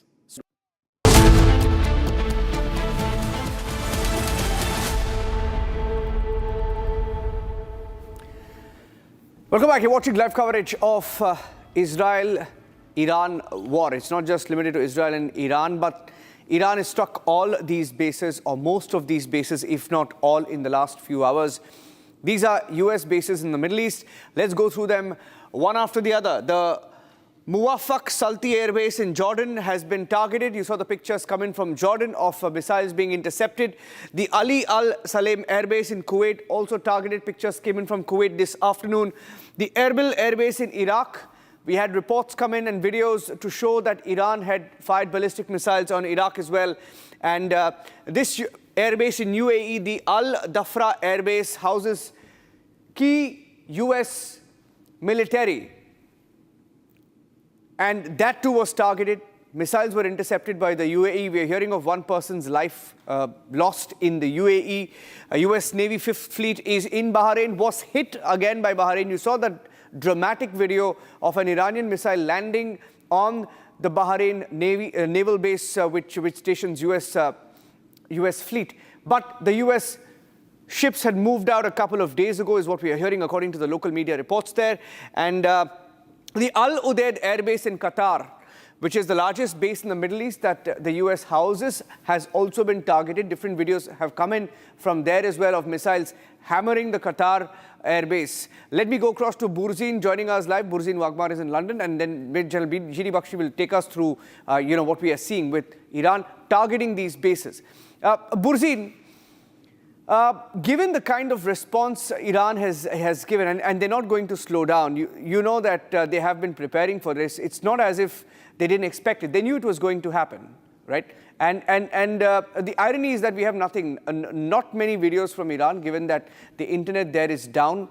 But visually, they too are causing or inflicting damage on all these US US bases and their assets in the Middle East. And they're symbolic strikes at best by attacking Mina Salman. And incidentally, your Karnataka person who was standing on the rooftop in Manama mentioned about Mina Salman Jufair being attacked. But it was the service facility section within the complex that has been attacked. And no casualties have been reported there. Likewise, at Al Dhafra, which was attacked too, a citizen of Asian descent was killed in Abu Dhabi, but that's a different matter.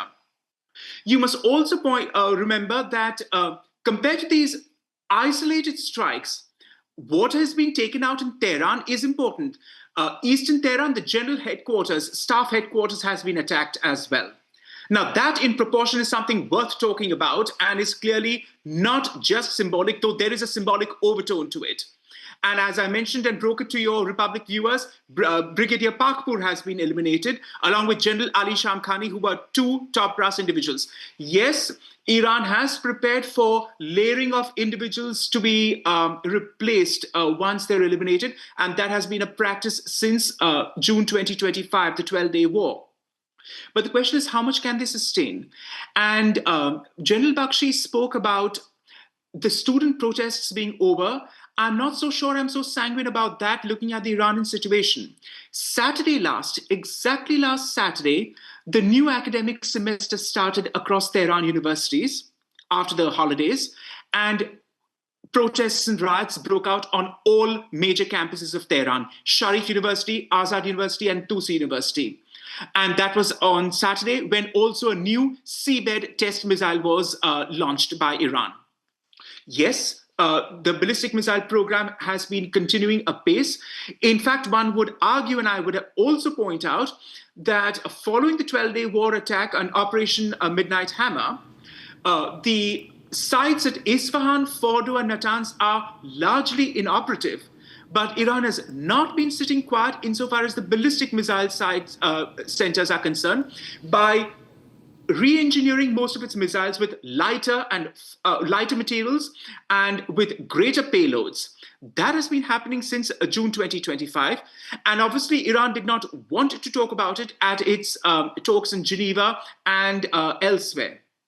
And it may claim that's a red line, but that is precisely what President Trump wants to talk about, and also Iran's GCC allies.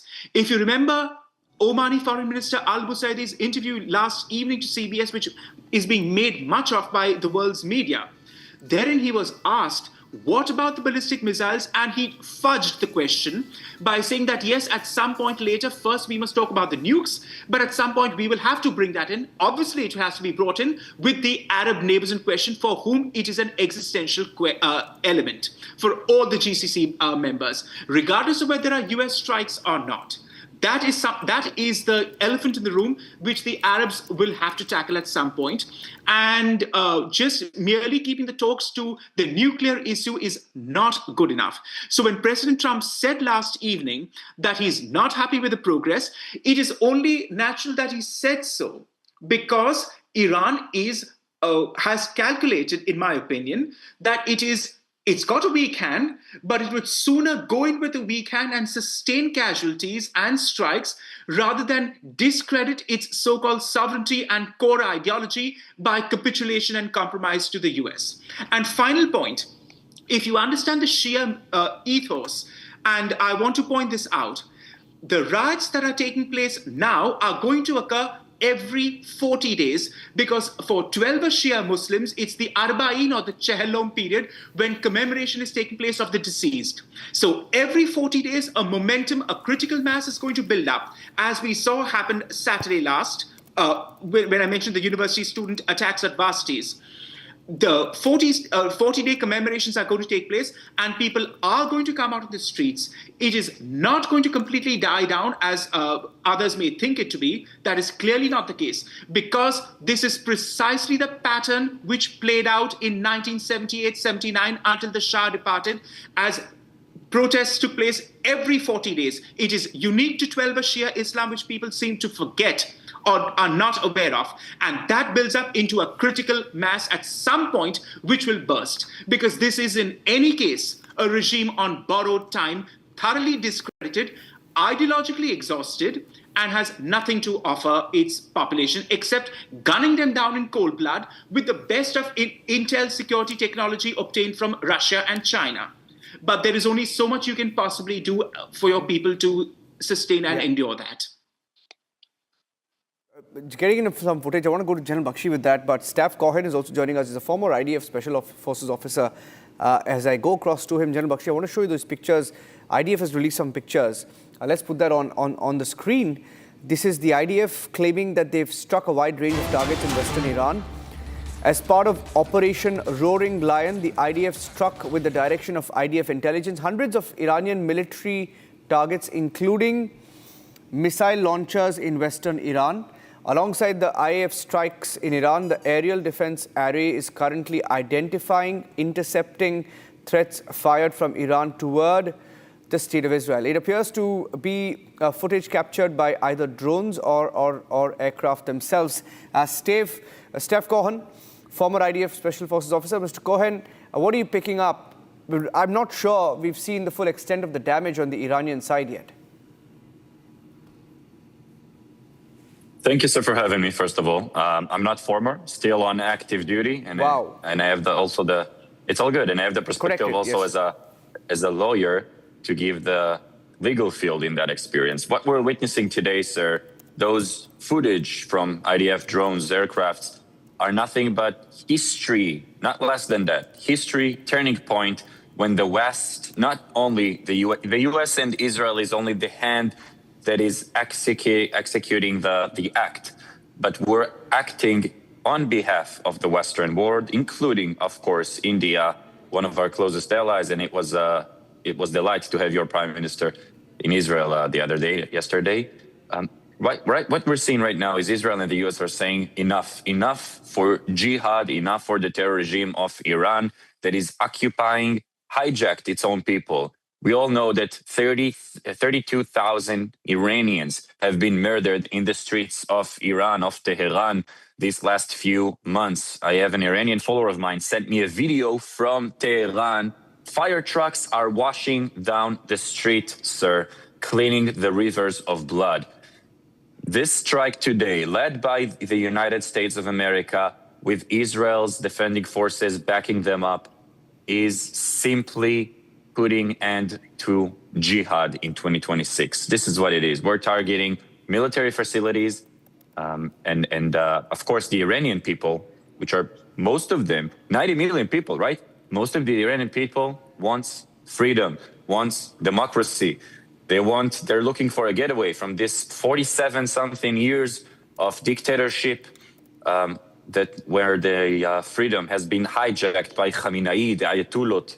I've been fighting their proxies, sir, in the past 12 years, all across, let's just say, in a lot of places, all right? I've been fighting Hamas, Jihad, Fatah, you name it, I met them. They have the same mentality of the Iranian terror regime, and may I conclude with this, former leader of Iran, Ahmadinejad, who ruled Iran from 2005 until 2013, said it very, very clearly, and I quote, Iran, we will convert the entire world into Islam.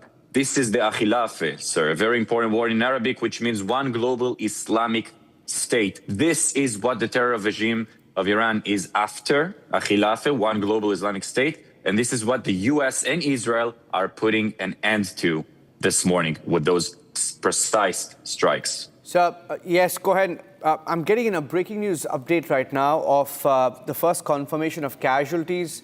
General Bakshi, 24 people killed in an Israeli strike in Minab. 24 people. Like I said, we don't know the exact extent of what is happening in Iran, but these reports are beginning to come in. New wave of blasts heard in Doha and Abu Dhabi. We are hearing that 24 have been killed in an Israeli strike on a school. We don't know. In Minab County, we are hearing that a school was targeted. That's what they're claiming, that IDF targeted a school. You want to respond to that? That's a specific charge being made on you. You're a serving officer, Mr. Cohen.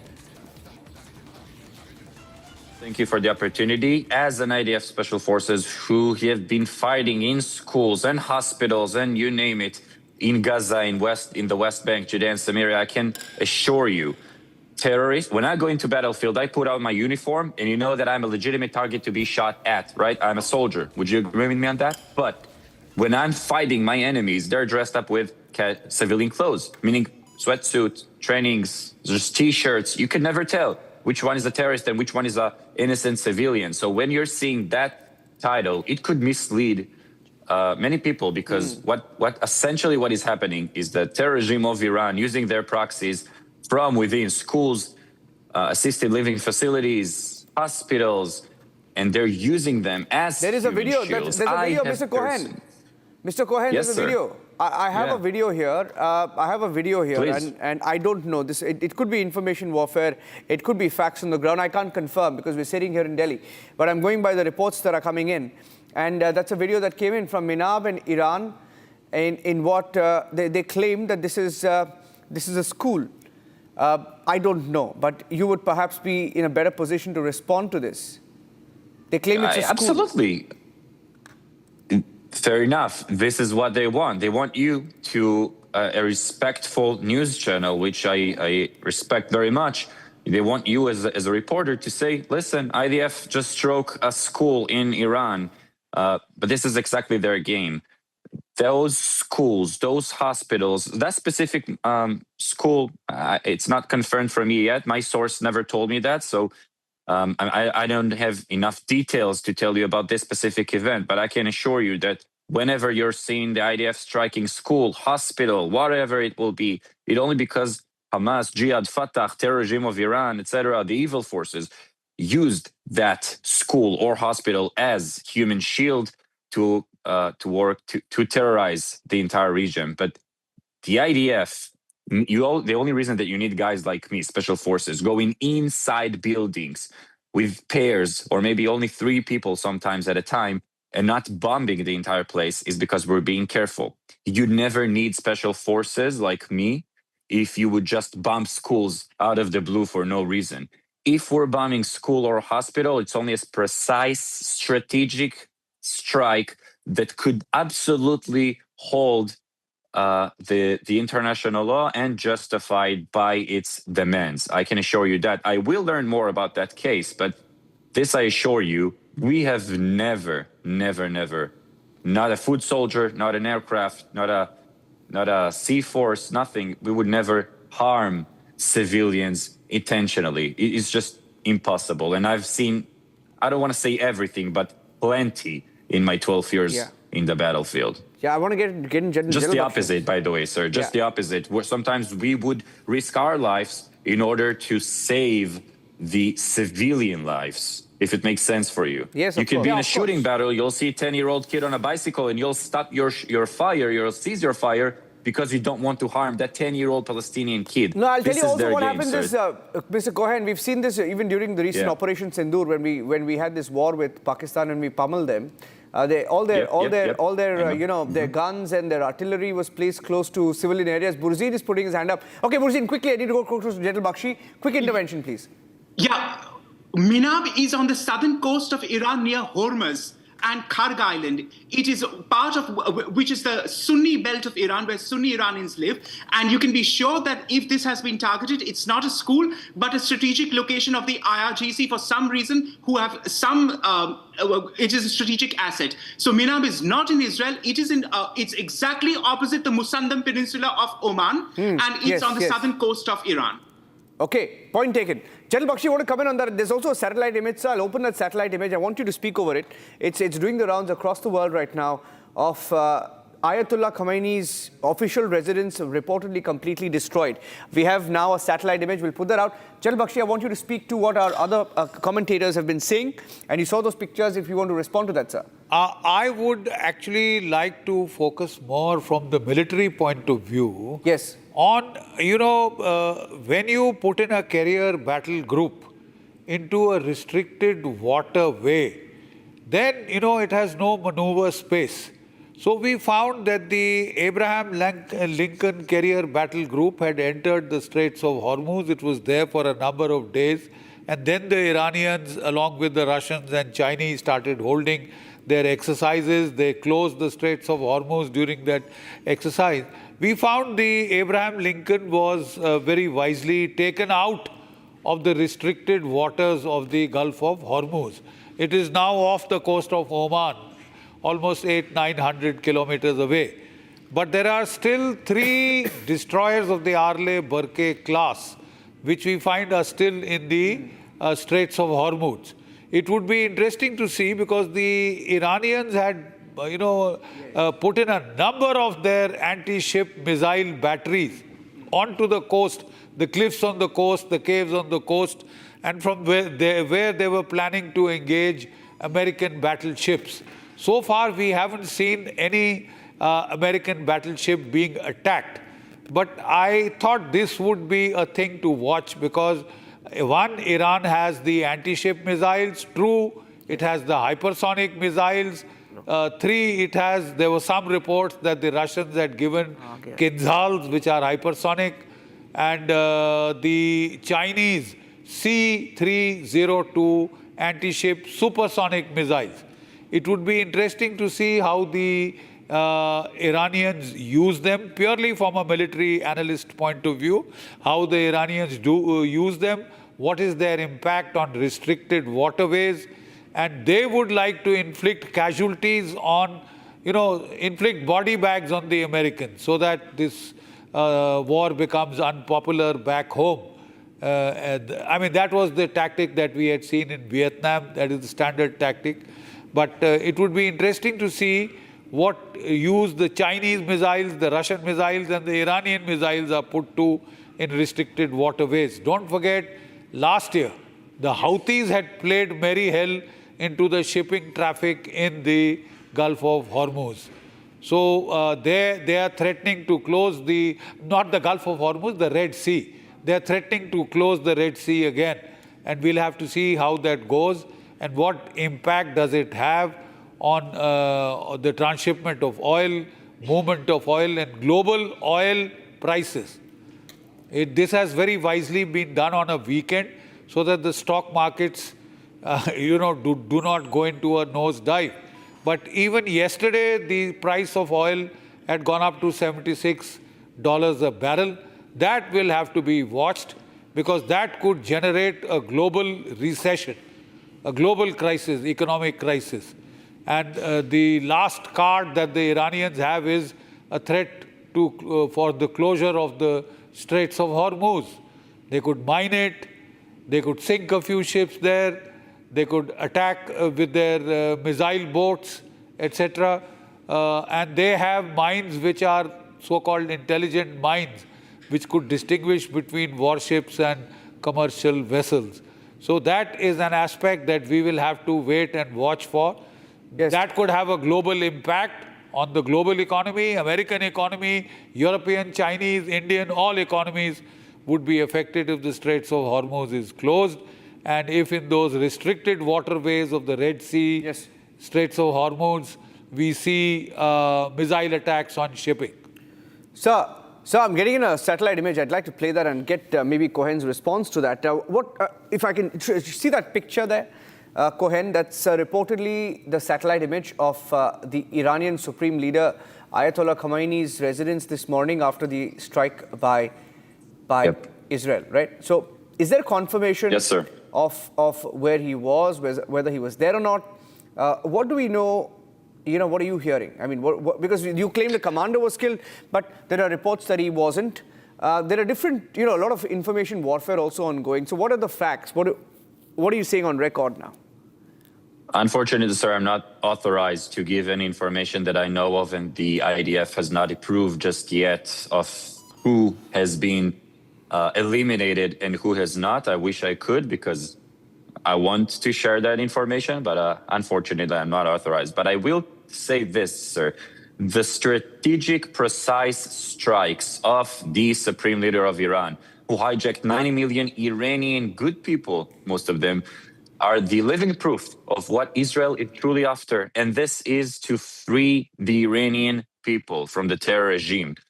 Once Khamenei, the Ayatollah regime, will fall, you'll have vacuum of power, massive vacuum of power. And many armed militias will take over. They'll try to take the throne, if you will. This could lead to a bloodshed. So what I would personally focus on is the day after. Because rest assured, sir, one way or another, jihad will fall. The terror regime of Iran will fall. There is no room in 2026 for destruction, for jihad, for terrorism. This is pure fact. Light always beat darkness. I want to know who is it, that person that will sit on that throne on the day after, because they'll have a verge of civil war to stop. Yeah, we're getting in reports of blasts and explosions in the southern Iranian city of Shiraz. So Shiraz is a city in southern Iran, and we're hearing of more explosions there. The Shiraz is in south-central Iran. Okay. Getting in another video right now of an impact of an Iranian missile striking the US base or close to the US base in Kuwait. Now, this is what we are hearing. Let's play the video. إيراني لا إيراني لا الدائر السابع الملك فهد مضروب الشارع. شوف الملك فهد الشارع مضروب. الدائر السابع الملك فهد مضروب الشارع. شوف الملك فهد الشارع مضروب. الدائر السابع الملك فهد مضروب الشارع. شوف الملك فهد الدائر السابع الملك فهد مضروب الشارع. شوف الملك فهد الشارع مضروب. الدائر السابع الملك فهد مضروب الشارع. شوف الملك فهد الشارع مضروب. الدائر السابع الملك فهد مضروب الشارع. شوف الملك فهد الشارع مضروب. الدائر السابع الملك فهد مضروب الشارع. شوف الملك فهد الشارع مضروب. Okay, so we're getting more details right now. Getting in more details of the retaliatory strikes that continue. IRGC, Iran claims that a new wave of drones have been launched towards Israel. That's the latest coming in. Explosions reported from the southern city of Shiraz in Iran. And we're getting also a picture right now that I can see of a missile that's been intercepted in Kafar Manda in Israel in the occupied interior. Now that's a picture that's coming. I'll just open that up in just a bit. Okay, let me open that picture. Okay, Bursin, if you want to come in, I mean, we hear that Donald Trump is going to make an announcement, perhaps speak to his country. What are you expecting when he speaks? There was a brief message that came in this morning detailing the operation, but do you think they've got some big names this morning? Yes, as I've given some big names already to you, of General Ali Shamkhani being vaporized, as well as Brigadier General Pakpur. So those are two top brass individuals, and you can be sure more will fall like nine pins.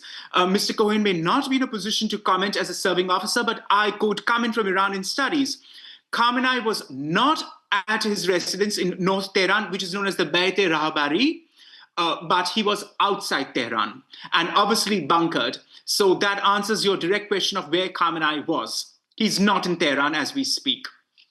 So he's very much still out and about and alive. Likewise, Mojtaba Khamenei, his son, who is supposedly set to take over at some point in the list of individuals that he has put out since last June, when the first attacks were set to come against him. And he is an important linchpin with the Revolutionary Guards and others, and a corrupt security oligarch in his own right as such. What President Trump would want to mention in this upcoming address would be to afford encouragement and moral support to Iranians, that finally it has come, which is what he pointed out in his initial address this morning in the early hours, that you have a chance of a lifetime, once in a golden opportunity lifetime, to dismantle this 47-year regime and seize your own destiny in more ways than one, which is what Iranians need, since they've been captured by what is an unrepresentative government, a police state since 1979. So that is to be expected. What we've not discussed so far are also what has happened in the last week when Kurdish rebels in western Iran and the Jaish al-Adl, the Baloch Sunni group in southeast Iran in Sistan and Balochistan province, have also said that they are willing to join the opposition and protests against the regime in Tehran.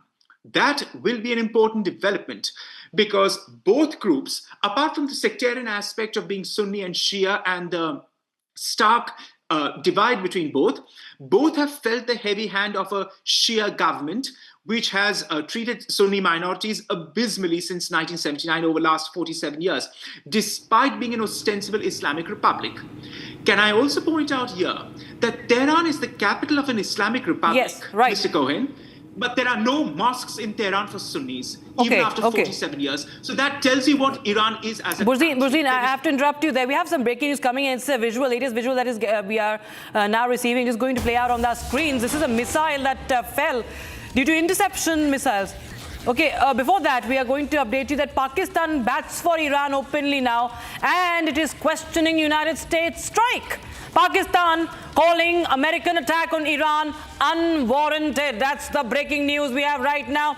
Pakistan supporting Iran, questioning American strikes. That's the breaking news. And I have Major General G.D. Bakshi with me. And I also go across to Stav Cohen also. But before I go across to our guests, this still that I was talking about, we just received, that is a missile. This is a video from Kafar Manda. Kafar Manda in Israel. That's the visual we have of a missile that was downed due to interception missiles in Kafar Manda in Israel, in the occupied interior.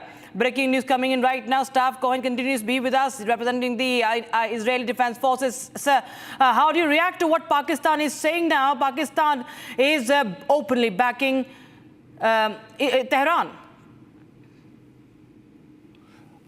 Mr. Cohen, can you hear me? Okay, I'll just go across to Major G.D. Bakshi. Sir, well, clearly we see that I think favorite field marshal is going against United States. That favorite field marshal had also signed a pact with Saudi Arabia that any attack on Saudi Arabia would be an attack on Pakistan. So I don't see him taking up cudgels against Iran. What is he going to do? I mean, this whole thing was a overplayed joke. And now the Pakistani field marshal, alias failed marshal, is hoisted with his own petard. What is he going to do? Fire off missiles on Iran? Is he going to fire nukes? He is condemning the United States. And he had gone and sat in Donald Trump's lap. 3 visits in 3 months to Washington, D.C., armed with a suitcase full of so-called rare earth and copper and tungsten, etc., as a traveling salesman. So he seems to have had a change of heart, man. Right. Absolutely. Well, we are just going to play out another visual, and I'll go across to Mr. Cohen, who will be just joining us here. There are 28 buses at least that have caught fire because of the Iranian strikes. That's the latest update we're getting in right now. We'll just play out that video. 28 buses, dramatic visuals, 28 buses burned in Tel Aviv. This is right from Tel Aviv, as you can see, all charred. 28 buses, all in line, charred due to the Iranian missile strike. Breaking news coming in. Just put that audio up if you could understand what's happening on ground.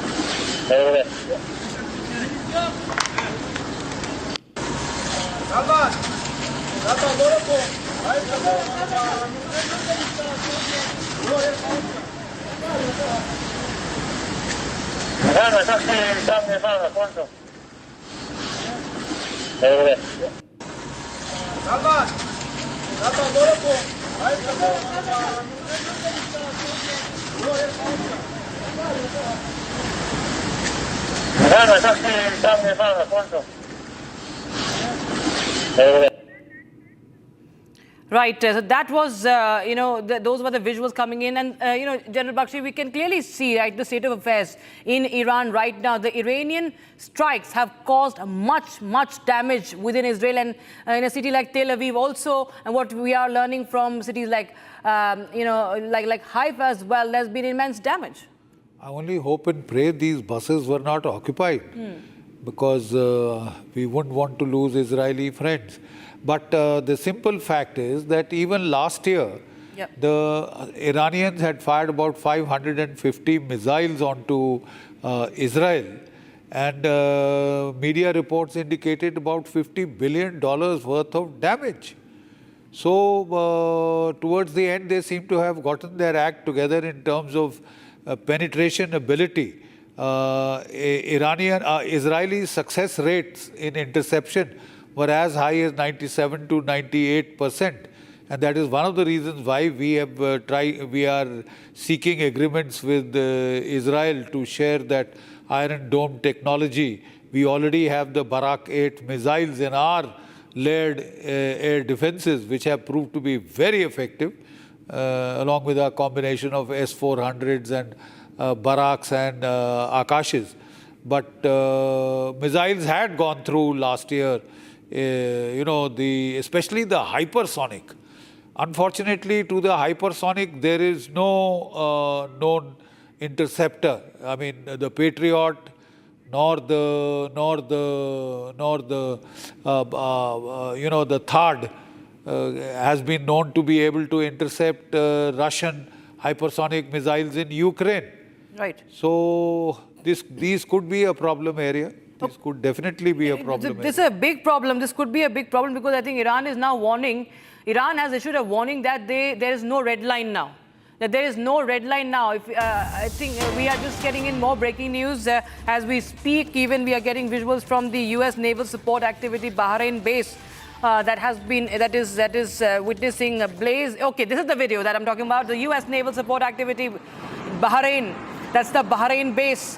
It's on fire. You can see that mammoth plume of smoke there. You can see the extent, the scale, and the magnitude of that strike. That's the Bahrain base, and there's massive damage. What we understand, it's on fire after the strikes from Iran. That's the breaking news we have right now. Exclusive footage on Republic TV coming in from the Bahrain base, and as we speak, there are more and more such visuals that have come in from different locations across West Asia.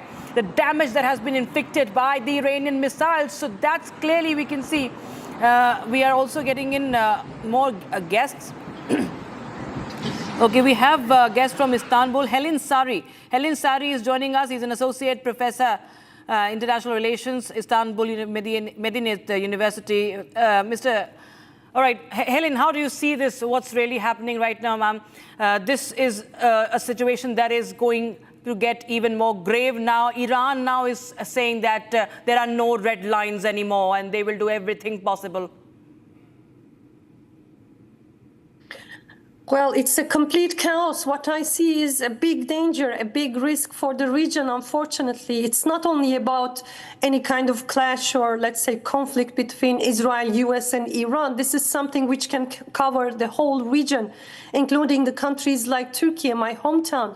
So we have to be very careful at that moment because it's a delicate situation in which all sides should really be rational, think in detail, plan for the future cleverly, because for the countries like Israel, unfortunately, sometimes they are being nourished from tension, they are being nourished from harsh politics supported by military means. But this is the last thing that we need in this region. I mean, I'm from Turkey, and I can see as an international relations associate professor that we do not need any more tension, any more chaos for our future. So every side, all counterparts should be really clever about what they are doing. Where do you see this, now spilling over? How do you see the other forces in West Asia reacting now, ma'am? Even if you can just give some more context from Turkey also. Well, what I see from the Turkish side is that quite in harmony with the traditional Turkish foreign policy approach, that Turkey is really calm and trying to be careful about what it says, what it does. At that moment, I think it's in a kind of wait-and-see moment. But for the Gulf countries, this is not the same thing, as they are being attacked by Iran at the moment, as they have American bases. Turkey also has American bases, but it would be a big, let's say, step if Iran does the same thing against Iran. I don't think that against Turkey, I don't think that Iran can venture that. I don't think that Iran can attack the American forces, American bases inside Turkish territories, but it does. Iran, Tehran does that against the Gulf countries, which are smaller, in smaller scale compared to Turkey. So for that reason, I believe that there is a kind of balance, traditional balance in terms of Iranian-Turkish relations, and both sides are trying to be really careful about protecting this balance. But the tension regarding the Gulf countries, Gulf Arab countries, it's quite high at the moment. As Jordan also quite recently underlined that it is intercepting the missiles from Iran. So almost whole Middle East is somehow under attack and in quite a big risk at the moment. Right. Just stay on with us. We are just getting in some breaking news, and that's about what Iran has said is the latest warning. Iran declaring there's no red lines in the war. No red lines in the war. That's a very, very serious statement that we are getting in right now from Iran, saying everything is possible now, including responses that were not previously considered. What, in your understanding, Ms. Helen, does Iran mean when it says responses that were not previously considered? Exactly. Iran is such a big country in terms of territory and in terms of its civilizational understanding. So we cannot compare Iran with the countries like Syria or Iraq, which, in my point of view, had been, let's say, established artificially, especially by the Western powers. So I don't see Iran equal to Iraq or Syria or some of the other Middle Eastern countries, especially those in the Gulf. So what I see from Iran is that when they say that there's no red line, they can venture many things which are unexpected. But again, I also would like to underline that hopefully this will not cover any attack against Turkey. Turkey is a traditional Western ally. It's a part of the NATO alliance. Right. So it would be a big, big risk to attack a country like Turkey. Regarding the rest of the Middle East, unfortunately, as I said, a big risk is going on. As Iran says, there's no red line. So I don't think that the Iranian side would take any steps backwards. They will somehow further their steps. They will force for the extremes because despite the continuing negotiations, peace negotiations regarding the future of the nuclear deal, the United States and Israel didn't find that enough, and they moved on militarily against Iran. Right. Mr. Magmar, what do you understand from Iran's latest statement that the red lines, there are no red lines anymore, and they will consider options that they have not considered before?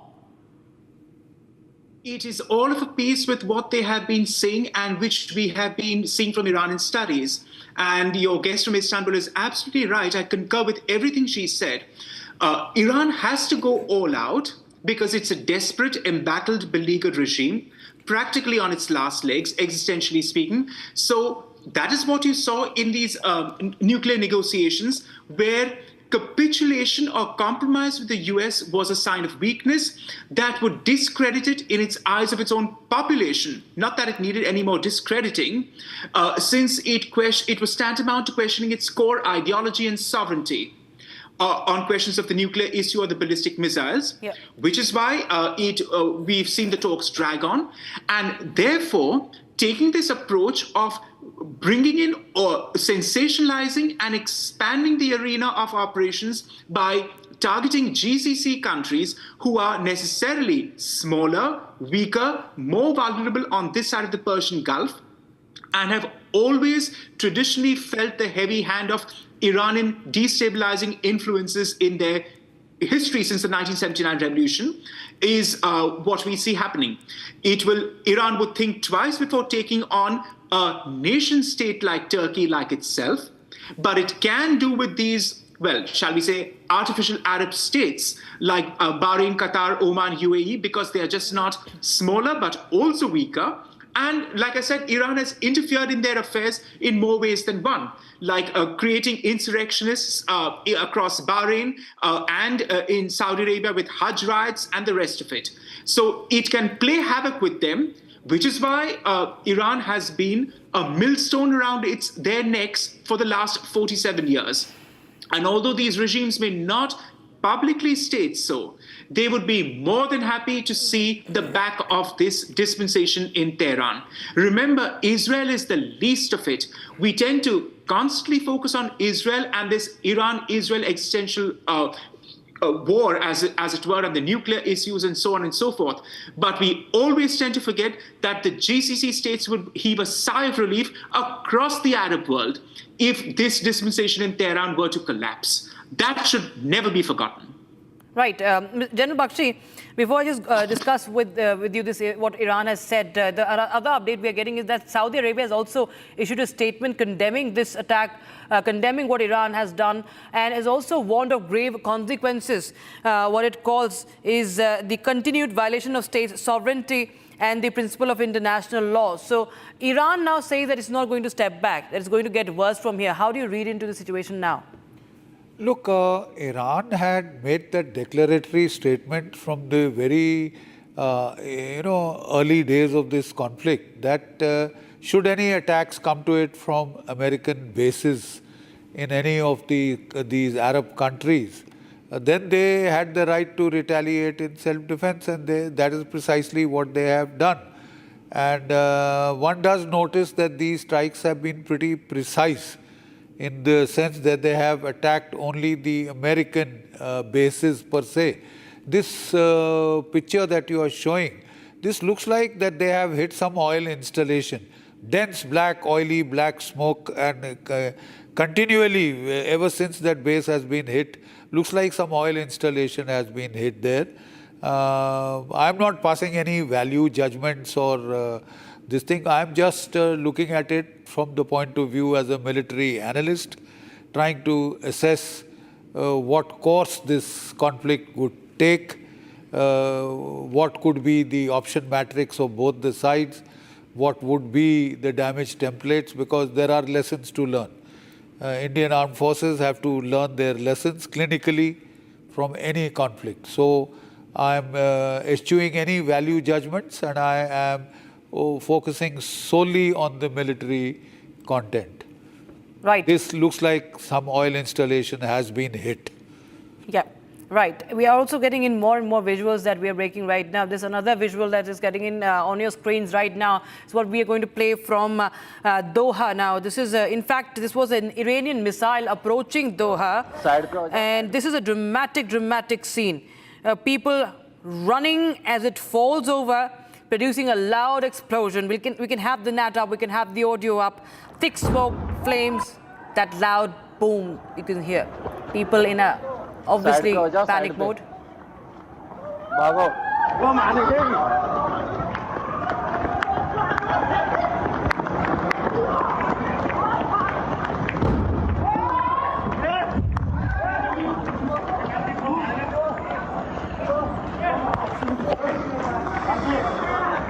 Oh my God.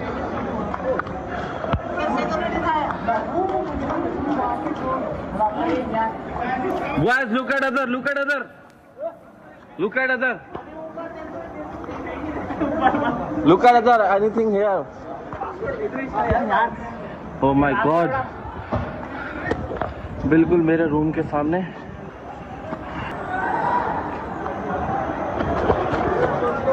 Side पे हो जाओ, side पे भागो.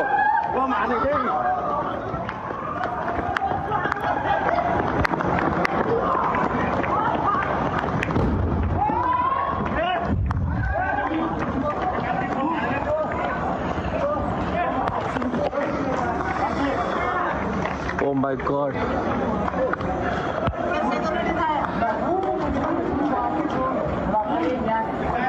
Guys, look at other.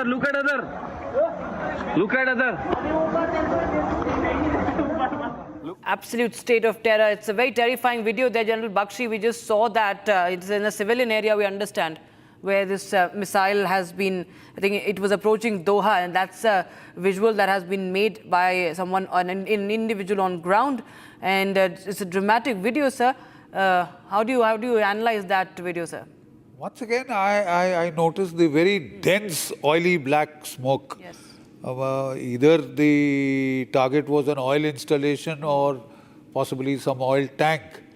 because when we had hit the Karachi harbor in 1971, our Navy and Air Force combined attack, we had oil plumes like this, black, jet black, oily, and continuing for a very long time. That's all that one can say. But the Iranians are hitting back. Yes. Unfortunately, but that is it. In fact, an Iranian student has also been killed in a missile attack. This happened in Abiq in Iran. We'll just play that video out where there was, it's a photograph in fact where we see, of course, there's very little information that is coming in from Iran. But yes, the latest we have is that an Iranian student has been killed in one of the strikes amidst the aggression that continues there. This is the footage you can see, there's been blood spilled. And of course, we advise viewers discretion on that. This disturbing visual there. You can see one person lying on the ground and people surrounding him. This is a student, what we understand. It's a student, as per reports, who was killed in this missile attack on Abiq in Iran amid the Israeli-US Iran-Israel-US aggression that is continuing right now. So yes, we can see that even in civilian areas, General Bakshi, that these strikes are inflicting damage. They certainly are. They certainly are. But the sad part is that from the looks of it, this is going to continue for a couple of days now. Initially, there was talk that, in the Iraq campaign of 2003, the American bombing campaign had continued for almost 48 days around that period. There were 6 American aircraft carrier battle groups in that region then, 6. Today there are 2, and the weapon stockpiles are not sufficient to last more than 10 days. So quite obviously, beyond 10 days, both sides would have fired off what they have, and hopefully peace will descend. But if the Iranians carry out their threat of the closure of the Straits of Hormuz, well, then I'm afraid the global economy is in for trouble. We are heading for a global recession. If the price of oil shoots up to $120, $150, $200 a barrel, all countries are going to suffer. The global economy is going to suffer, including the economy of the United States, of China, of Europe. So we do hope that better sense will prevail. And like I said, India is one country which has good relations both with Israel and Iran. Frankly, we are well placed now to have a ceasefire for Donald Trump rather than the other way around, as he has been claiming. Right. I'll just go across to Helen again. She's live from Istanbul. Helen, well, these are multiple visuals that we're getting in. An absolute state of terror you can see on ground. You see the civilian casualty in Iran. There's a student who's killed in a strike. In Doha, you can see a missile when it's approaching Doha in Qatar. There's absolute terror, chaos, and we saw people running for life, running for cover there. And, this situation is quickly unfolding, and it could be even worse than what we have just seen, because even in Iran, we do not know, because it's very controlled. The internet has been a long time snapped out. We do not know what's the situation in Iran, but anything that you're learning from your side, and how do you analyze what's happening and what's really going to happen next? Because we understand that this is escalating now, and there are multiple countries now involved. At least 6 countries are under attack. Exactly. So this is a kind of, let's say, controlled tension by the United States and Israel, trying to push Iran to make many more concessions at the table, which they couldn't get up until now. But as far as I know, Iran is not such a country that you can easily make bow to the Western interests, let's say. I mean, we are talking about Israel, which is a country that is totally being denied by Iran. Iran somehow thinks that Israel is null and void. It's not existing at all. So how can we expect Israel or the United States, a close ally of this country, a big protector of this country, let's say, to make Iran bow other than military means. I mean, they are making calls to the Iranian nation to topple their regime, which is unfair, which is not clever, because we know the other stories in Iraq, in Afghanistan, in Vietnam, in the past, in which the United States failed. I mean, it's easy to topple regimes, but the biggest game, biggest challenge starts after toppling the regimes, because the West, especially the United States, is not and has not been capable of establishing new, healthy, durable regimes for the future. They couldn't do that in Iraq, unfortunately. They couldn't do that in Afghanistan. They couldn't reach their targets. So how can we expect these two countries to persuade the Iranians to go out to the streets and try to topple their regime?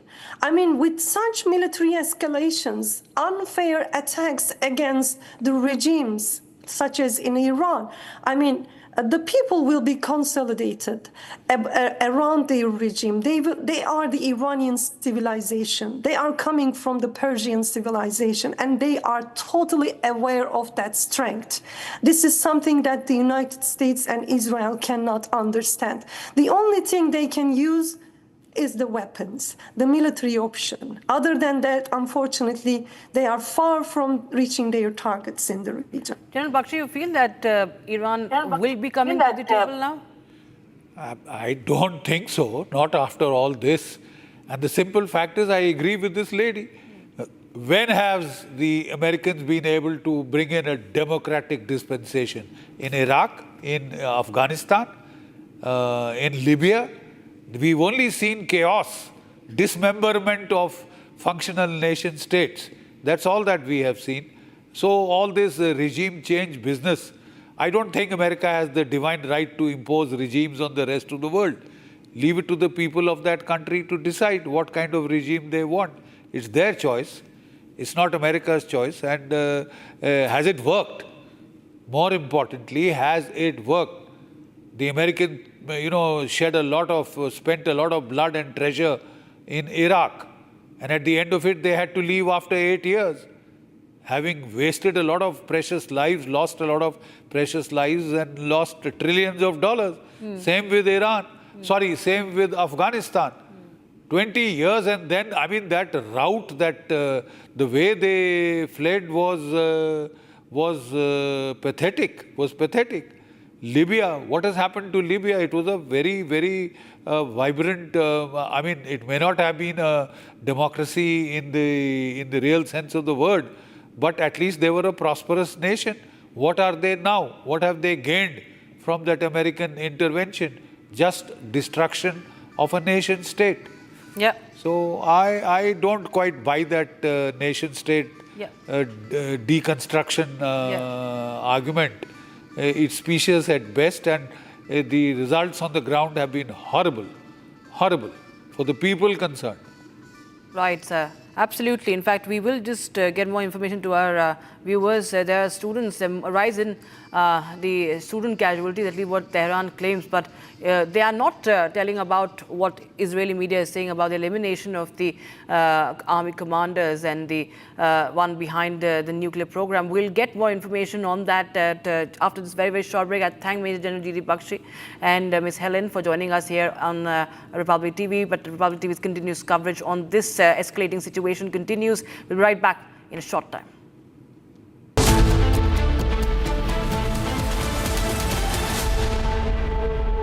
Pure सूजी pasta उबालो मिलाओ और खाओ 8 minute में तैयार क्या taste है सबका राजा हार्डकोर मसाला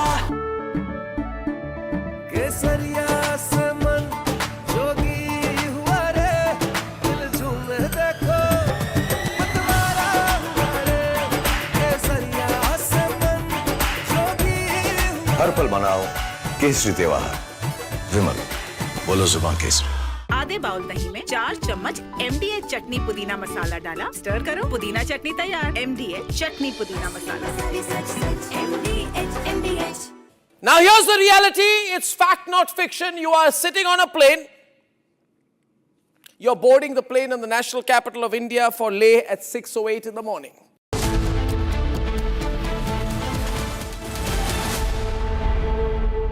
थोड़े में ज्यादा स्वाद ये तो है इसकी खास बात। वाओ मम्मा, क्या स्वाद है? अरे मेरी राजा, सबका राजा और प्योर मसाला।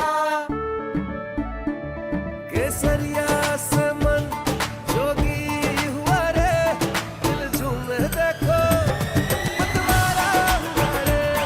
केसरिया से मन जोगी हुआ। हर पल मनाओ केसरी त्योहार। विमल, बोलो जुबान केसरी। MDH की देगी मिर्च, देगी मिर्च का तड़का, अंग अंग फड़का। MDH की देगी मिर्च।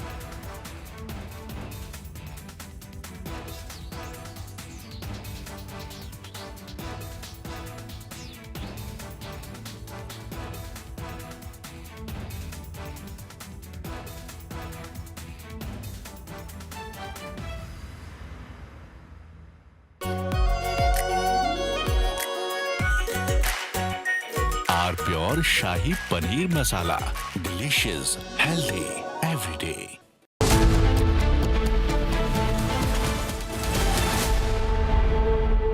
ये है सीक्रेट रेसिपी MDH का जीरा सिप जल जीरा मसाला। सिप सिप जीरा सिप MDH का जल और जीरा सिप MDH का जल जीरा SIP.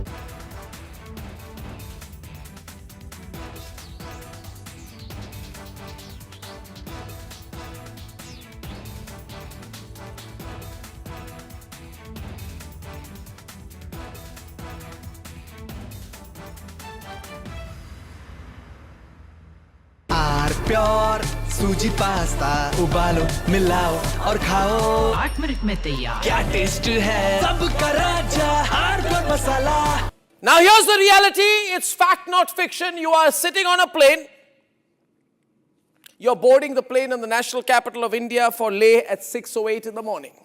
It's a SpiceJet plane. 6 minutes into the take, against the backdrop of daybreak and a beautiful sunrise, you suddenly look.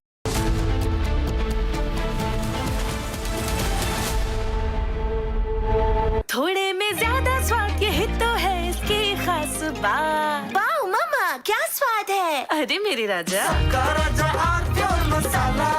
MDH की हल्दी मिर्ची धनिया करे कमाल। ये रंग दे, ये खुशबू दे, ये तीखा, ये कम पड़े। क्या निराला MDH masala.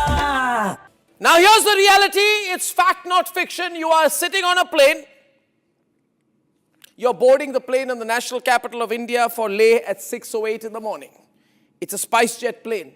6 minutes into the take, against the backdrop of daybreak and a beautiful sunrise, you suddenly look to your right towards the wings and you see the flames of fire on the wings of the plane. Your plane is on fire. Ladies and gentlemen, these are real visuals. This is the reality that the Civil Aviation Minister does not want you to see. This is the reality SpiceJet does not want you to see. This is the reality DGCA does not want you to see. Because at the cockpit, at that very moment while you're sitting in the plane, there are calls of Mayday, Mayday, Mayday, Mayday. That is a flight emergency. The flight circles back. There's engine failure in one of the engines, lands at 6:49 p.m. Ladies and gentlemen, and as you get off.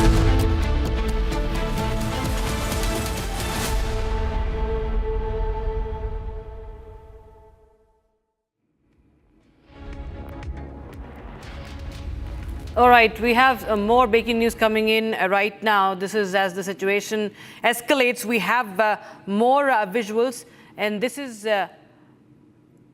from. Okay, multiple visuals are coming in. We'll just put a location. Okay, we're getting in some breaking news. Students have also been killed in Iran, what we understand. And one of the Oman foreign minister is also, okay, we have a reaction from Donald Trump also, what Donald Trump said about this operation. Please take a listen into that.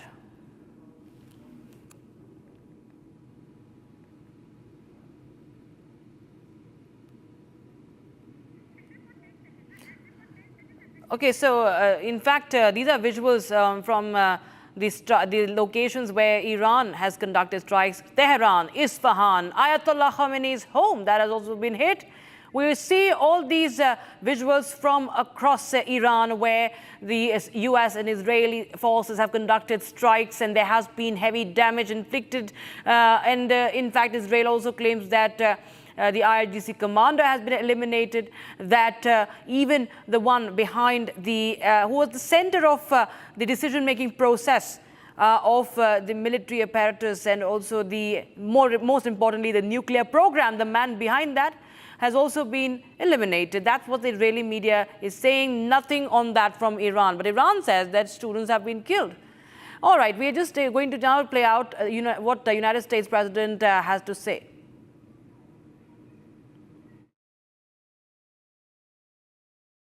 Time ago, the United States military began major combat operations in Iran.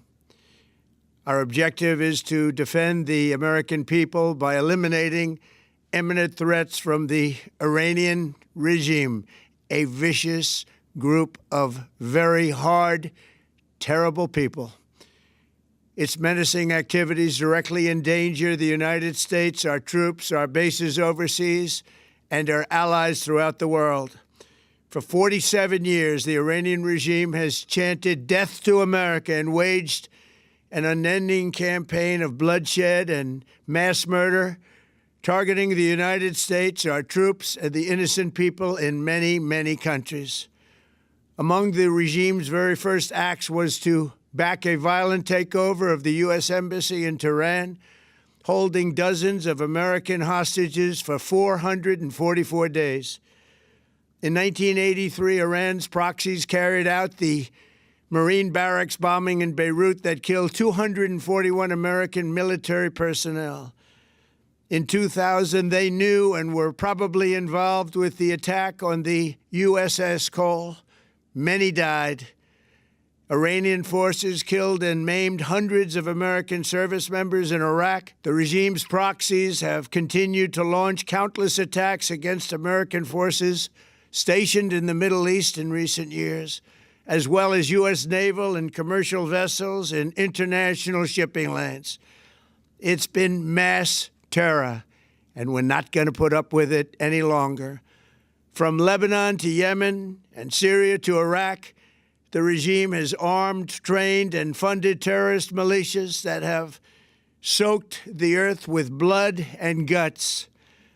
And it was Iran's proxy, Hamas, that launched the monstrous October 7th attacks on Israel, slaughtering more than 1,000 innocent people, including 46 Americans, while taking 12 of our citizens hostage. It was brutal, something like the world has never seen before.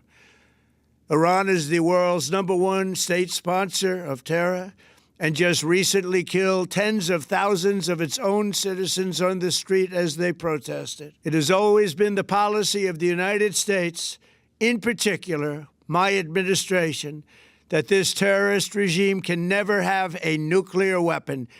I'll say it again, they can never have a nuclear weapon.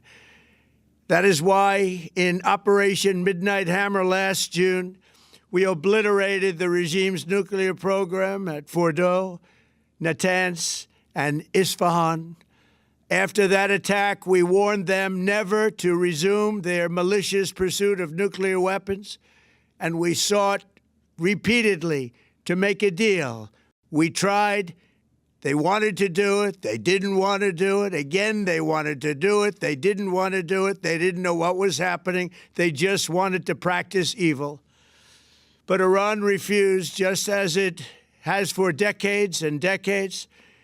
They've rejected every opportunity to renounce their nuclear ambitions, and we can't take it anymore.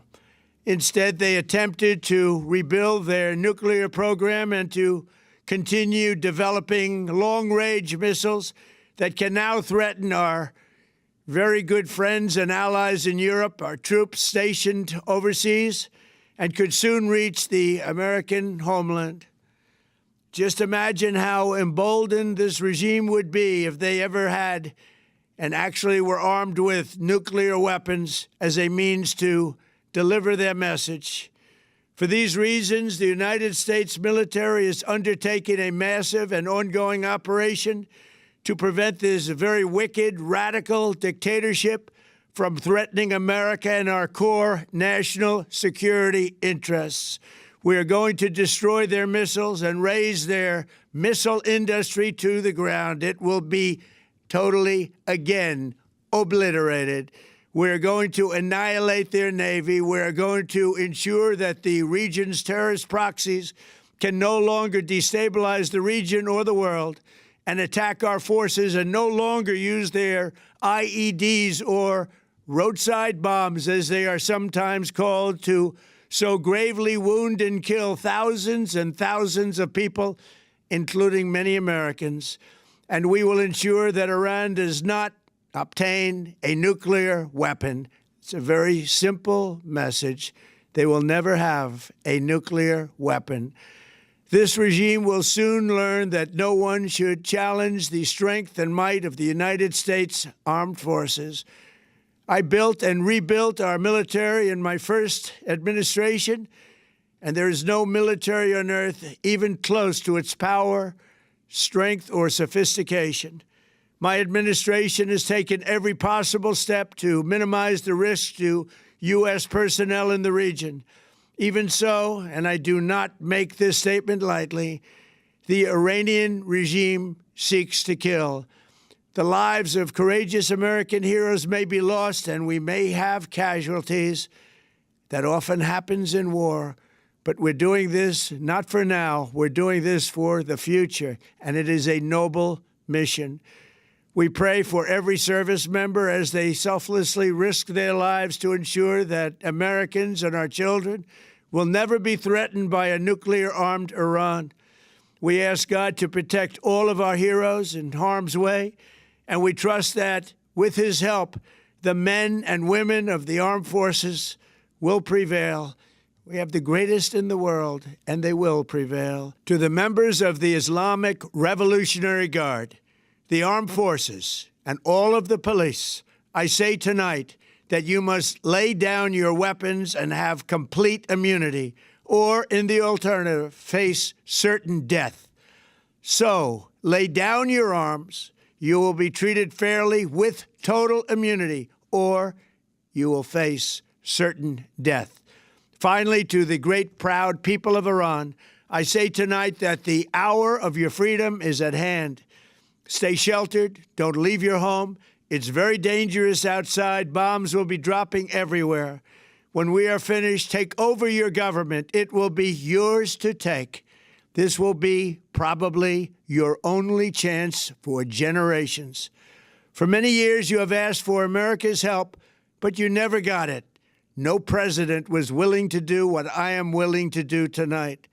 Now you have a president who is giving you what you want. So let's see how you respond. America is backing you with overwhelming strength and devastating force. Now is the time to seize control of your destiny and to unleash the prosperous and glorious future that is close within your reach. This is the moment for action. Do not let it pass.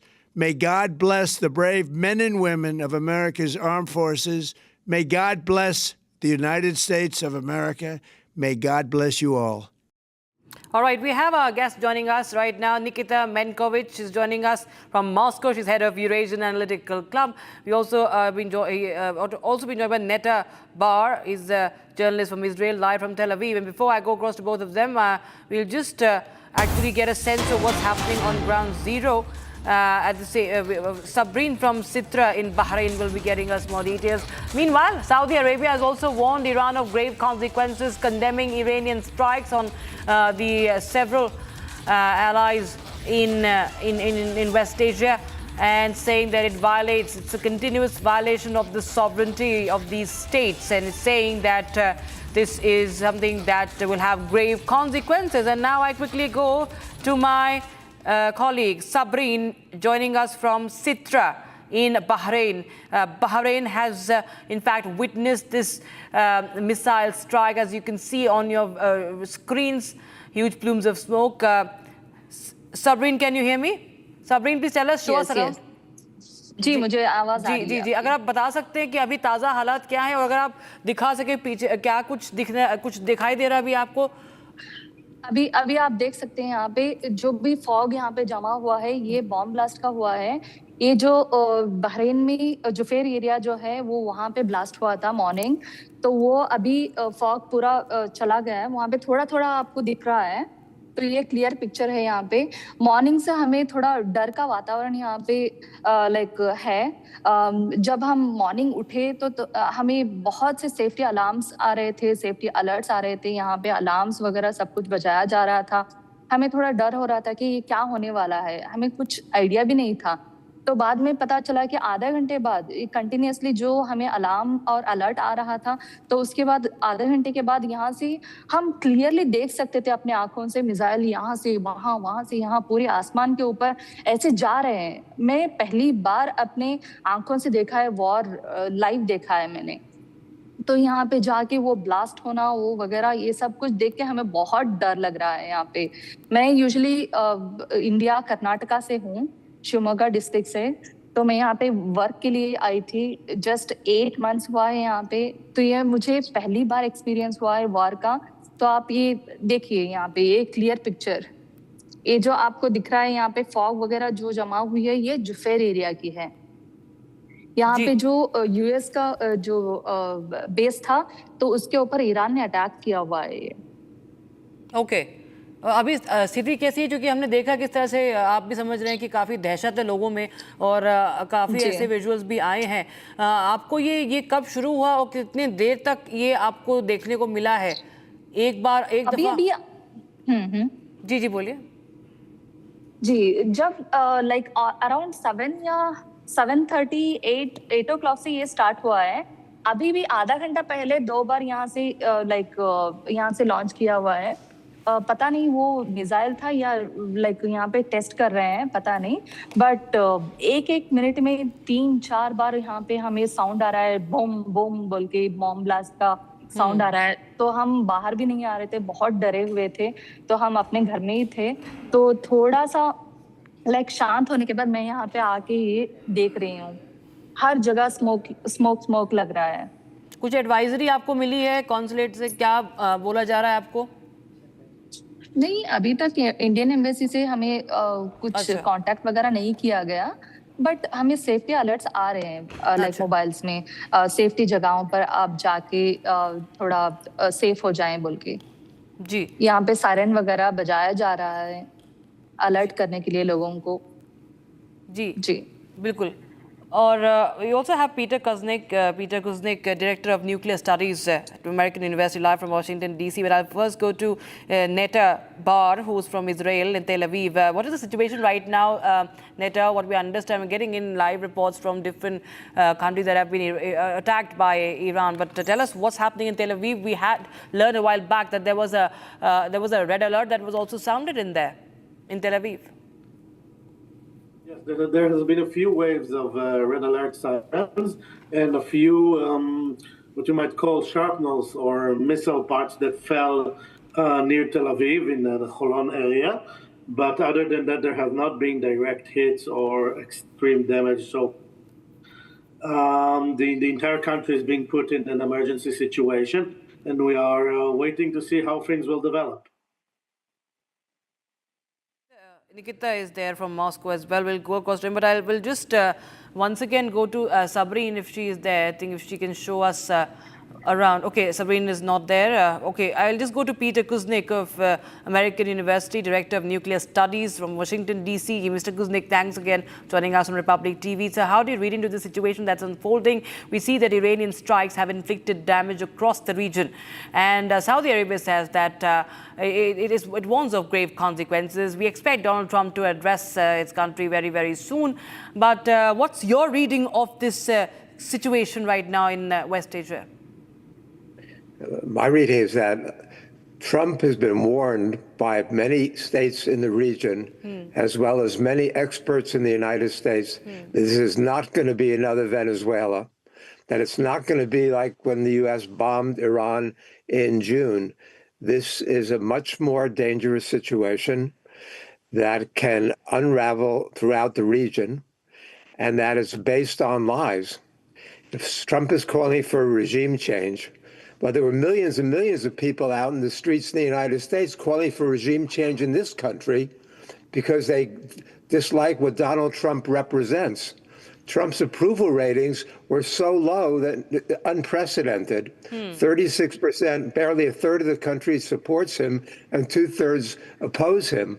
And the latest revelations from the Epstein files are allegations from two 13-year-olds that he sexually assaulted them. So that's coming out. His tariff program has been rejected by the U.S. Supreme Court. So Trump needed desperately to change the focus of the American people. This is partly a war of distraction, but the consequences could be horrific. So he lied about it. He says that Iran is trying to build a bomb, a nuclear bomb. There's no evidence to support that. He said Iran has begun reprocessing fuel again. No evidence to support that. He said Iran is trying to build missiles that will hit the United States. No evidence to support that. Once again, the United States is being lied into a war. Like the United States was lied into Vietnam, like the United States was lied into Iraq, like the United States was lied into Libya. I mean, Americans are sick of this, and Trump's base, his MAGA base, supported him in part because he said no more forever wars. That the United States was not going to be attacking countries around the world. And now he's doing this in a way that is very, very dangerous. Yes. Yeah, strong words there, Mr. Kuznick, from you on the American position. I think, in a way, that's how strong the American democracy also is, that you can be there, you can be in Washington, D.C., and take a strong position there. I believe we have Nikita wanting to come in on this. Nikita. Nice to hear you. But of course, the topic isn't nice at all. We're here to discuss a terrible act of the international terrorism committed by United States of America. Again, they attacked independent country, Iran, and they started to kill civilians. In city of Minab, they killed 35 children in local school, attacked by United States rockets. It means that, in fact, forget about all these Trump fairy tales, they are fighting not against regime. They are not fighting not against the nuclear program. They are fighting from the Iran people who want to be independent, who want to be free. It is not American or Israel business what kind of political system is in Iran. It is Iranians' business. And in this situation of aggression and terrorist attacks, we should understand, we, Russian people, Indian people, China people, or anybody else, we could be next target of this terrible attack. We should cooperate and finally stop American butchers and attacking countries one by one because they just don't like something. Because those presidents pretend to be more popular, killing children in Iran. It is no possibility of negotiation with terrorists. We should fight back from American aggression. All right, Nikita, we have breaking news coming in. We have the latest reaction coming in from Tehran. Iran's foreign minister has said that this is Arakshi posting saying, I quote, Netanyahu and Trump's war on Iran is wholly unprovoked, illegal and illegitimate. Trump has turned America first into Israel first, which always means America last. Our powerful armed forces are prepared for this day and will teach the aggressors the lesson they deserve. Another warning coming in from Tehran. Abhishek. Well, yes, and I think it's really building up. It's not dying down anytime soon. Remember, this is the day one, and within a couple of hours, we had Iranian retaliatory strikes of the kind that we had seen on the penultimate day of the last war, which went on for 12 days. Okay, let's go to Neta Bar on that note, journalist joining us from Israel. Neta, coming to you as we wait for Ambassador Ron Malka to join us just in a bit. Is this Israel's war or is this the American war now? I mean, has it become American war for some reasons, as Peter Kuznick was explaining, if you were listening to that? Of course it is Israel's war. For more than 2 decades, Iran has been arming, has been funding, and has been building forces of destruction around Israel. It has done the same thing with American presence in the region. Iran is a destabilizing element in the Middle East. Its corrupt and cruel regime has killed thousands of its citizens in the last month alone. I don't want to argue about the numbers, and I will not. And nobody in this world should take the words of the representative of Moscow, who's running a genocidal war in Ukraine and telling us that the United States is the enemy of the world. I mean, this is beyond ridiculous. This is beyond preposterous. And I wish for the Iranian people that this war will be its last, and that it will finally, after almost 5 decades of oppression, be led to have a government that represents them and not a bunch of religious mullahs who do whatever they want with no accountability whatsoever. Okay, I think... And Slava Ukraine. Yeah, okay. We have Ambassador Ron Malka with us, joining us for this broadcast. Very good afternoon to you, Ambassador Malka, and thank you for joining us. Just a couple of days back, we were together on a broadcast discussing Prime Minister Modi's visit to Israel and the possible stabilizing effects of that on the situation in the region.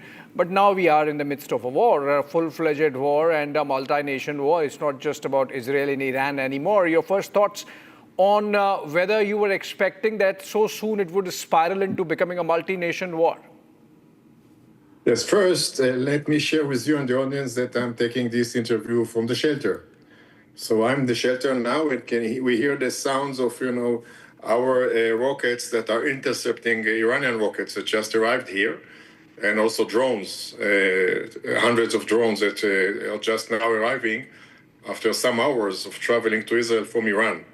So we are now in the shelters, but we feel strong, we feel safe. The Israeli people is strong, resilient. We are all united. There can never be a more justice war than this one.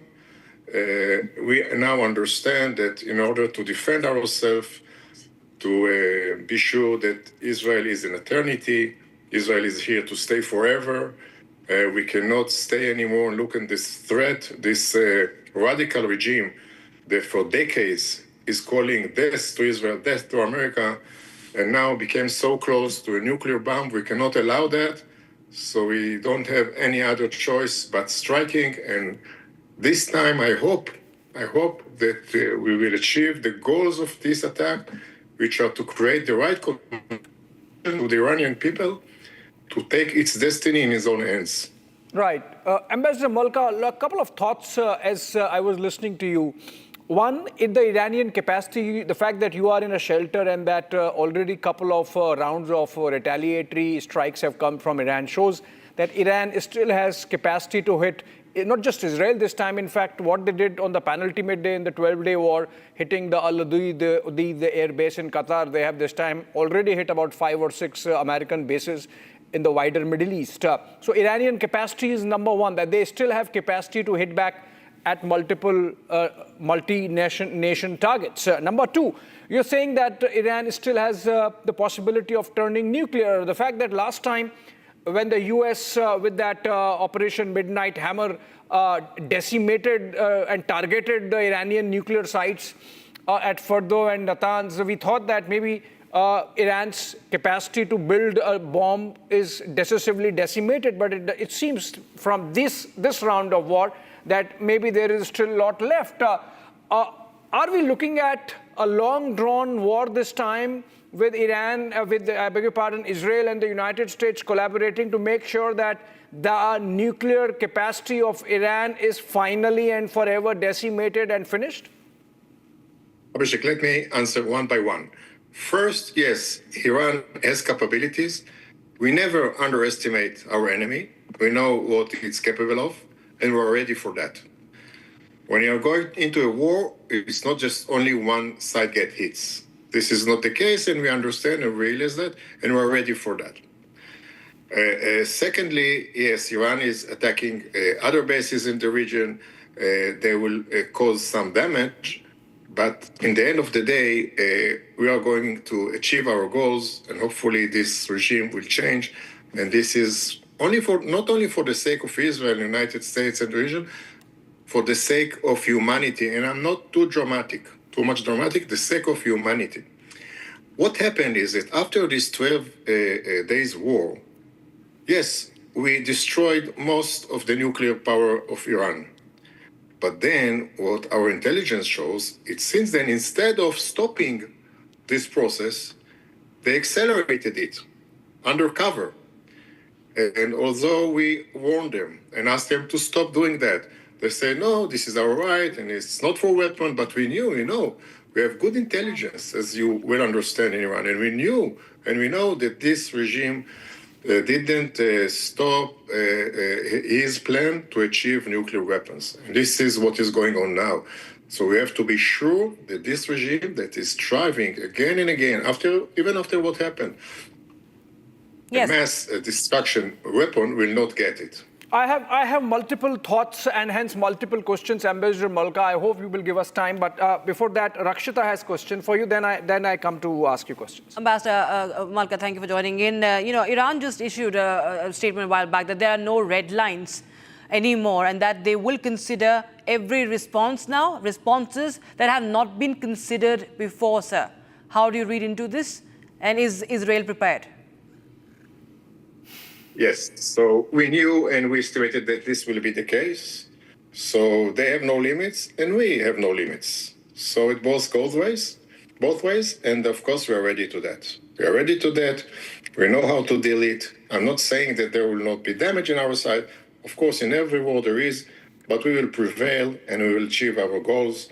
We gave very fair chance to this murderous regime that killed his own people indiscriminately, and I wish the courageous Iranian people that they will get the right conditions, as I said, to change the regime and take their own destiny in their hands. And Iran has all the ingredients to be a very successful country.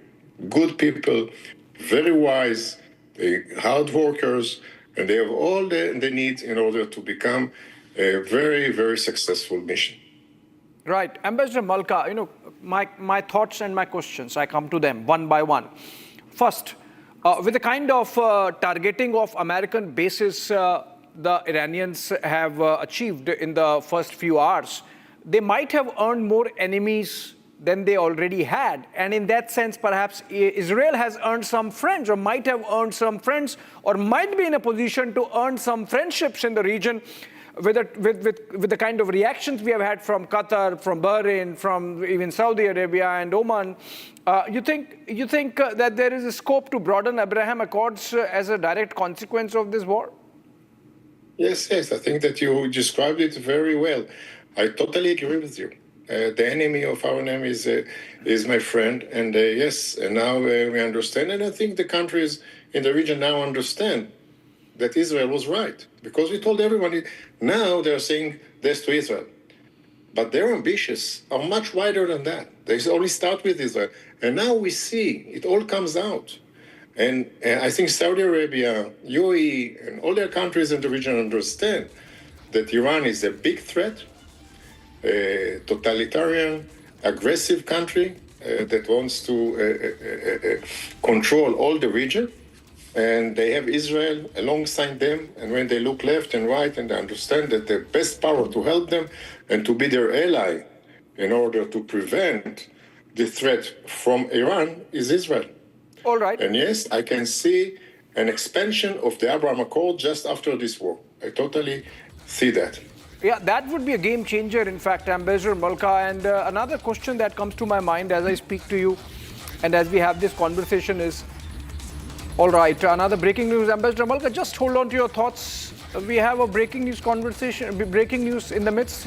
Airports alerted for possible diversions. That's, of course, a natural corollary to the kind of shutting down of airspace that's happened in the wider Middle East. But Ambassador Malka, my thoughts. You mentioned just a while back that despite Operation Midnight Hammer, the Iranians went on to rebuild their capacity for their nukes.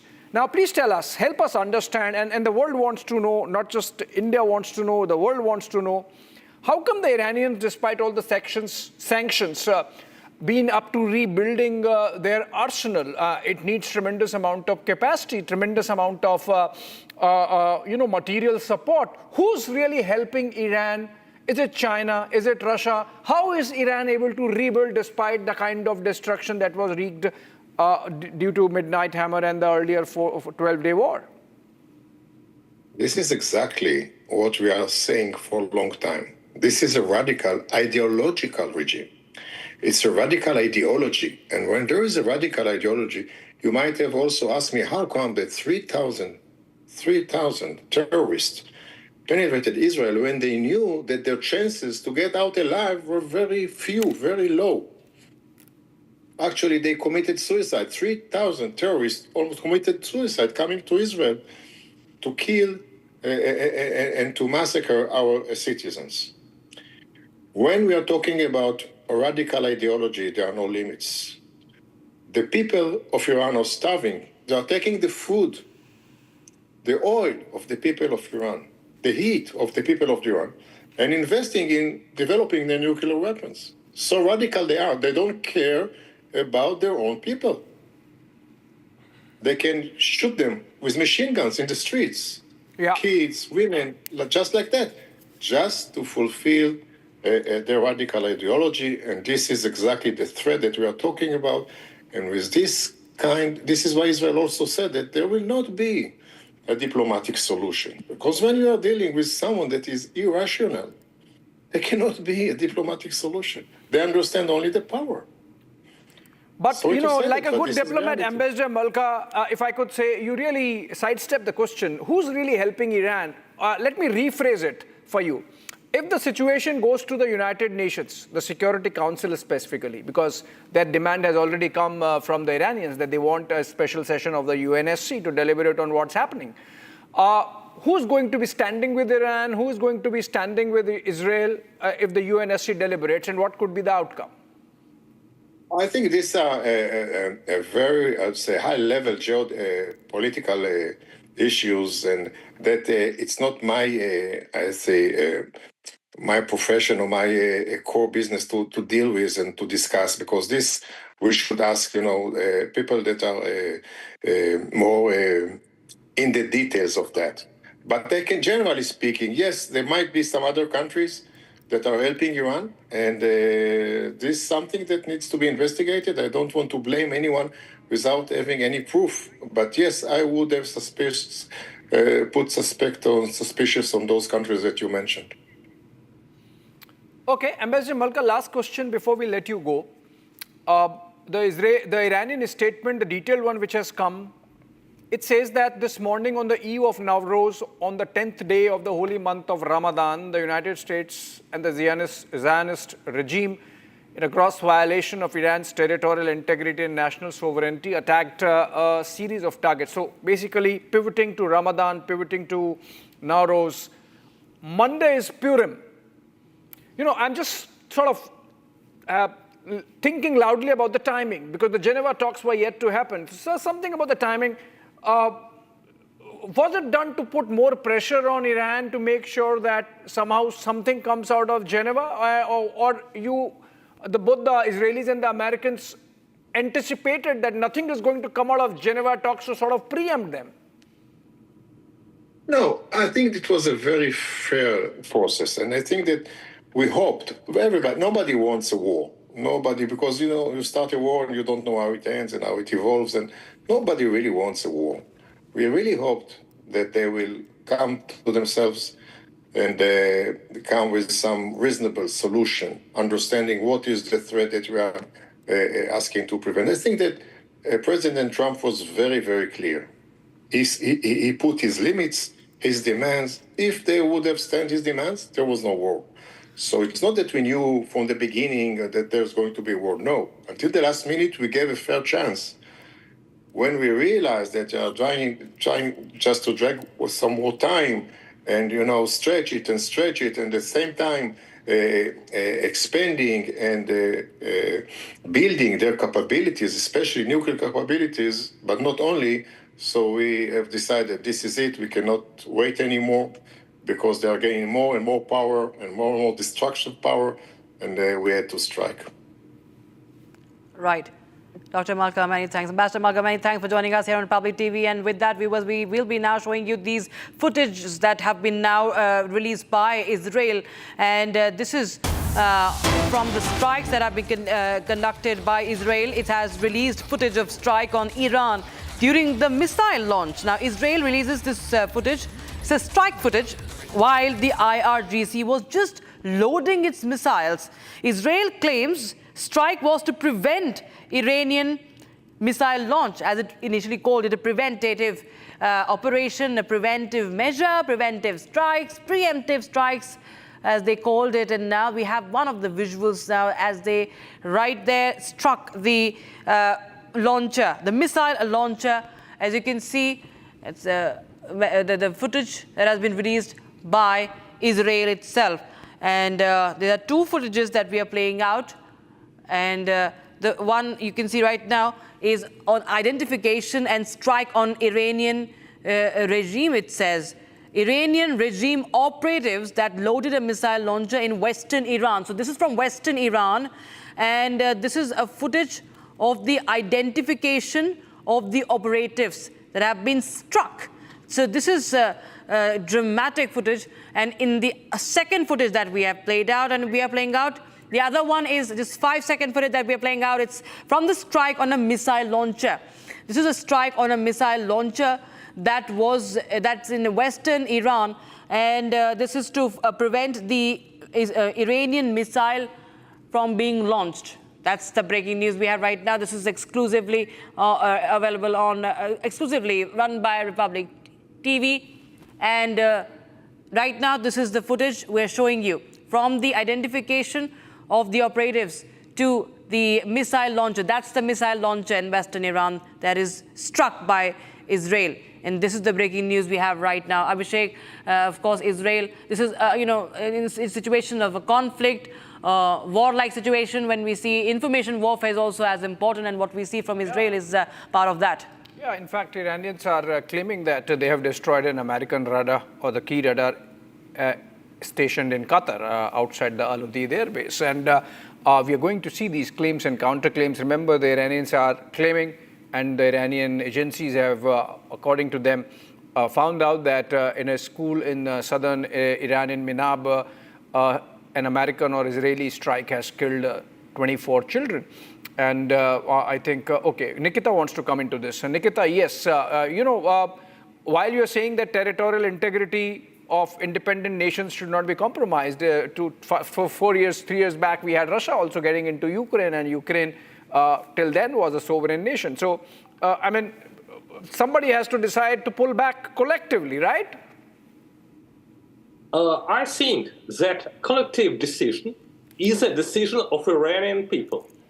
They elected those way, those constitution, and those way of life. You may accept it or not accept, liked it or not like. It is not your problem and not your business, because you are not in Iran. But another situation we see here, we saw these representatives from Jerusalem who are justifying terrorist attacks against independent country. Nobody of these guys said, we killed 30 children in Mina. It was a mistake. Nobody said sorry. Nobody say anything about it. They're just justifying killing of these children. It could be your daughter or your son. If United States or those allies from Jerusalem would think that, oh, India is doing something wrong. We don't like your constitution. We don't like your government. We want to change everything. In fact, now Iran is fighting for you and me. Because as long as American and Israelis are dealing with Iranian independent people, They have no force to attack you, your family, your house. It is the problem. So I think we should discuss here not all these political things. We should discuss what should we in Russia and India, in other countries, do to stop United States and Israel aggression, right? To stop these butchers, to stop these terrorists. Maybe we should boycott all those business and all those goods. Maybe we should implement a kind of sanctions against United States and President Trump. It's too dangerous to just sit and watch this. It was an independent country, and the Iranian people fighting for those freedoms. It is not our problem. Is it good or bad how they live? Okay. We should do our best so that war wouldn't come to our cities, to our homes from Iran. We should stop United States. We should discuss what could be done to stop terrorist regime. It is not jokes. It is not propaganda. It is your life. Your son or your daughter is going to be next after children killed in Mina if you would not do something to stop America. It is your duty. It is your future. It is your children. Understand it, please. Do something. Don't be just a watcher. All right. Haifa has been under attack. Many places in Israel have been under attack. It's not just a one-way street. So while the Iranians have been hit, Iranians have also retaliated. President Trump's new statement. Do we have new statement? Do we have new statement of President Trump? Okay, we are getting a new statement statement from Haifa. Yeah. Okay, these are statements from Haifa, but Rakshita, we also have a new statement from President Trump. Let's get to that in the soonest possible time. But in the meanwhile, let me go to Peter Kuznick. He's continuing to be with us from the United States. A very early morning there, Peter. And again, in the midnight, we have seen the United States launching its strikes against Iran. Which direction you see this war heading into? Clearly, this time, both the sides are a little more prepared than earlier. So earlier it was 12-day war. The United States joined in only in the 10th day or so. But this time, from the very first go, we have the American president announcing it as a major combat operation. And it seems that this is going to be a long-drawn affair.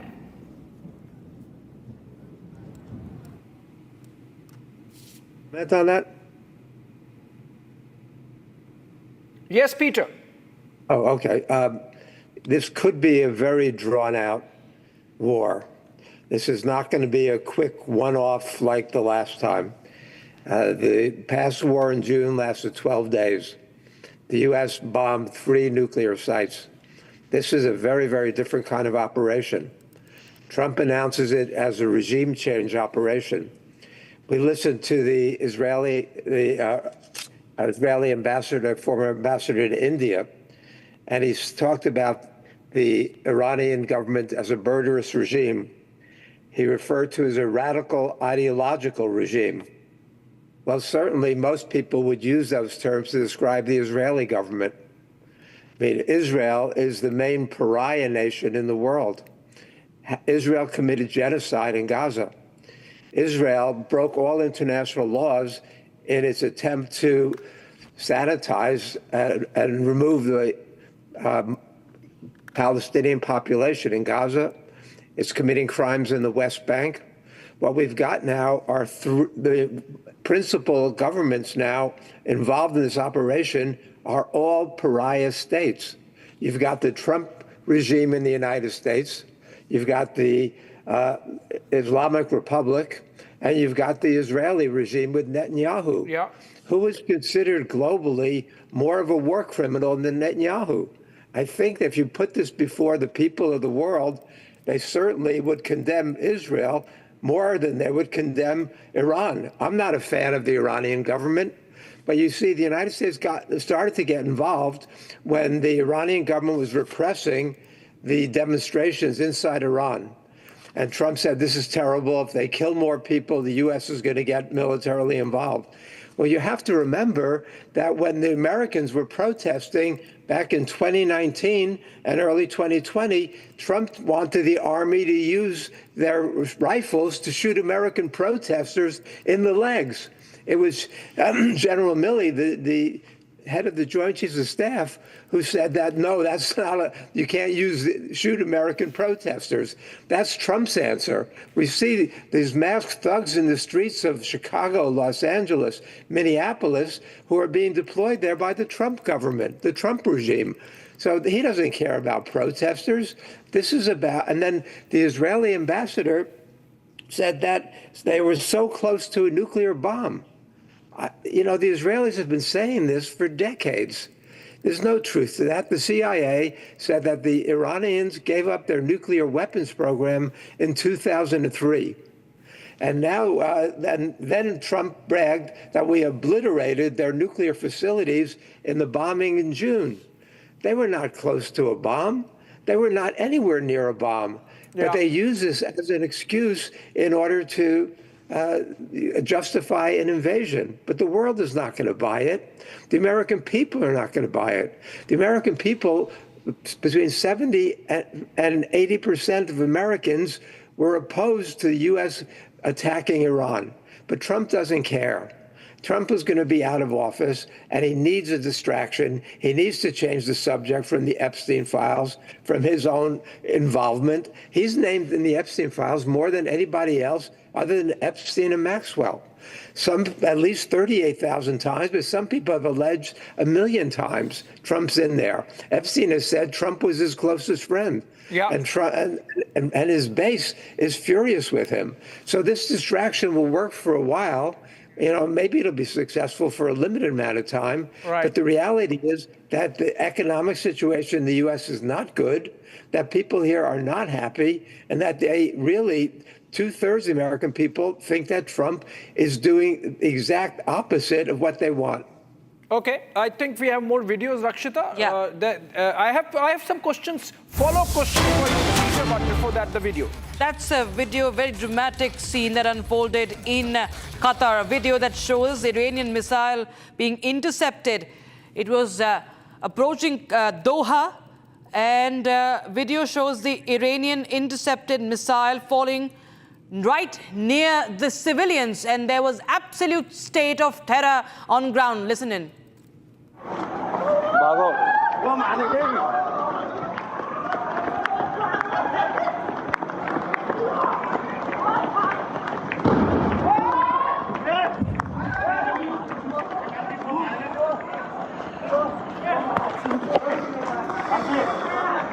Oh my God.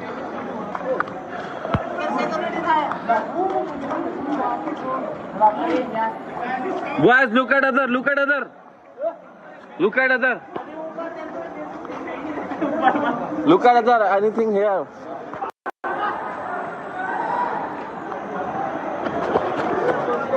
Side पे हो जाओ, side पे भागो.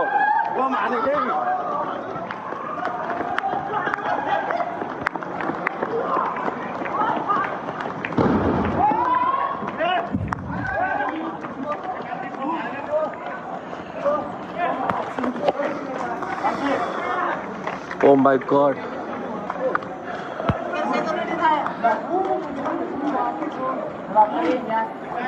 Guys, look at other, look at other.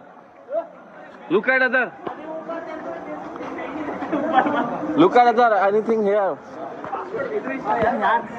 Oh my God. बिल्कुल मेरे room के सामने. या अल्लाह खैर.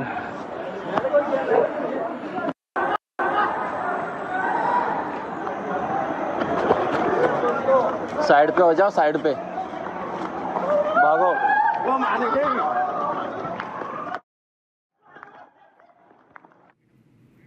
So that was the visual we just saw, and you know, these are strikes, Abhishek, near. It seemed like Indian or Pakistani or, you know, South Asian. It seems like a labor camp. They are Indians, right? Yeah, they're Indians. Okay. Yes. Yes, I'm told that they're Indians, and these are visuals that have come straight from the ground. These are raw visuals that absolutely show that what all is happening there. And this is in Qatar. and this is in Doha. This was a missile that was approaching Doha in Qatar. So this is, of course, the most important city there, and it's hitting right near civilians. That shows that everything is on alert in these countries there. And as we were just talking about the ramifications all across. Clearly, we see that Iran is actually doing what it says, that this time there are going to be no red lines, Abhishek.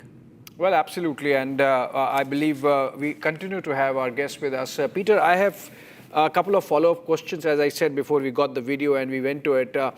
My questions are, you are saying that Iran, that the United States is going to earn enemies. But to the contrary, if you look at the regional dynamics at play, if you look at the regional reactions coming in, I think Iran has fallen into a trap. Saudi Arabia has said that they are going to join in on the side of the United States because they're not liking the manner in which Iran has targeted American interests, but breaching their territorial sovereignty. So in the case of Bahrain, so in the case of UAE.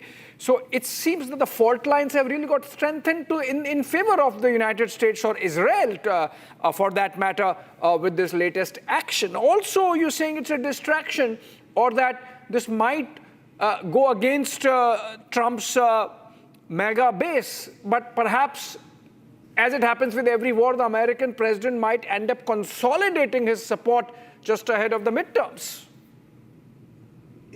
It's too far ahead of the midterms to work for that.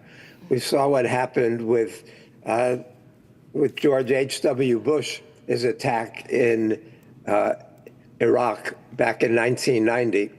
And then the defeat in 1992. You have to time these things very precisely.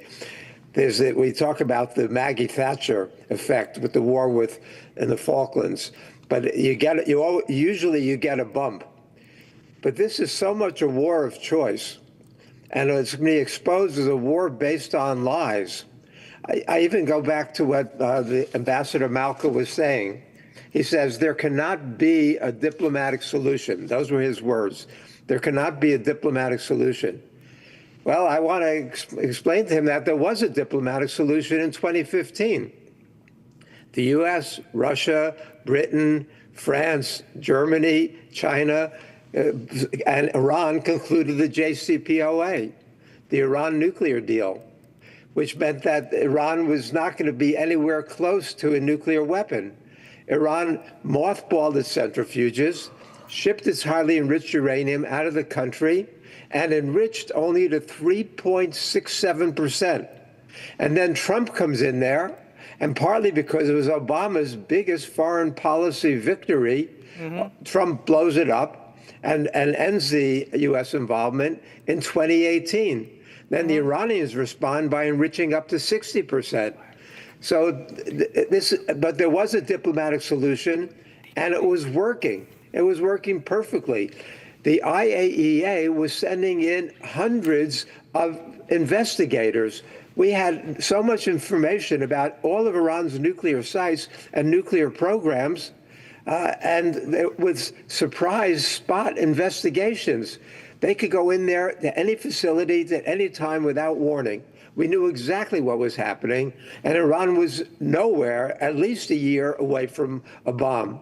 But then the U.S. ended that. That was a diplomatic solution. There could have been a diplomatic solution this time. The U.S. demands were really, really unrealistic. They said that Iran should enrich zero enrichment. Every signatory to the Non-Proliferation Treaty is allowed to enrich uranium on its own soil.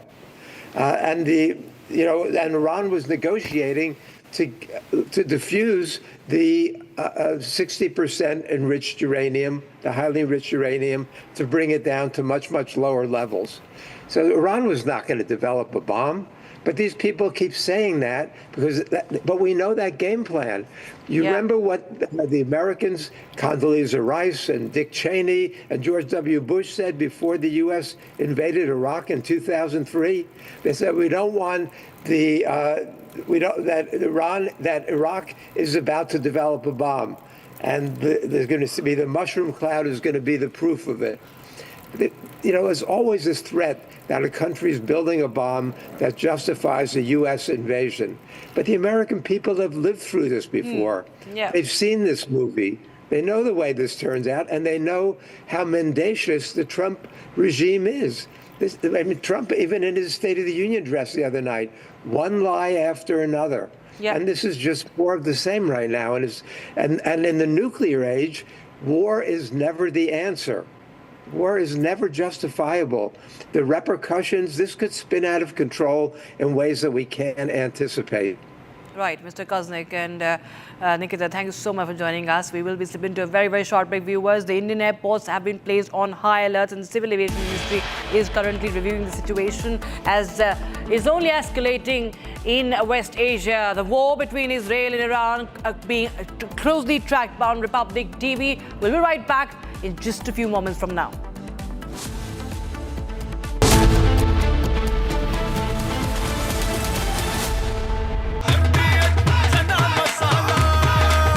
अब छोलिया हो या लोबिया, सफेद चने या काले चने, सब कुछ मजेदार बने। Amity has been ranked among the top universities globally for producing the most employable graduates by the Times Higher Education UK. Yet another testimony to Amity's excellent placement record. थोड़े में ज्यादा स्वाद यही तो है इसकी खास बात। वाओ मामा, क्या स्वाद है? अरे मेरे राजा। रानी, इस घर में कुछ है जो टूटता नहीं। ये पिलर कभी नहीं टूटेगा। रुंगटा स्टील TMT से बना। रुंगटा नहीं तो घर स्ट्रॉन्ग नहीं। रुंगटा स्टील TMT बार एकदम सॉलिड। केसरिया से मन जोगी हुआ रे, दिल झूमे देखो मतवारा हुआ रे। केसरिया से मन जोगी हुआ। हर पल मनाओ केसरी त्योहार। विमल, बोलो जुबान केसरी। ये है सीक्रेट रेसिपी MDH का जीरा सिप जल जीरा मसाला। सिप सिप जीरा सिप जीरा सिप MDH का जल जीरा सिप MDH का जल जीरा SIP.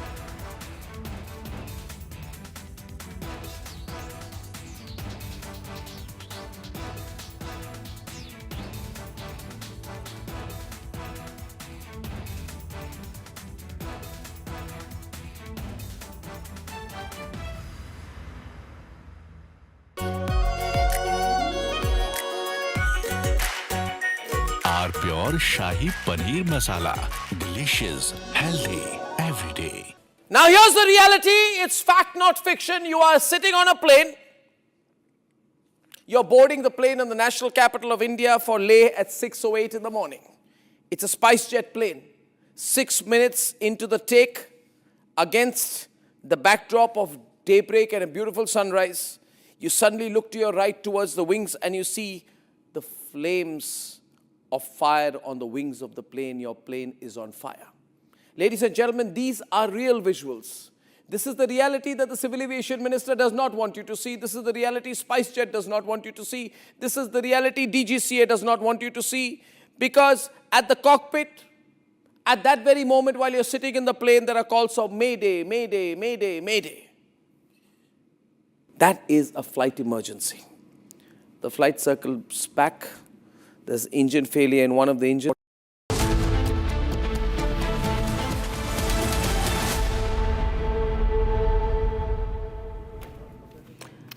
Great. Welcome back, ladies and gentlemen. We're getting in more updates from West Asia. Situation now escalating, and we have now UAE releasing some visuals, releasing pictures of interception of Iranian missiles. And the UAE is claiming that it has destroyed all Iranian missiles. That UAE has claimed missile debris fell on civilian areas. And we're just going to play out more visuals as UAE now updates that there is a fresh wave of Iranian missiles that have been now intercepted. We'll just show you that still that has been released by the United Arab Emirates. Okay, that's one. You can see this is part of that interception missile that's intercepted, and UAE says that it has destroyed all of the Iranian missiles, and that missile debris fell on civilian areas in UAE. So we do not know this, where is this exactly in UAE, but yes, this is in part of the... It's in the MBZ area and Al Falah area. No injuries have been reported. The ministry, this is a statement attributed to the Ministry of Defense of the United Arab Emirates. And I think this is something which is going to earn Iran more enemies, not that there was already animosity along the Shia-Sunni fault lines, but this seems to be strengthening it further. Joining us in the studios, General G.D. Bakshi, sir. And welcome back, sir, to the broadcast. These are pictures from the UAE. Iran has targeted American interests, but in so doing, it has possibly created escalation in anti-Iran sentiment across the wider Middle East, the Sunni Middle East, so to say, with Saudi Arabia announcing that they are going to join US efforts and this operation. General Bakshi, sir, you think that we are looking at a long-drawn affair now? Very much a long-drawn affair. It has become a regional conflict already. With the very first day, Iran has succeeded in making it a regional conflict, not just confined to Israel and Iran and the United States. It has already become regional in geographical scope. Now, it looks to me that the joint attack launched by Israel and the United States was preceded by a cyber attack, which seems to explain the slight 1 hour or 2 hours delay in the Iranian retaliation. But then the Iranian retaliation had already been decentralized. Yes, possibly the loss of the commander-in-chief, if that is true, could have delayed it by a little, but it has gone on fairly effective retaliatory strike. Looks like they have used their hypersonic missiles because the degree of accuracy was pretty high, and they have hit all the bases. There's not much collateral damage that we see in the civilian areas. They're precise hits on American military targets. Now, I think in the second phase, they are going to try the swarm tactics. Swarm tactics means swarm of drones, so that you overwhelm the air defenses.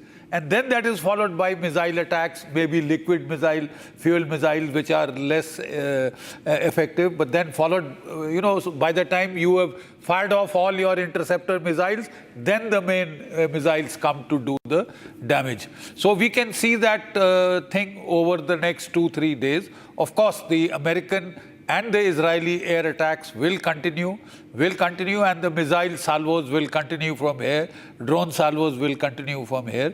An interesting dimension will be added to the whole conflict when Iran tries to strike the American battleships. Right. Whether in the Gulf of Hormuz, there are supposed to be 3 Aegis-class destroyers Bakshi, there. Sir, sorry to be interjecting, more dramatic pictures. Yeah, we'll just play out that in a short while from now. Yes, General Bakshi, please go ahead. So, like I was saying, the interesting development tomorrow, day after, would be Iranian attempts to hit the American aircraft carrier battle groups. They have their own anti-ship cruise missiles, hypersonic, anti-ship ballistic missiles. Then they have the Chinese anti-ship missiles, the C-302 supersonic anti-ship missile equivalent of our BrahMos. Then they also have, the Kinzhal missiles that the Russians are supposedly have given them. They have their own anti-ship missile batteries. They have 3,000 fast attack boats. They have 80,000